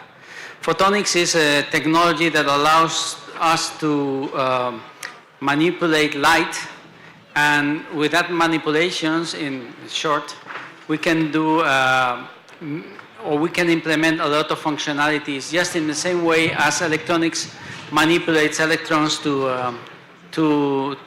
realize these functionalities. Now, photonics and electronics are both semiconductor technologies, and they share the same materials, they share the same fabrication platforms. So despite that photonics comes like 30 years later, we can leverage on the technology that is already in place in foundries and fabrication processes. So, and at the same time it's complementary to electronics. So it can do things that electronics cannot do, and it can team up with the technology to solve problems that right now are arising and for which electronics is a little bit limited in capabilities. It is surprising that light is such an integrated concept in our lives that we are completely unaware of the potential it has. The other day I was reading a magazine and I read something like photonic technology is the digital transformation of the world. So this question goes for you, Pascual. Would you say that the photonic technology is a disruptive technology that involves a disruptive innovation? Yeah, thank you, Anna, for the question. Yes, both answers are yes, of course. Otherwise, we would not be here. So, yeah, photonics has transformed our daily life. We are now mostly used to have fiber optic connections at home, but that used not to be the case like 10 or even 15 years ago. So that is probably the main application, telecom or high-speed telecommunications that we have in our daily life, thanks to photonics. And then what we're going to see coming is probably in other areas that are not telecom. We have also seen a huge explosion of cloud computing or cloud storage thanks to data centers. Data centers, so these huge facilities full of computers, they communicate each other with photonics. And that has been enabled by a branch of photonics, which is photonic chips. So the ability to do these photonic things in microchips similar to the ones that we carry in our pocket, in our cell phones, everywhere. As Jose said, they share the same manufacturing processes, they can be done in the same facilities. And we've seen them mostly in telecom right now. And then in the coming years, we're going to see them in autonomous vehicles, and we're going to see them in high-end instrumentation that currently are, for instance, only in hospitals, but we will have them like everywhere. So they're going to become important technology, so disruptive technology. They're going to change other aspects of our lives, not only telecom. Okay, so considering the competitive advantage and the degree of disruption of photonics technology, what kind of business can we use with photonics technology, and how can I address photonics technology into this business? This question is for the three of you. Okay, well, photonics is pervasive, so it's actually being applied to many business. It's applied to communications, like Pascual said, but it's also applied in medicine. It's also applied in aerospace engineering. It is applied in agriculture. Few people know that there's a lot of photonics in agriculture. It's applied in art restoration, in entertainment. Like I said, is pervasive. So, but still, I would say it's like a little child. So all the potentialities have not been unleashed. So there's a lot of work to do, and we probably will come back later to that. And in order to have this successfully accomplished, we need to fulfill several requirements and things that we probably will have opportunity to talk later. Yeah. Well, regarding to the question, I would say that from the public administration point of view, we have different approaches. One is the foster approach, how the public administration can foster different technologies, including photonics, and the other one is the approach that quite right now is really on the table, that is the strategic autonomy and that we have nowadays. And actually, talking about photonics, it's quite interesting when we know that United States, for example, 7 years ago, blocked and banned all the merchant acquisitions from Chinese companies in the United States. And that's one, I know it's not the answer of the question that you said, but it's quite interesting knowing how this business is a key element not only for consumers or for general approach, but also from the strategic point of view and from the defense point of view. That's something that we have, and later we will talk about, I will talk about the different approaches and the different model that foster that we have. But I think to point out when we are talking about business, well, business, you were saying about defense, and when I think about the different technologies that we have, the different CAD technologies, the key-enabled technologies, and thinking about photonics, defense come into my mind. And that's one of the things for me from the public sector. That's one thing that we have to be on the table and think about it. Yeah, thank you. Yeah, from my perspective, it comes more from a sort of research and technology and then entrepreneurship side. So what we did was starting with the technology like 10 or 15 years ago, I would say, in the university. So following a trend in the European Union to create an ecosystem of companies addressing several parts of the supply chain. So manufacturing the chips, designing the chips, testing, packaging, fabless company that embed those chips into their products. Equipment suppliers that embed the components of these fabless companies into their products down to end users. So what we've done, at least in Spain, in a similar way that is done in Europe and also in the United States, is to develop such a supply chain. So we did a great effort with companies on the, let's say, design and test of these photonic chips. In the last 4 or 5 years, there have been new companies and startups, fabless companies, those that actually do not manufacture the chips, but that design chips for a given application, the telecoms, the autonomous driving, or whatever I mentioned before. And now we shift our efforts towards manufacturing. So we believe it's key for the many reasons that Jordi shared, to be autonomous, independent from others in terms of manufacturing the chips. So ecosystem in Spain is now making a push towards manufacturing facilities. It is clear, like water, that we have a fantastic technology, but how do we change or turn such technology into a business? And this question is for you three. I mean, I believe we have nice things and good things here in Spain or Europe. Like, for example, we have researchers, we have the technology, we have something very important, which is passion, I guess. We have ideas, but what do we lack? What do we have and what we are missing? Okay, first of all, talent. But talent we have. We have very good professionals, young professionals. They are very well trained in Spanish universities. We have nothing the degree of training that they can have is similar as in other countries in Europe or in the States. But then there's a little bit what I miss is that this, not only having this talent, but also training them to be entrepreneurs as well. At a given point, the engineers and physicists have to understand that there's no room in research for everybody. Fortunately, I would say, because then there's a lot of things that you can do with a good training, and there are a lot of ideas that naturally flow. And one of the ways to put them in practice is to start up a company, and that only comes if you inoculate in them, let's say the virus of entrepreneurship, So it's very important. Training is very important, I would say, yeah. Both scientific and entrepreneurial. Well, I do agree with Jose.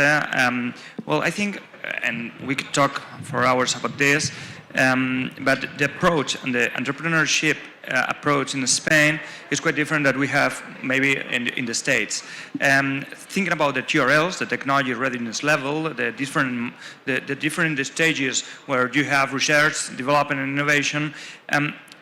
Well, setting up a company like, I would say, Mittal, for example, in the metal sector, is quite different that when we think about technology company that we have. Instead of being like a self-made person, being a self-made from the research point of view is quite different. And there's something that people don't know when they get into a research institute or when they are at university. They think only on the company or they think only on research, but they don't think if they go to a research center that they could be an entrepreneur. And people who like to be an entrepreneur, they don't look at the research center. And there's something that we have to put the bridge, and the public administration we have to foster, but not only the public administration. Well, I see you and I see public administration, but I think that we need to foster this and to be in a closer relation between public administration and the scientific sector. Okay. Yeah. Well, I agree on all they said, of course, and I also want to bring another perspective. So I mentioned that we want to. So we have ambition to do manufacturing in Spain. So that entails large investments, long-term plans. As Jordi is stating, so this is a technology that has a high risk. So investors are typically happy if there is a co-investment with public money. And there is, and Jordi has been responsible of this for the past years with us. Thank you.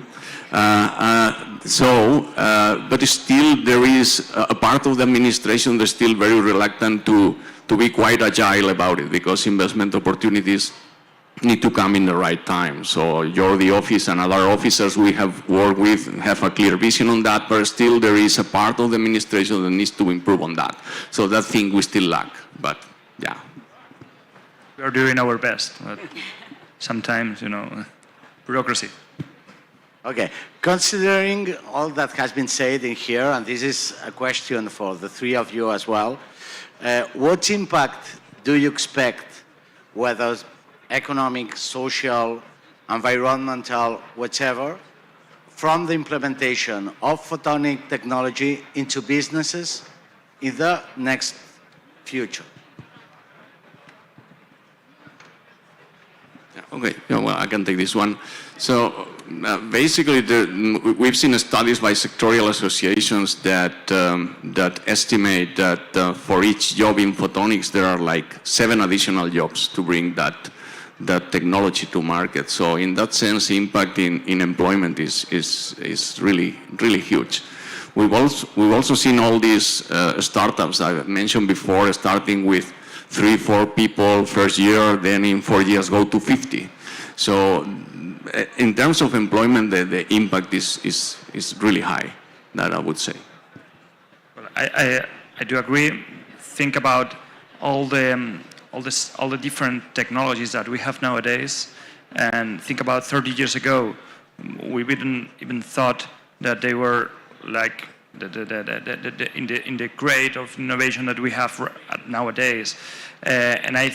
And one, of course, is from our point of view is photonics, and I do agree with Jose and also with Pascual that this is one of the key, and also with the European Union and with the United States, that this is one of the key enabled technology that we have to focus on.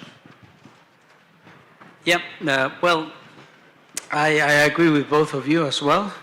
I would like to point out that probably nobody here doubts about the success of electronics and what has been the huge impact in our society, and in terms of welfare, but also in terms of employment.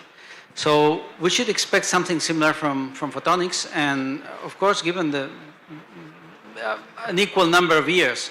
So I think we're in the face of a very potential successful technology that has the capability also of providing a considerable number of high quality employment. And this is very important, especially for a country like ours, because we really look forward to to be able to offer high quality employment and to our engineers, for example. So they have the opportunity to really exploit their capabilities. So I would say that we have this unique opportunity, and if we are able to develop that with a combination of public administrations, institutions, private companies, spin-offs, then we will also be contributing to a very important aspect that has been highlighted by the European Union, that is technology sovereignty and independence. Right now, for example, I always like to quote the example of ASML in the Netherlands, which is an extremely highly specialized company doing the DPUV machines that all the foundries in the world required, even those that are leaders, world leaders. So, and this obviously started as a small company, and started with support from the government, from a parent company, and has extended over many years. So the other message is that the impact comes through patient capital also as well, and through long-term investment. That's the message. We have to be patient, but we have to be persistent.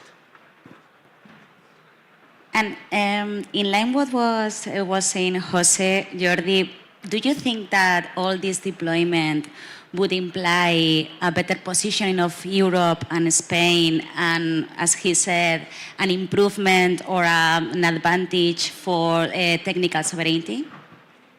Well, of course, that I was talking about this before, and we all agree on this. I mean, we meet each other. I mean, we've been working the last 3 years, I would say, maybe.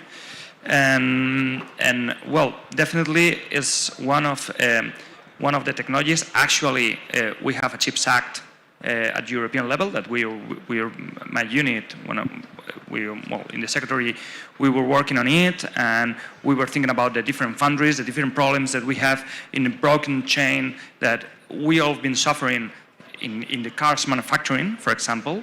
That's one of the things, and as Jose was saying here, that no one at this moment, at this point, can say that electronics were not one of the key elements that we have in the moment. Without the electronics, we cannot share information. This is the mean. This is the meaning to get into to connect people, to connect all, and to process all the algorithms and everything that we know.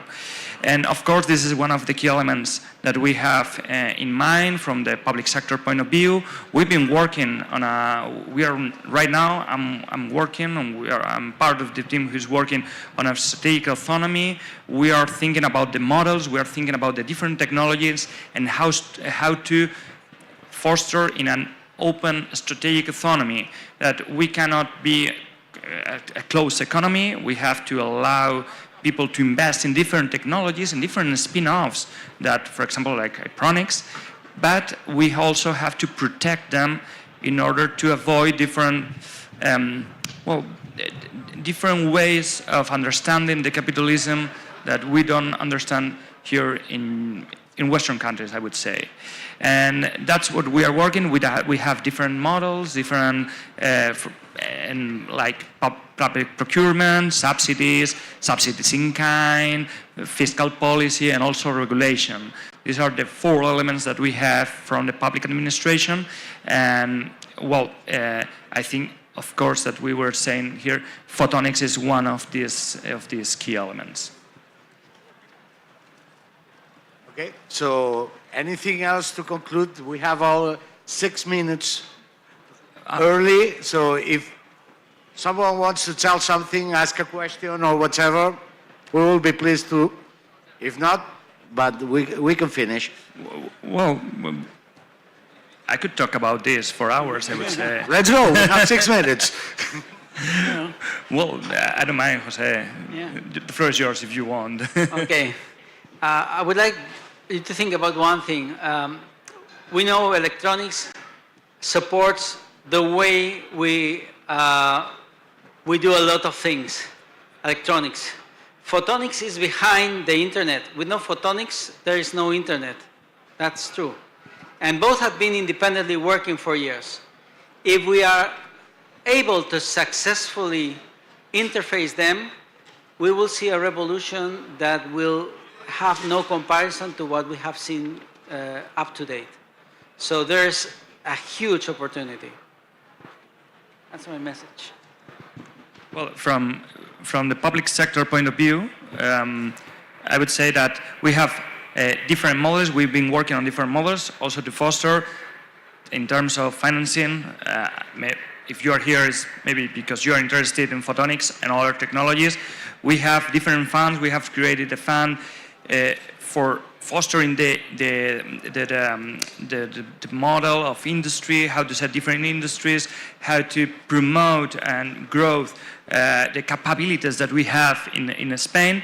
But we are talking about the TRLs, the last, the 8, 9 TRL, but thinking about the medium ones, the ones that we have in, that we say development.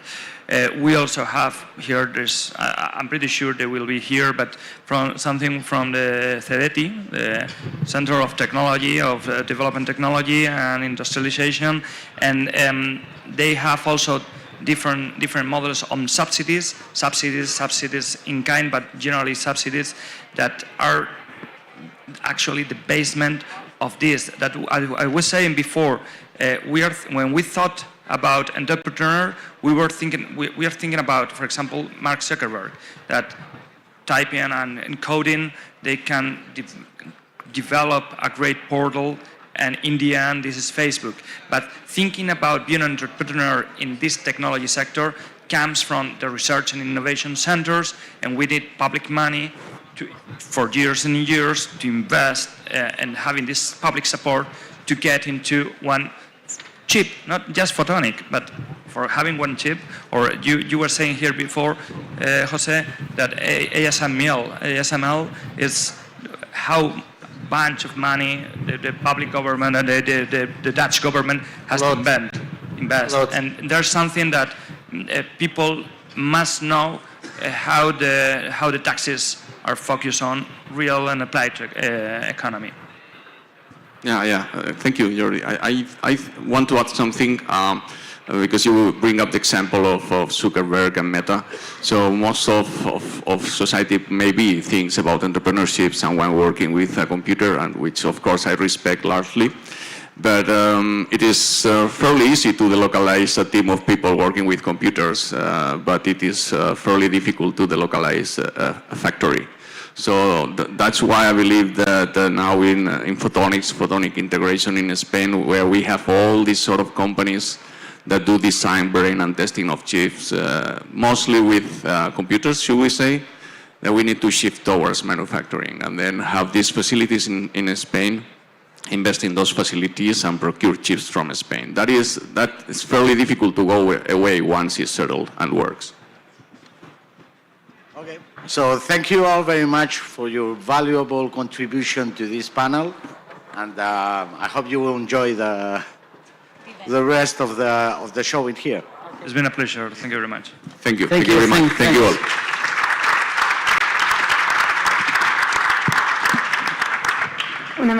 Thank you very much. And now, yes, we are nearly ending the program of the innovation stage. One more panel, but before, just remember you that after this, at 5, it will take place at the VDS Summit stage, the award ceremony and closing remarks. And after that, we will have the closing party of this edition with the Museum Festival, organized together with the basement, that will take place till 2 a.m. with drinks, music, and more networking. And this will be after this last panel. So let's welcome, we are going to talk about innovative application of artificial intelligence, pioneering solutions for business success. And for this, we have on stage Enoch Armengol, CEO of Deep Hearing AI, Ruben Melkonian, CEO of Soulmate, Karim Benkaboum, co-founder of Flowlity, did I say it right? And Bartosz Fiolko, AI expert. So, all yours. Hi everyone, thanks for being here today. This is the last panel, so I hope you're waiting for the drinks later. But anyway, so here we're to talk today about AI. We all hear about since ChatGPT for sure. And we know it's impacting our daily lives, and it's going to even to have a bigger impact for the future. So I want to welcome the panelists to this conversation, and please, if you want to say something about all the things that are happening about ChatGPT, you're also welcome. I know it's a big thing. So yeah, Karim, for example, if you want to start to share your experience about your startup, how did you start it, etc. Yeah. Thank you for the introduction. Nice to meet you, everyone. My name is Karim Benchaboun, CTO and co-founder of Flowlity. We created the company 5 years ago. We are in the supply chain management sector. So we help factories, retailers better manage their stocks and inventory levels. And we develop an AI assistant to superpower the planners and supply chain managers inside the factories. On my side, I was always in data since like more than 10 years, working in advertising, where we were doing 2 to 3 billion ads every day. I was working also in insurance, where we have developed some AI models to predict churn and pricing models as well and stuff. And now we are working in supply chain. So could you give us a little bit of an idea on how AI is changing the supply chain management, and maybe even during the pandemic, how this impacted? Yeah, good question. I think we all remembered what happened during the pandemic. The whole logistic world just went brutal. Supply chain went a mess. We ran out of stock of many products, and at the opposite, some products people don't buy it anymore. So it was really a mess in terms of supply chain management. And imagine yourself inside of a factory. You don't know how much you're going to sell in a daily life. You don't know if your suppliers will deliver to you. So you need to analyze all the data happening not only inside of your factory, but also what's happening all over the world. So our customers, for example, we cannot predict COVID. It's really impossible. But the idea is like to be able to be faster and predict as fast as possible what's going to happen before the others. So the idea is like really to, thanks to AI, thanks to all the data that we have, to have smooth and continuous development and analyze all the data that we have internally inside of the company, but also outside, so we can predict and always take the right decision, so we can have the right stock at the right time for the right product as well. And would you mind to share how do you get all this data? and how reliable also it's in terms of accuracy and how it's providing a better accuracy at the end of the day for your customers? Good question. Like AI is all about data, so you need accurate data. You need a lot of data most of the time, but you cannot force customers to have a lot of data. So one way, of course, is like to connect to all your ERPs, your databases, and use and empower, like improve the data that they have. So clean the data, improve it, and try to analyze what they have. Of course, now what you can do on top with all the technologies that we have is get external data from outside of the world. So there are tons of APIs, free or paid. So you can add a lot of data and capacities to your databases and everything, so you can improve and learn better models. And the idea is like you need to know that for factories, for example, our main competitor is people and with Excel sheets. So our AI just need to do better than that. So if you don't have too much data, that's okay. The idea is like we need to learn and use all the data that is possible so we can help the planner inside of the factory do a better job, automate most of his repetitive tasks, and he can really focus on what matters and get alerted on what really matters on daily life. Thank you. And Bartosz, would you like to share with us in terms of like the new large language models are always better than the old ones? Yeah, so large language models present themselves very nice. They are spectacular, but the problem with them is if they don't have enough specific knowledge, they kind of made it up. So for example, for applications like medicine, it's quite risky. It looks very good if it's a general chat for entertainment or even for some kind of customer care. But if it's going to be very specific, these kind of systems should say when they are actually not sure about data they have. And large language models, they don't have it. So hallucinations are quite a big problem sometimes. And in terms of certification, would you say that there is a big difference between Europe and United States, for example? Well, the biggest certification issue, I think, is regarding personal data.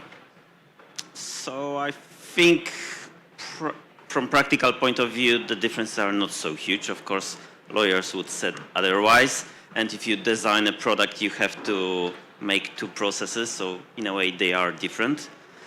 And all the rest is, I think, just starting now. So it's difficult to say how it will go with this kind of AI certifications. Like, for example, about being able to find out also how AI is taking knowledge from, how it's taking decisions. People speak about it, but I think it's not really ready. Mm-hmm. So yeah, we know that AI makes a lot of mistakes as well, right? Like when people think about making a poem to somebody else, or what is the best thing I can say to a good friend when he's getting married. And so it makes a lot of mistakes. Can be those mistakes in some cases, not those specifically, but can be helpful in some way? Well, yes. We say AI make mistakes, but often we say people are creative, and it's pretty much the same thing. So you can say AI make mistakes, but also in a way, it's just AI which became creative. And if we don't like it, we say these are mistakes. And when we like it, we say, wow. So I think it's just AI behavior is more and more like human behavior, including making mistakes and showing those mistakes. So as a founder of a startup, now in the transition, you sold your previous startup. Could you share maybe something more personal, like what was the best moment or the worst moment or the most challenging time in terms of a startup related into AI? Well, I've heard once what are the best moments regarding having a yacht. So I think with startup is pretty much the same. It's when you buy it and when you sell it. But definitely successes are the best moments. So when you feel that your product works, it solves real problems. So for example, I calculated that we were technology providers. We were selling licenses to other companies, and they were making mostly spoken dialogue systems. So once I calculated how many conversations all our customers made with our software, and it was around 50 million. So that's maybe the best moment. And I think a general problem was this kind of hype on AI, which brings budgets for innovation in large corporations, usually not very big one. Some people who are responsible for spending it, showing off, and in my opinion, it doesn't work, and it damages reputation of AI because it's really difficult to make AI system, at least in natural language processing, where there are a lot of exceptions. So it's difficult to make it fast. You need time, you need quite a lot of work. And if someone wants to just make it like that to show off a bit that they are innovative, usually it's the opposite result, and it brings bad things to you as the creator as well. That's right. And I mean, you need to train with a lot of data. And have you, in the past, like used your custom data and developed custom data? Maybe you can share that also? Yes, well, that was actually how we managed to start. Our first large customers allowed us to use their data, and that was very important. So the first implementation, I think, took us 2 years with Orange Poland, but it was like 40 circles of making the product better, analyzing some errors, making it on larger scale. And yes, definitely that was the biggest aim, to find a customer with real data who is ready to share it, who has some time to make the project, who doesn't expect it should be ready like that. Thank you. So, Ruben, thank you for being here today with us. I'm very interested on like what your startup is doing and how does it see the future in terms of geoanalytics. And would you like to share and explain us how you can help and solve certain problems? Yes, thank you. First, some words about me. So I started in IT industry 35 years ago, and I created and invested in some companies. Most of them are connected with AI, and the Soilmate is one of the startup we created 2 years ago. So our idea was the following. So the first commercial satellite was launched in 80s. It's the Landsat. And since that, the accuracy, the quality of images were increased in 1,000 times. And the frequency of the images, it was once per month, and now you can get it once per hour. So it's 100 or something like this. As a result, we have a lot of information. And there are many technical improvements, like the multispectral pre-processing, cleansing data, and so on and so on. So the God blesses all these guys, Elon Musk and others, who make these launches cheaper. And I believe each of us can just launch some 1 kilogram of something on the orbit. It's not very expensive, just $50,000 per kilogram. It was $9 million some dozens of years ago. And as a result, we have a lot of information. But from other point of view, even with the big investments and very long history of, for example, meteorologic, so we can get some prognosis on 1 week or on 50 years. But nobody knows what will be the next year. It will be the warm summer, cold summer, and actually we do not have reliable, stable mechanisms how to predict some parameters of the planet. So because planets is very complicated objects, a lot of parameters fluent at it, and these dependencies are not clear and very complicated. So we try to use the AI to process this data. So because people not happy like agricultural guys who can look at these images and trying to understand what's happened there. So we try to process this information automatically and provide just the valuable data for decision making. And this is exactly the geoanalytic solution we push on the market. It's the idea. So would you say it's in terms of AI, it's critical for long-term sustainable development? I can say it's important. So we can live without geoanalytics, but with geoanalytics we can optimize resources. So for example, if we can analyze the one image, we can get some valuable information. For example, to detect some objects there. So for example, it may be used for some disaster recognition. If it's some earthquake and some big stones lay on the road, it's possible to see and make some alarm and just get the information to people that is dangerous, some be done. For some companies like insurance, development companies, so they would like to understand what will be in some years. And it's important for them to optimize resources. And for agricultural, of course. So we can optimize effectiveness, for example, of the irrigation process, maybe to save 10% of water, and it's very important for the moment. For the more long-term goals, like the investments, for example, for infrastructure, airports, roads, and so on, it's important to understand what happened there. So what will be with iceberg, what will be with snow, what will be with climate. The more long process, like 50 years, 100 years, maybe they are not very interesting for business, but they're interesting for scientists. So because now we have the prognosis and the program, at least in European Union, to the 50 years, 250, but and to 100, to 2100 year.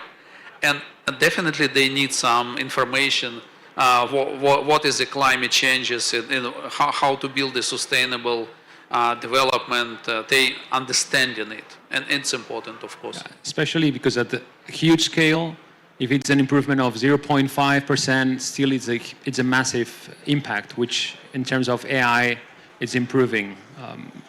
Sometimes we want to improve big numbers, like we say like 5, 10, 20%, but at the big scale, 1% is already a lot, I would say. Yeah, our planet is it's a really big ball, and it's enough difficult to understand what's happened there. Some places are still wild, like the jungles in Amazonia, or some very north area in Canada, and so on. And of course, we can use only remote sensing methods to get the data. So because expeditions are enough expensive, and sometimes they're enough dangerous. Yeah, of course, on scale, we can use only these remote sensing methods, yeah. And in terms of business, how would you make the bridge between data scientists and the business? Because sometimes there is a big gap in between, right? Yeah, it's a big gap, and it's connected not only with the geoanalytics, it's a typical problem for all data science area. So because the data scientists, they are mainly mathematicians, and sometimes they do not understand the business, and not all of processes in business may be purely modeled with the pure mathematics. And even in data science, there are the specific type of AI, it's the imitation AI. Imitation AI, it's exactly the area when like the artificial intelligence just follow the expert trying to understand patterns, so how people make decisions. And after they try to repeat it, maybe do not understanding purely like the algorithms. So because not all of decisions may be like model it clearly only with the science. And from other point of view, when the generations of technology changes, some business processes should be adopted for it.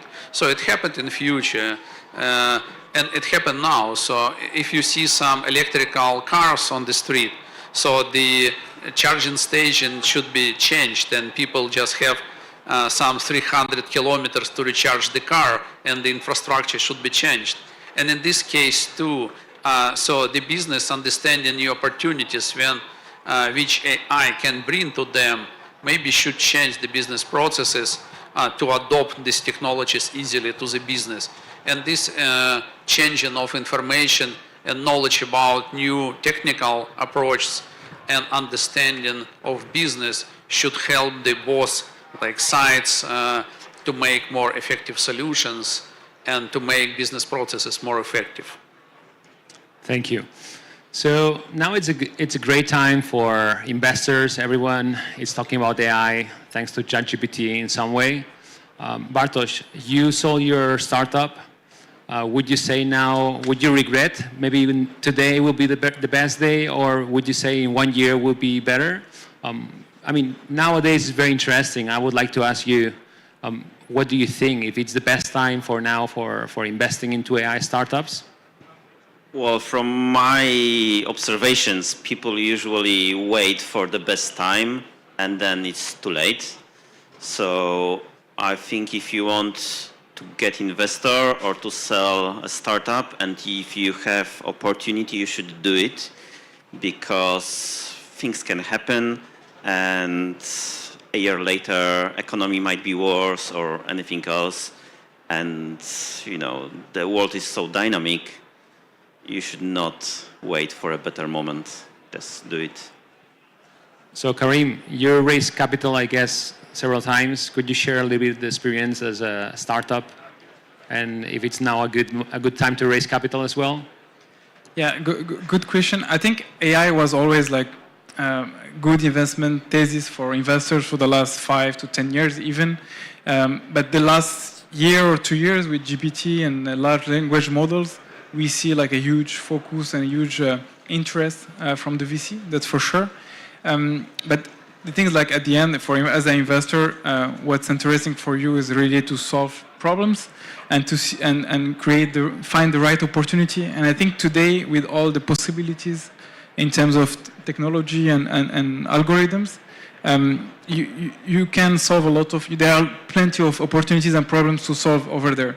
So we see a massive amount of startups in AI created today and that are raising a lot of money, especially at the early stage. So going to market right now could be interesting if you are solving a nice problem. But at the same time, if we see the bubble of VC right now, maybe this is a different debate, but it could be maybe also a bubble. There is like some inflation and high interest rate and stuff, so there is maybe less market, but there is always big opportunities for the good idea, good problems, and good product. And if you are solving a huge problem with AI, I think you are sexy enough to raise a lot of money. So we don't need AI for everything, right?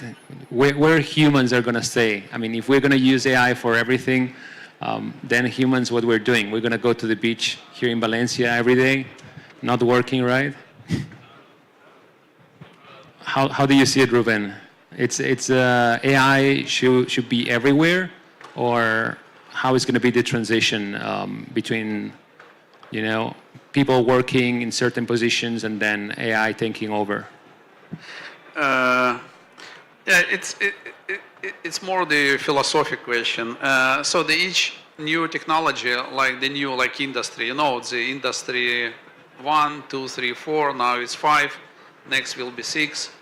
And so they're a little scary. So because the new technologies, they close some jobs, close some factories, but they open new opportunities. And no difference between the, for example, the cars 100 years ago and the artificial intelligence in now. I think that there are a lot of opportunities to automate some like the routine jobs. And from other point of view, it's an opening of some new areas because we have some challenges. And exactly this is the good future, which is slogan of this event. It should be built with AI. So because the climate change and other changes in the environment, so they need some new solutions, and these solutions will come with AI. So it's not just the fun or some joke or some, I don't know, entertainment. So, but it is exactly the necessity to fight the changes and problems we face right now. So could we say like most of the proposals that are out there from AI startups are for good, right? I think I haven't seen an AI startup going with a bad purpose directly or intentionally. Yeah, so like my colleagues say, so now it's a little hype. So it should be turned from hype to hope. And so it's necessary to be a little more pragmatic, understanding in what area exactly what value AI can bring. But definitely it's useful, it can work, and we see a lot of applications of AI, and definitely it's one of technologies that can change the world a little. So thank you so much, guys. I don't know if you want to share something, last thing. I can add maybe a bit to this change of the world by AI. So I would say that something like 100 years ago, we lived in a world where if you were born poor, you were poor for the rest of your life. Last years were different. You could become from poor rich by hard work. And I think because of AI, this time might be finished in the future quite soon. So that's also why I think these kind of events are so important, and why education about finances, education about entrepreneurship are important, because it will be the only way to become rich from poor. It's like this change, I think. That's very interesting. I mean, we could stay definitely 1 more hour talking. So maybe we can have some drinks and talk about it, but more philosophical talk. But thank you so much today for being here. And really, I look forward for AI for changing the world for good and not having that bad side that some experts, they talk also. And of course, it's there. But we have to be aware that we have to go in the right direction.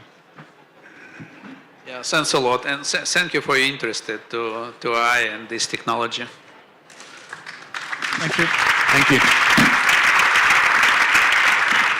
Thank you very much. This was the last speech of the day. Thank you all for being here with us in the Innovation Stage hosted by Santander. Hopefully see you next week.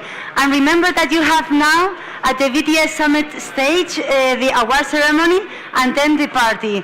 Have fun. Thanks for coming and see you next year. Bye.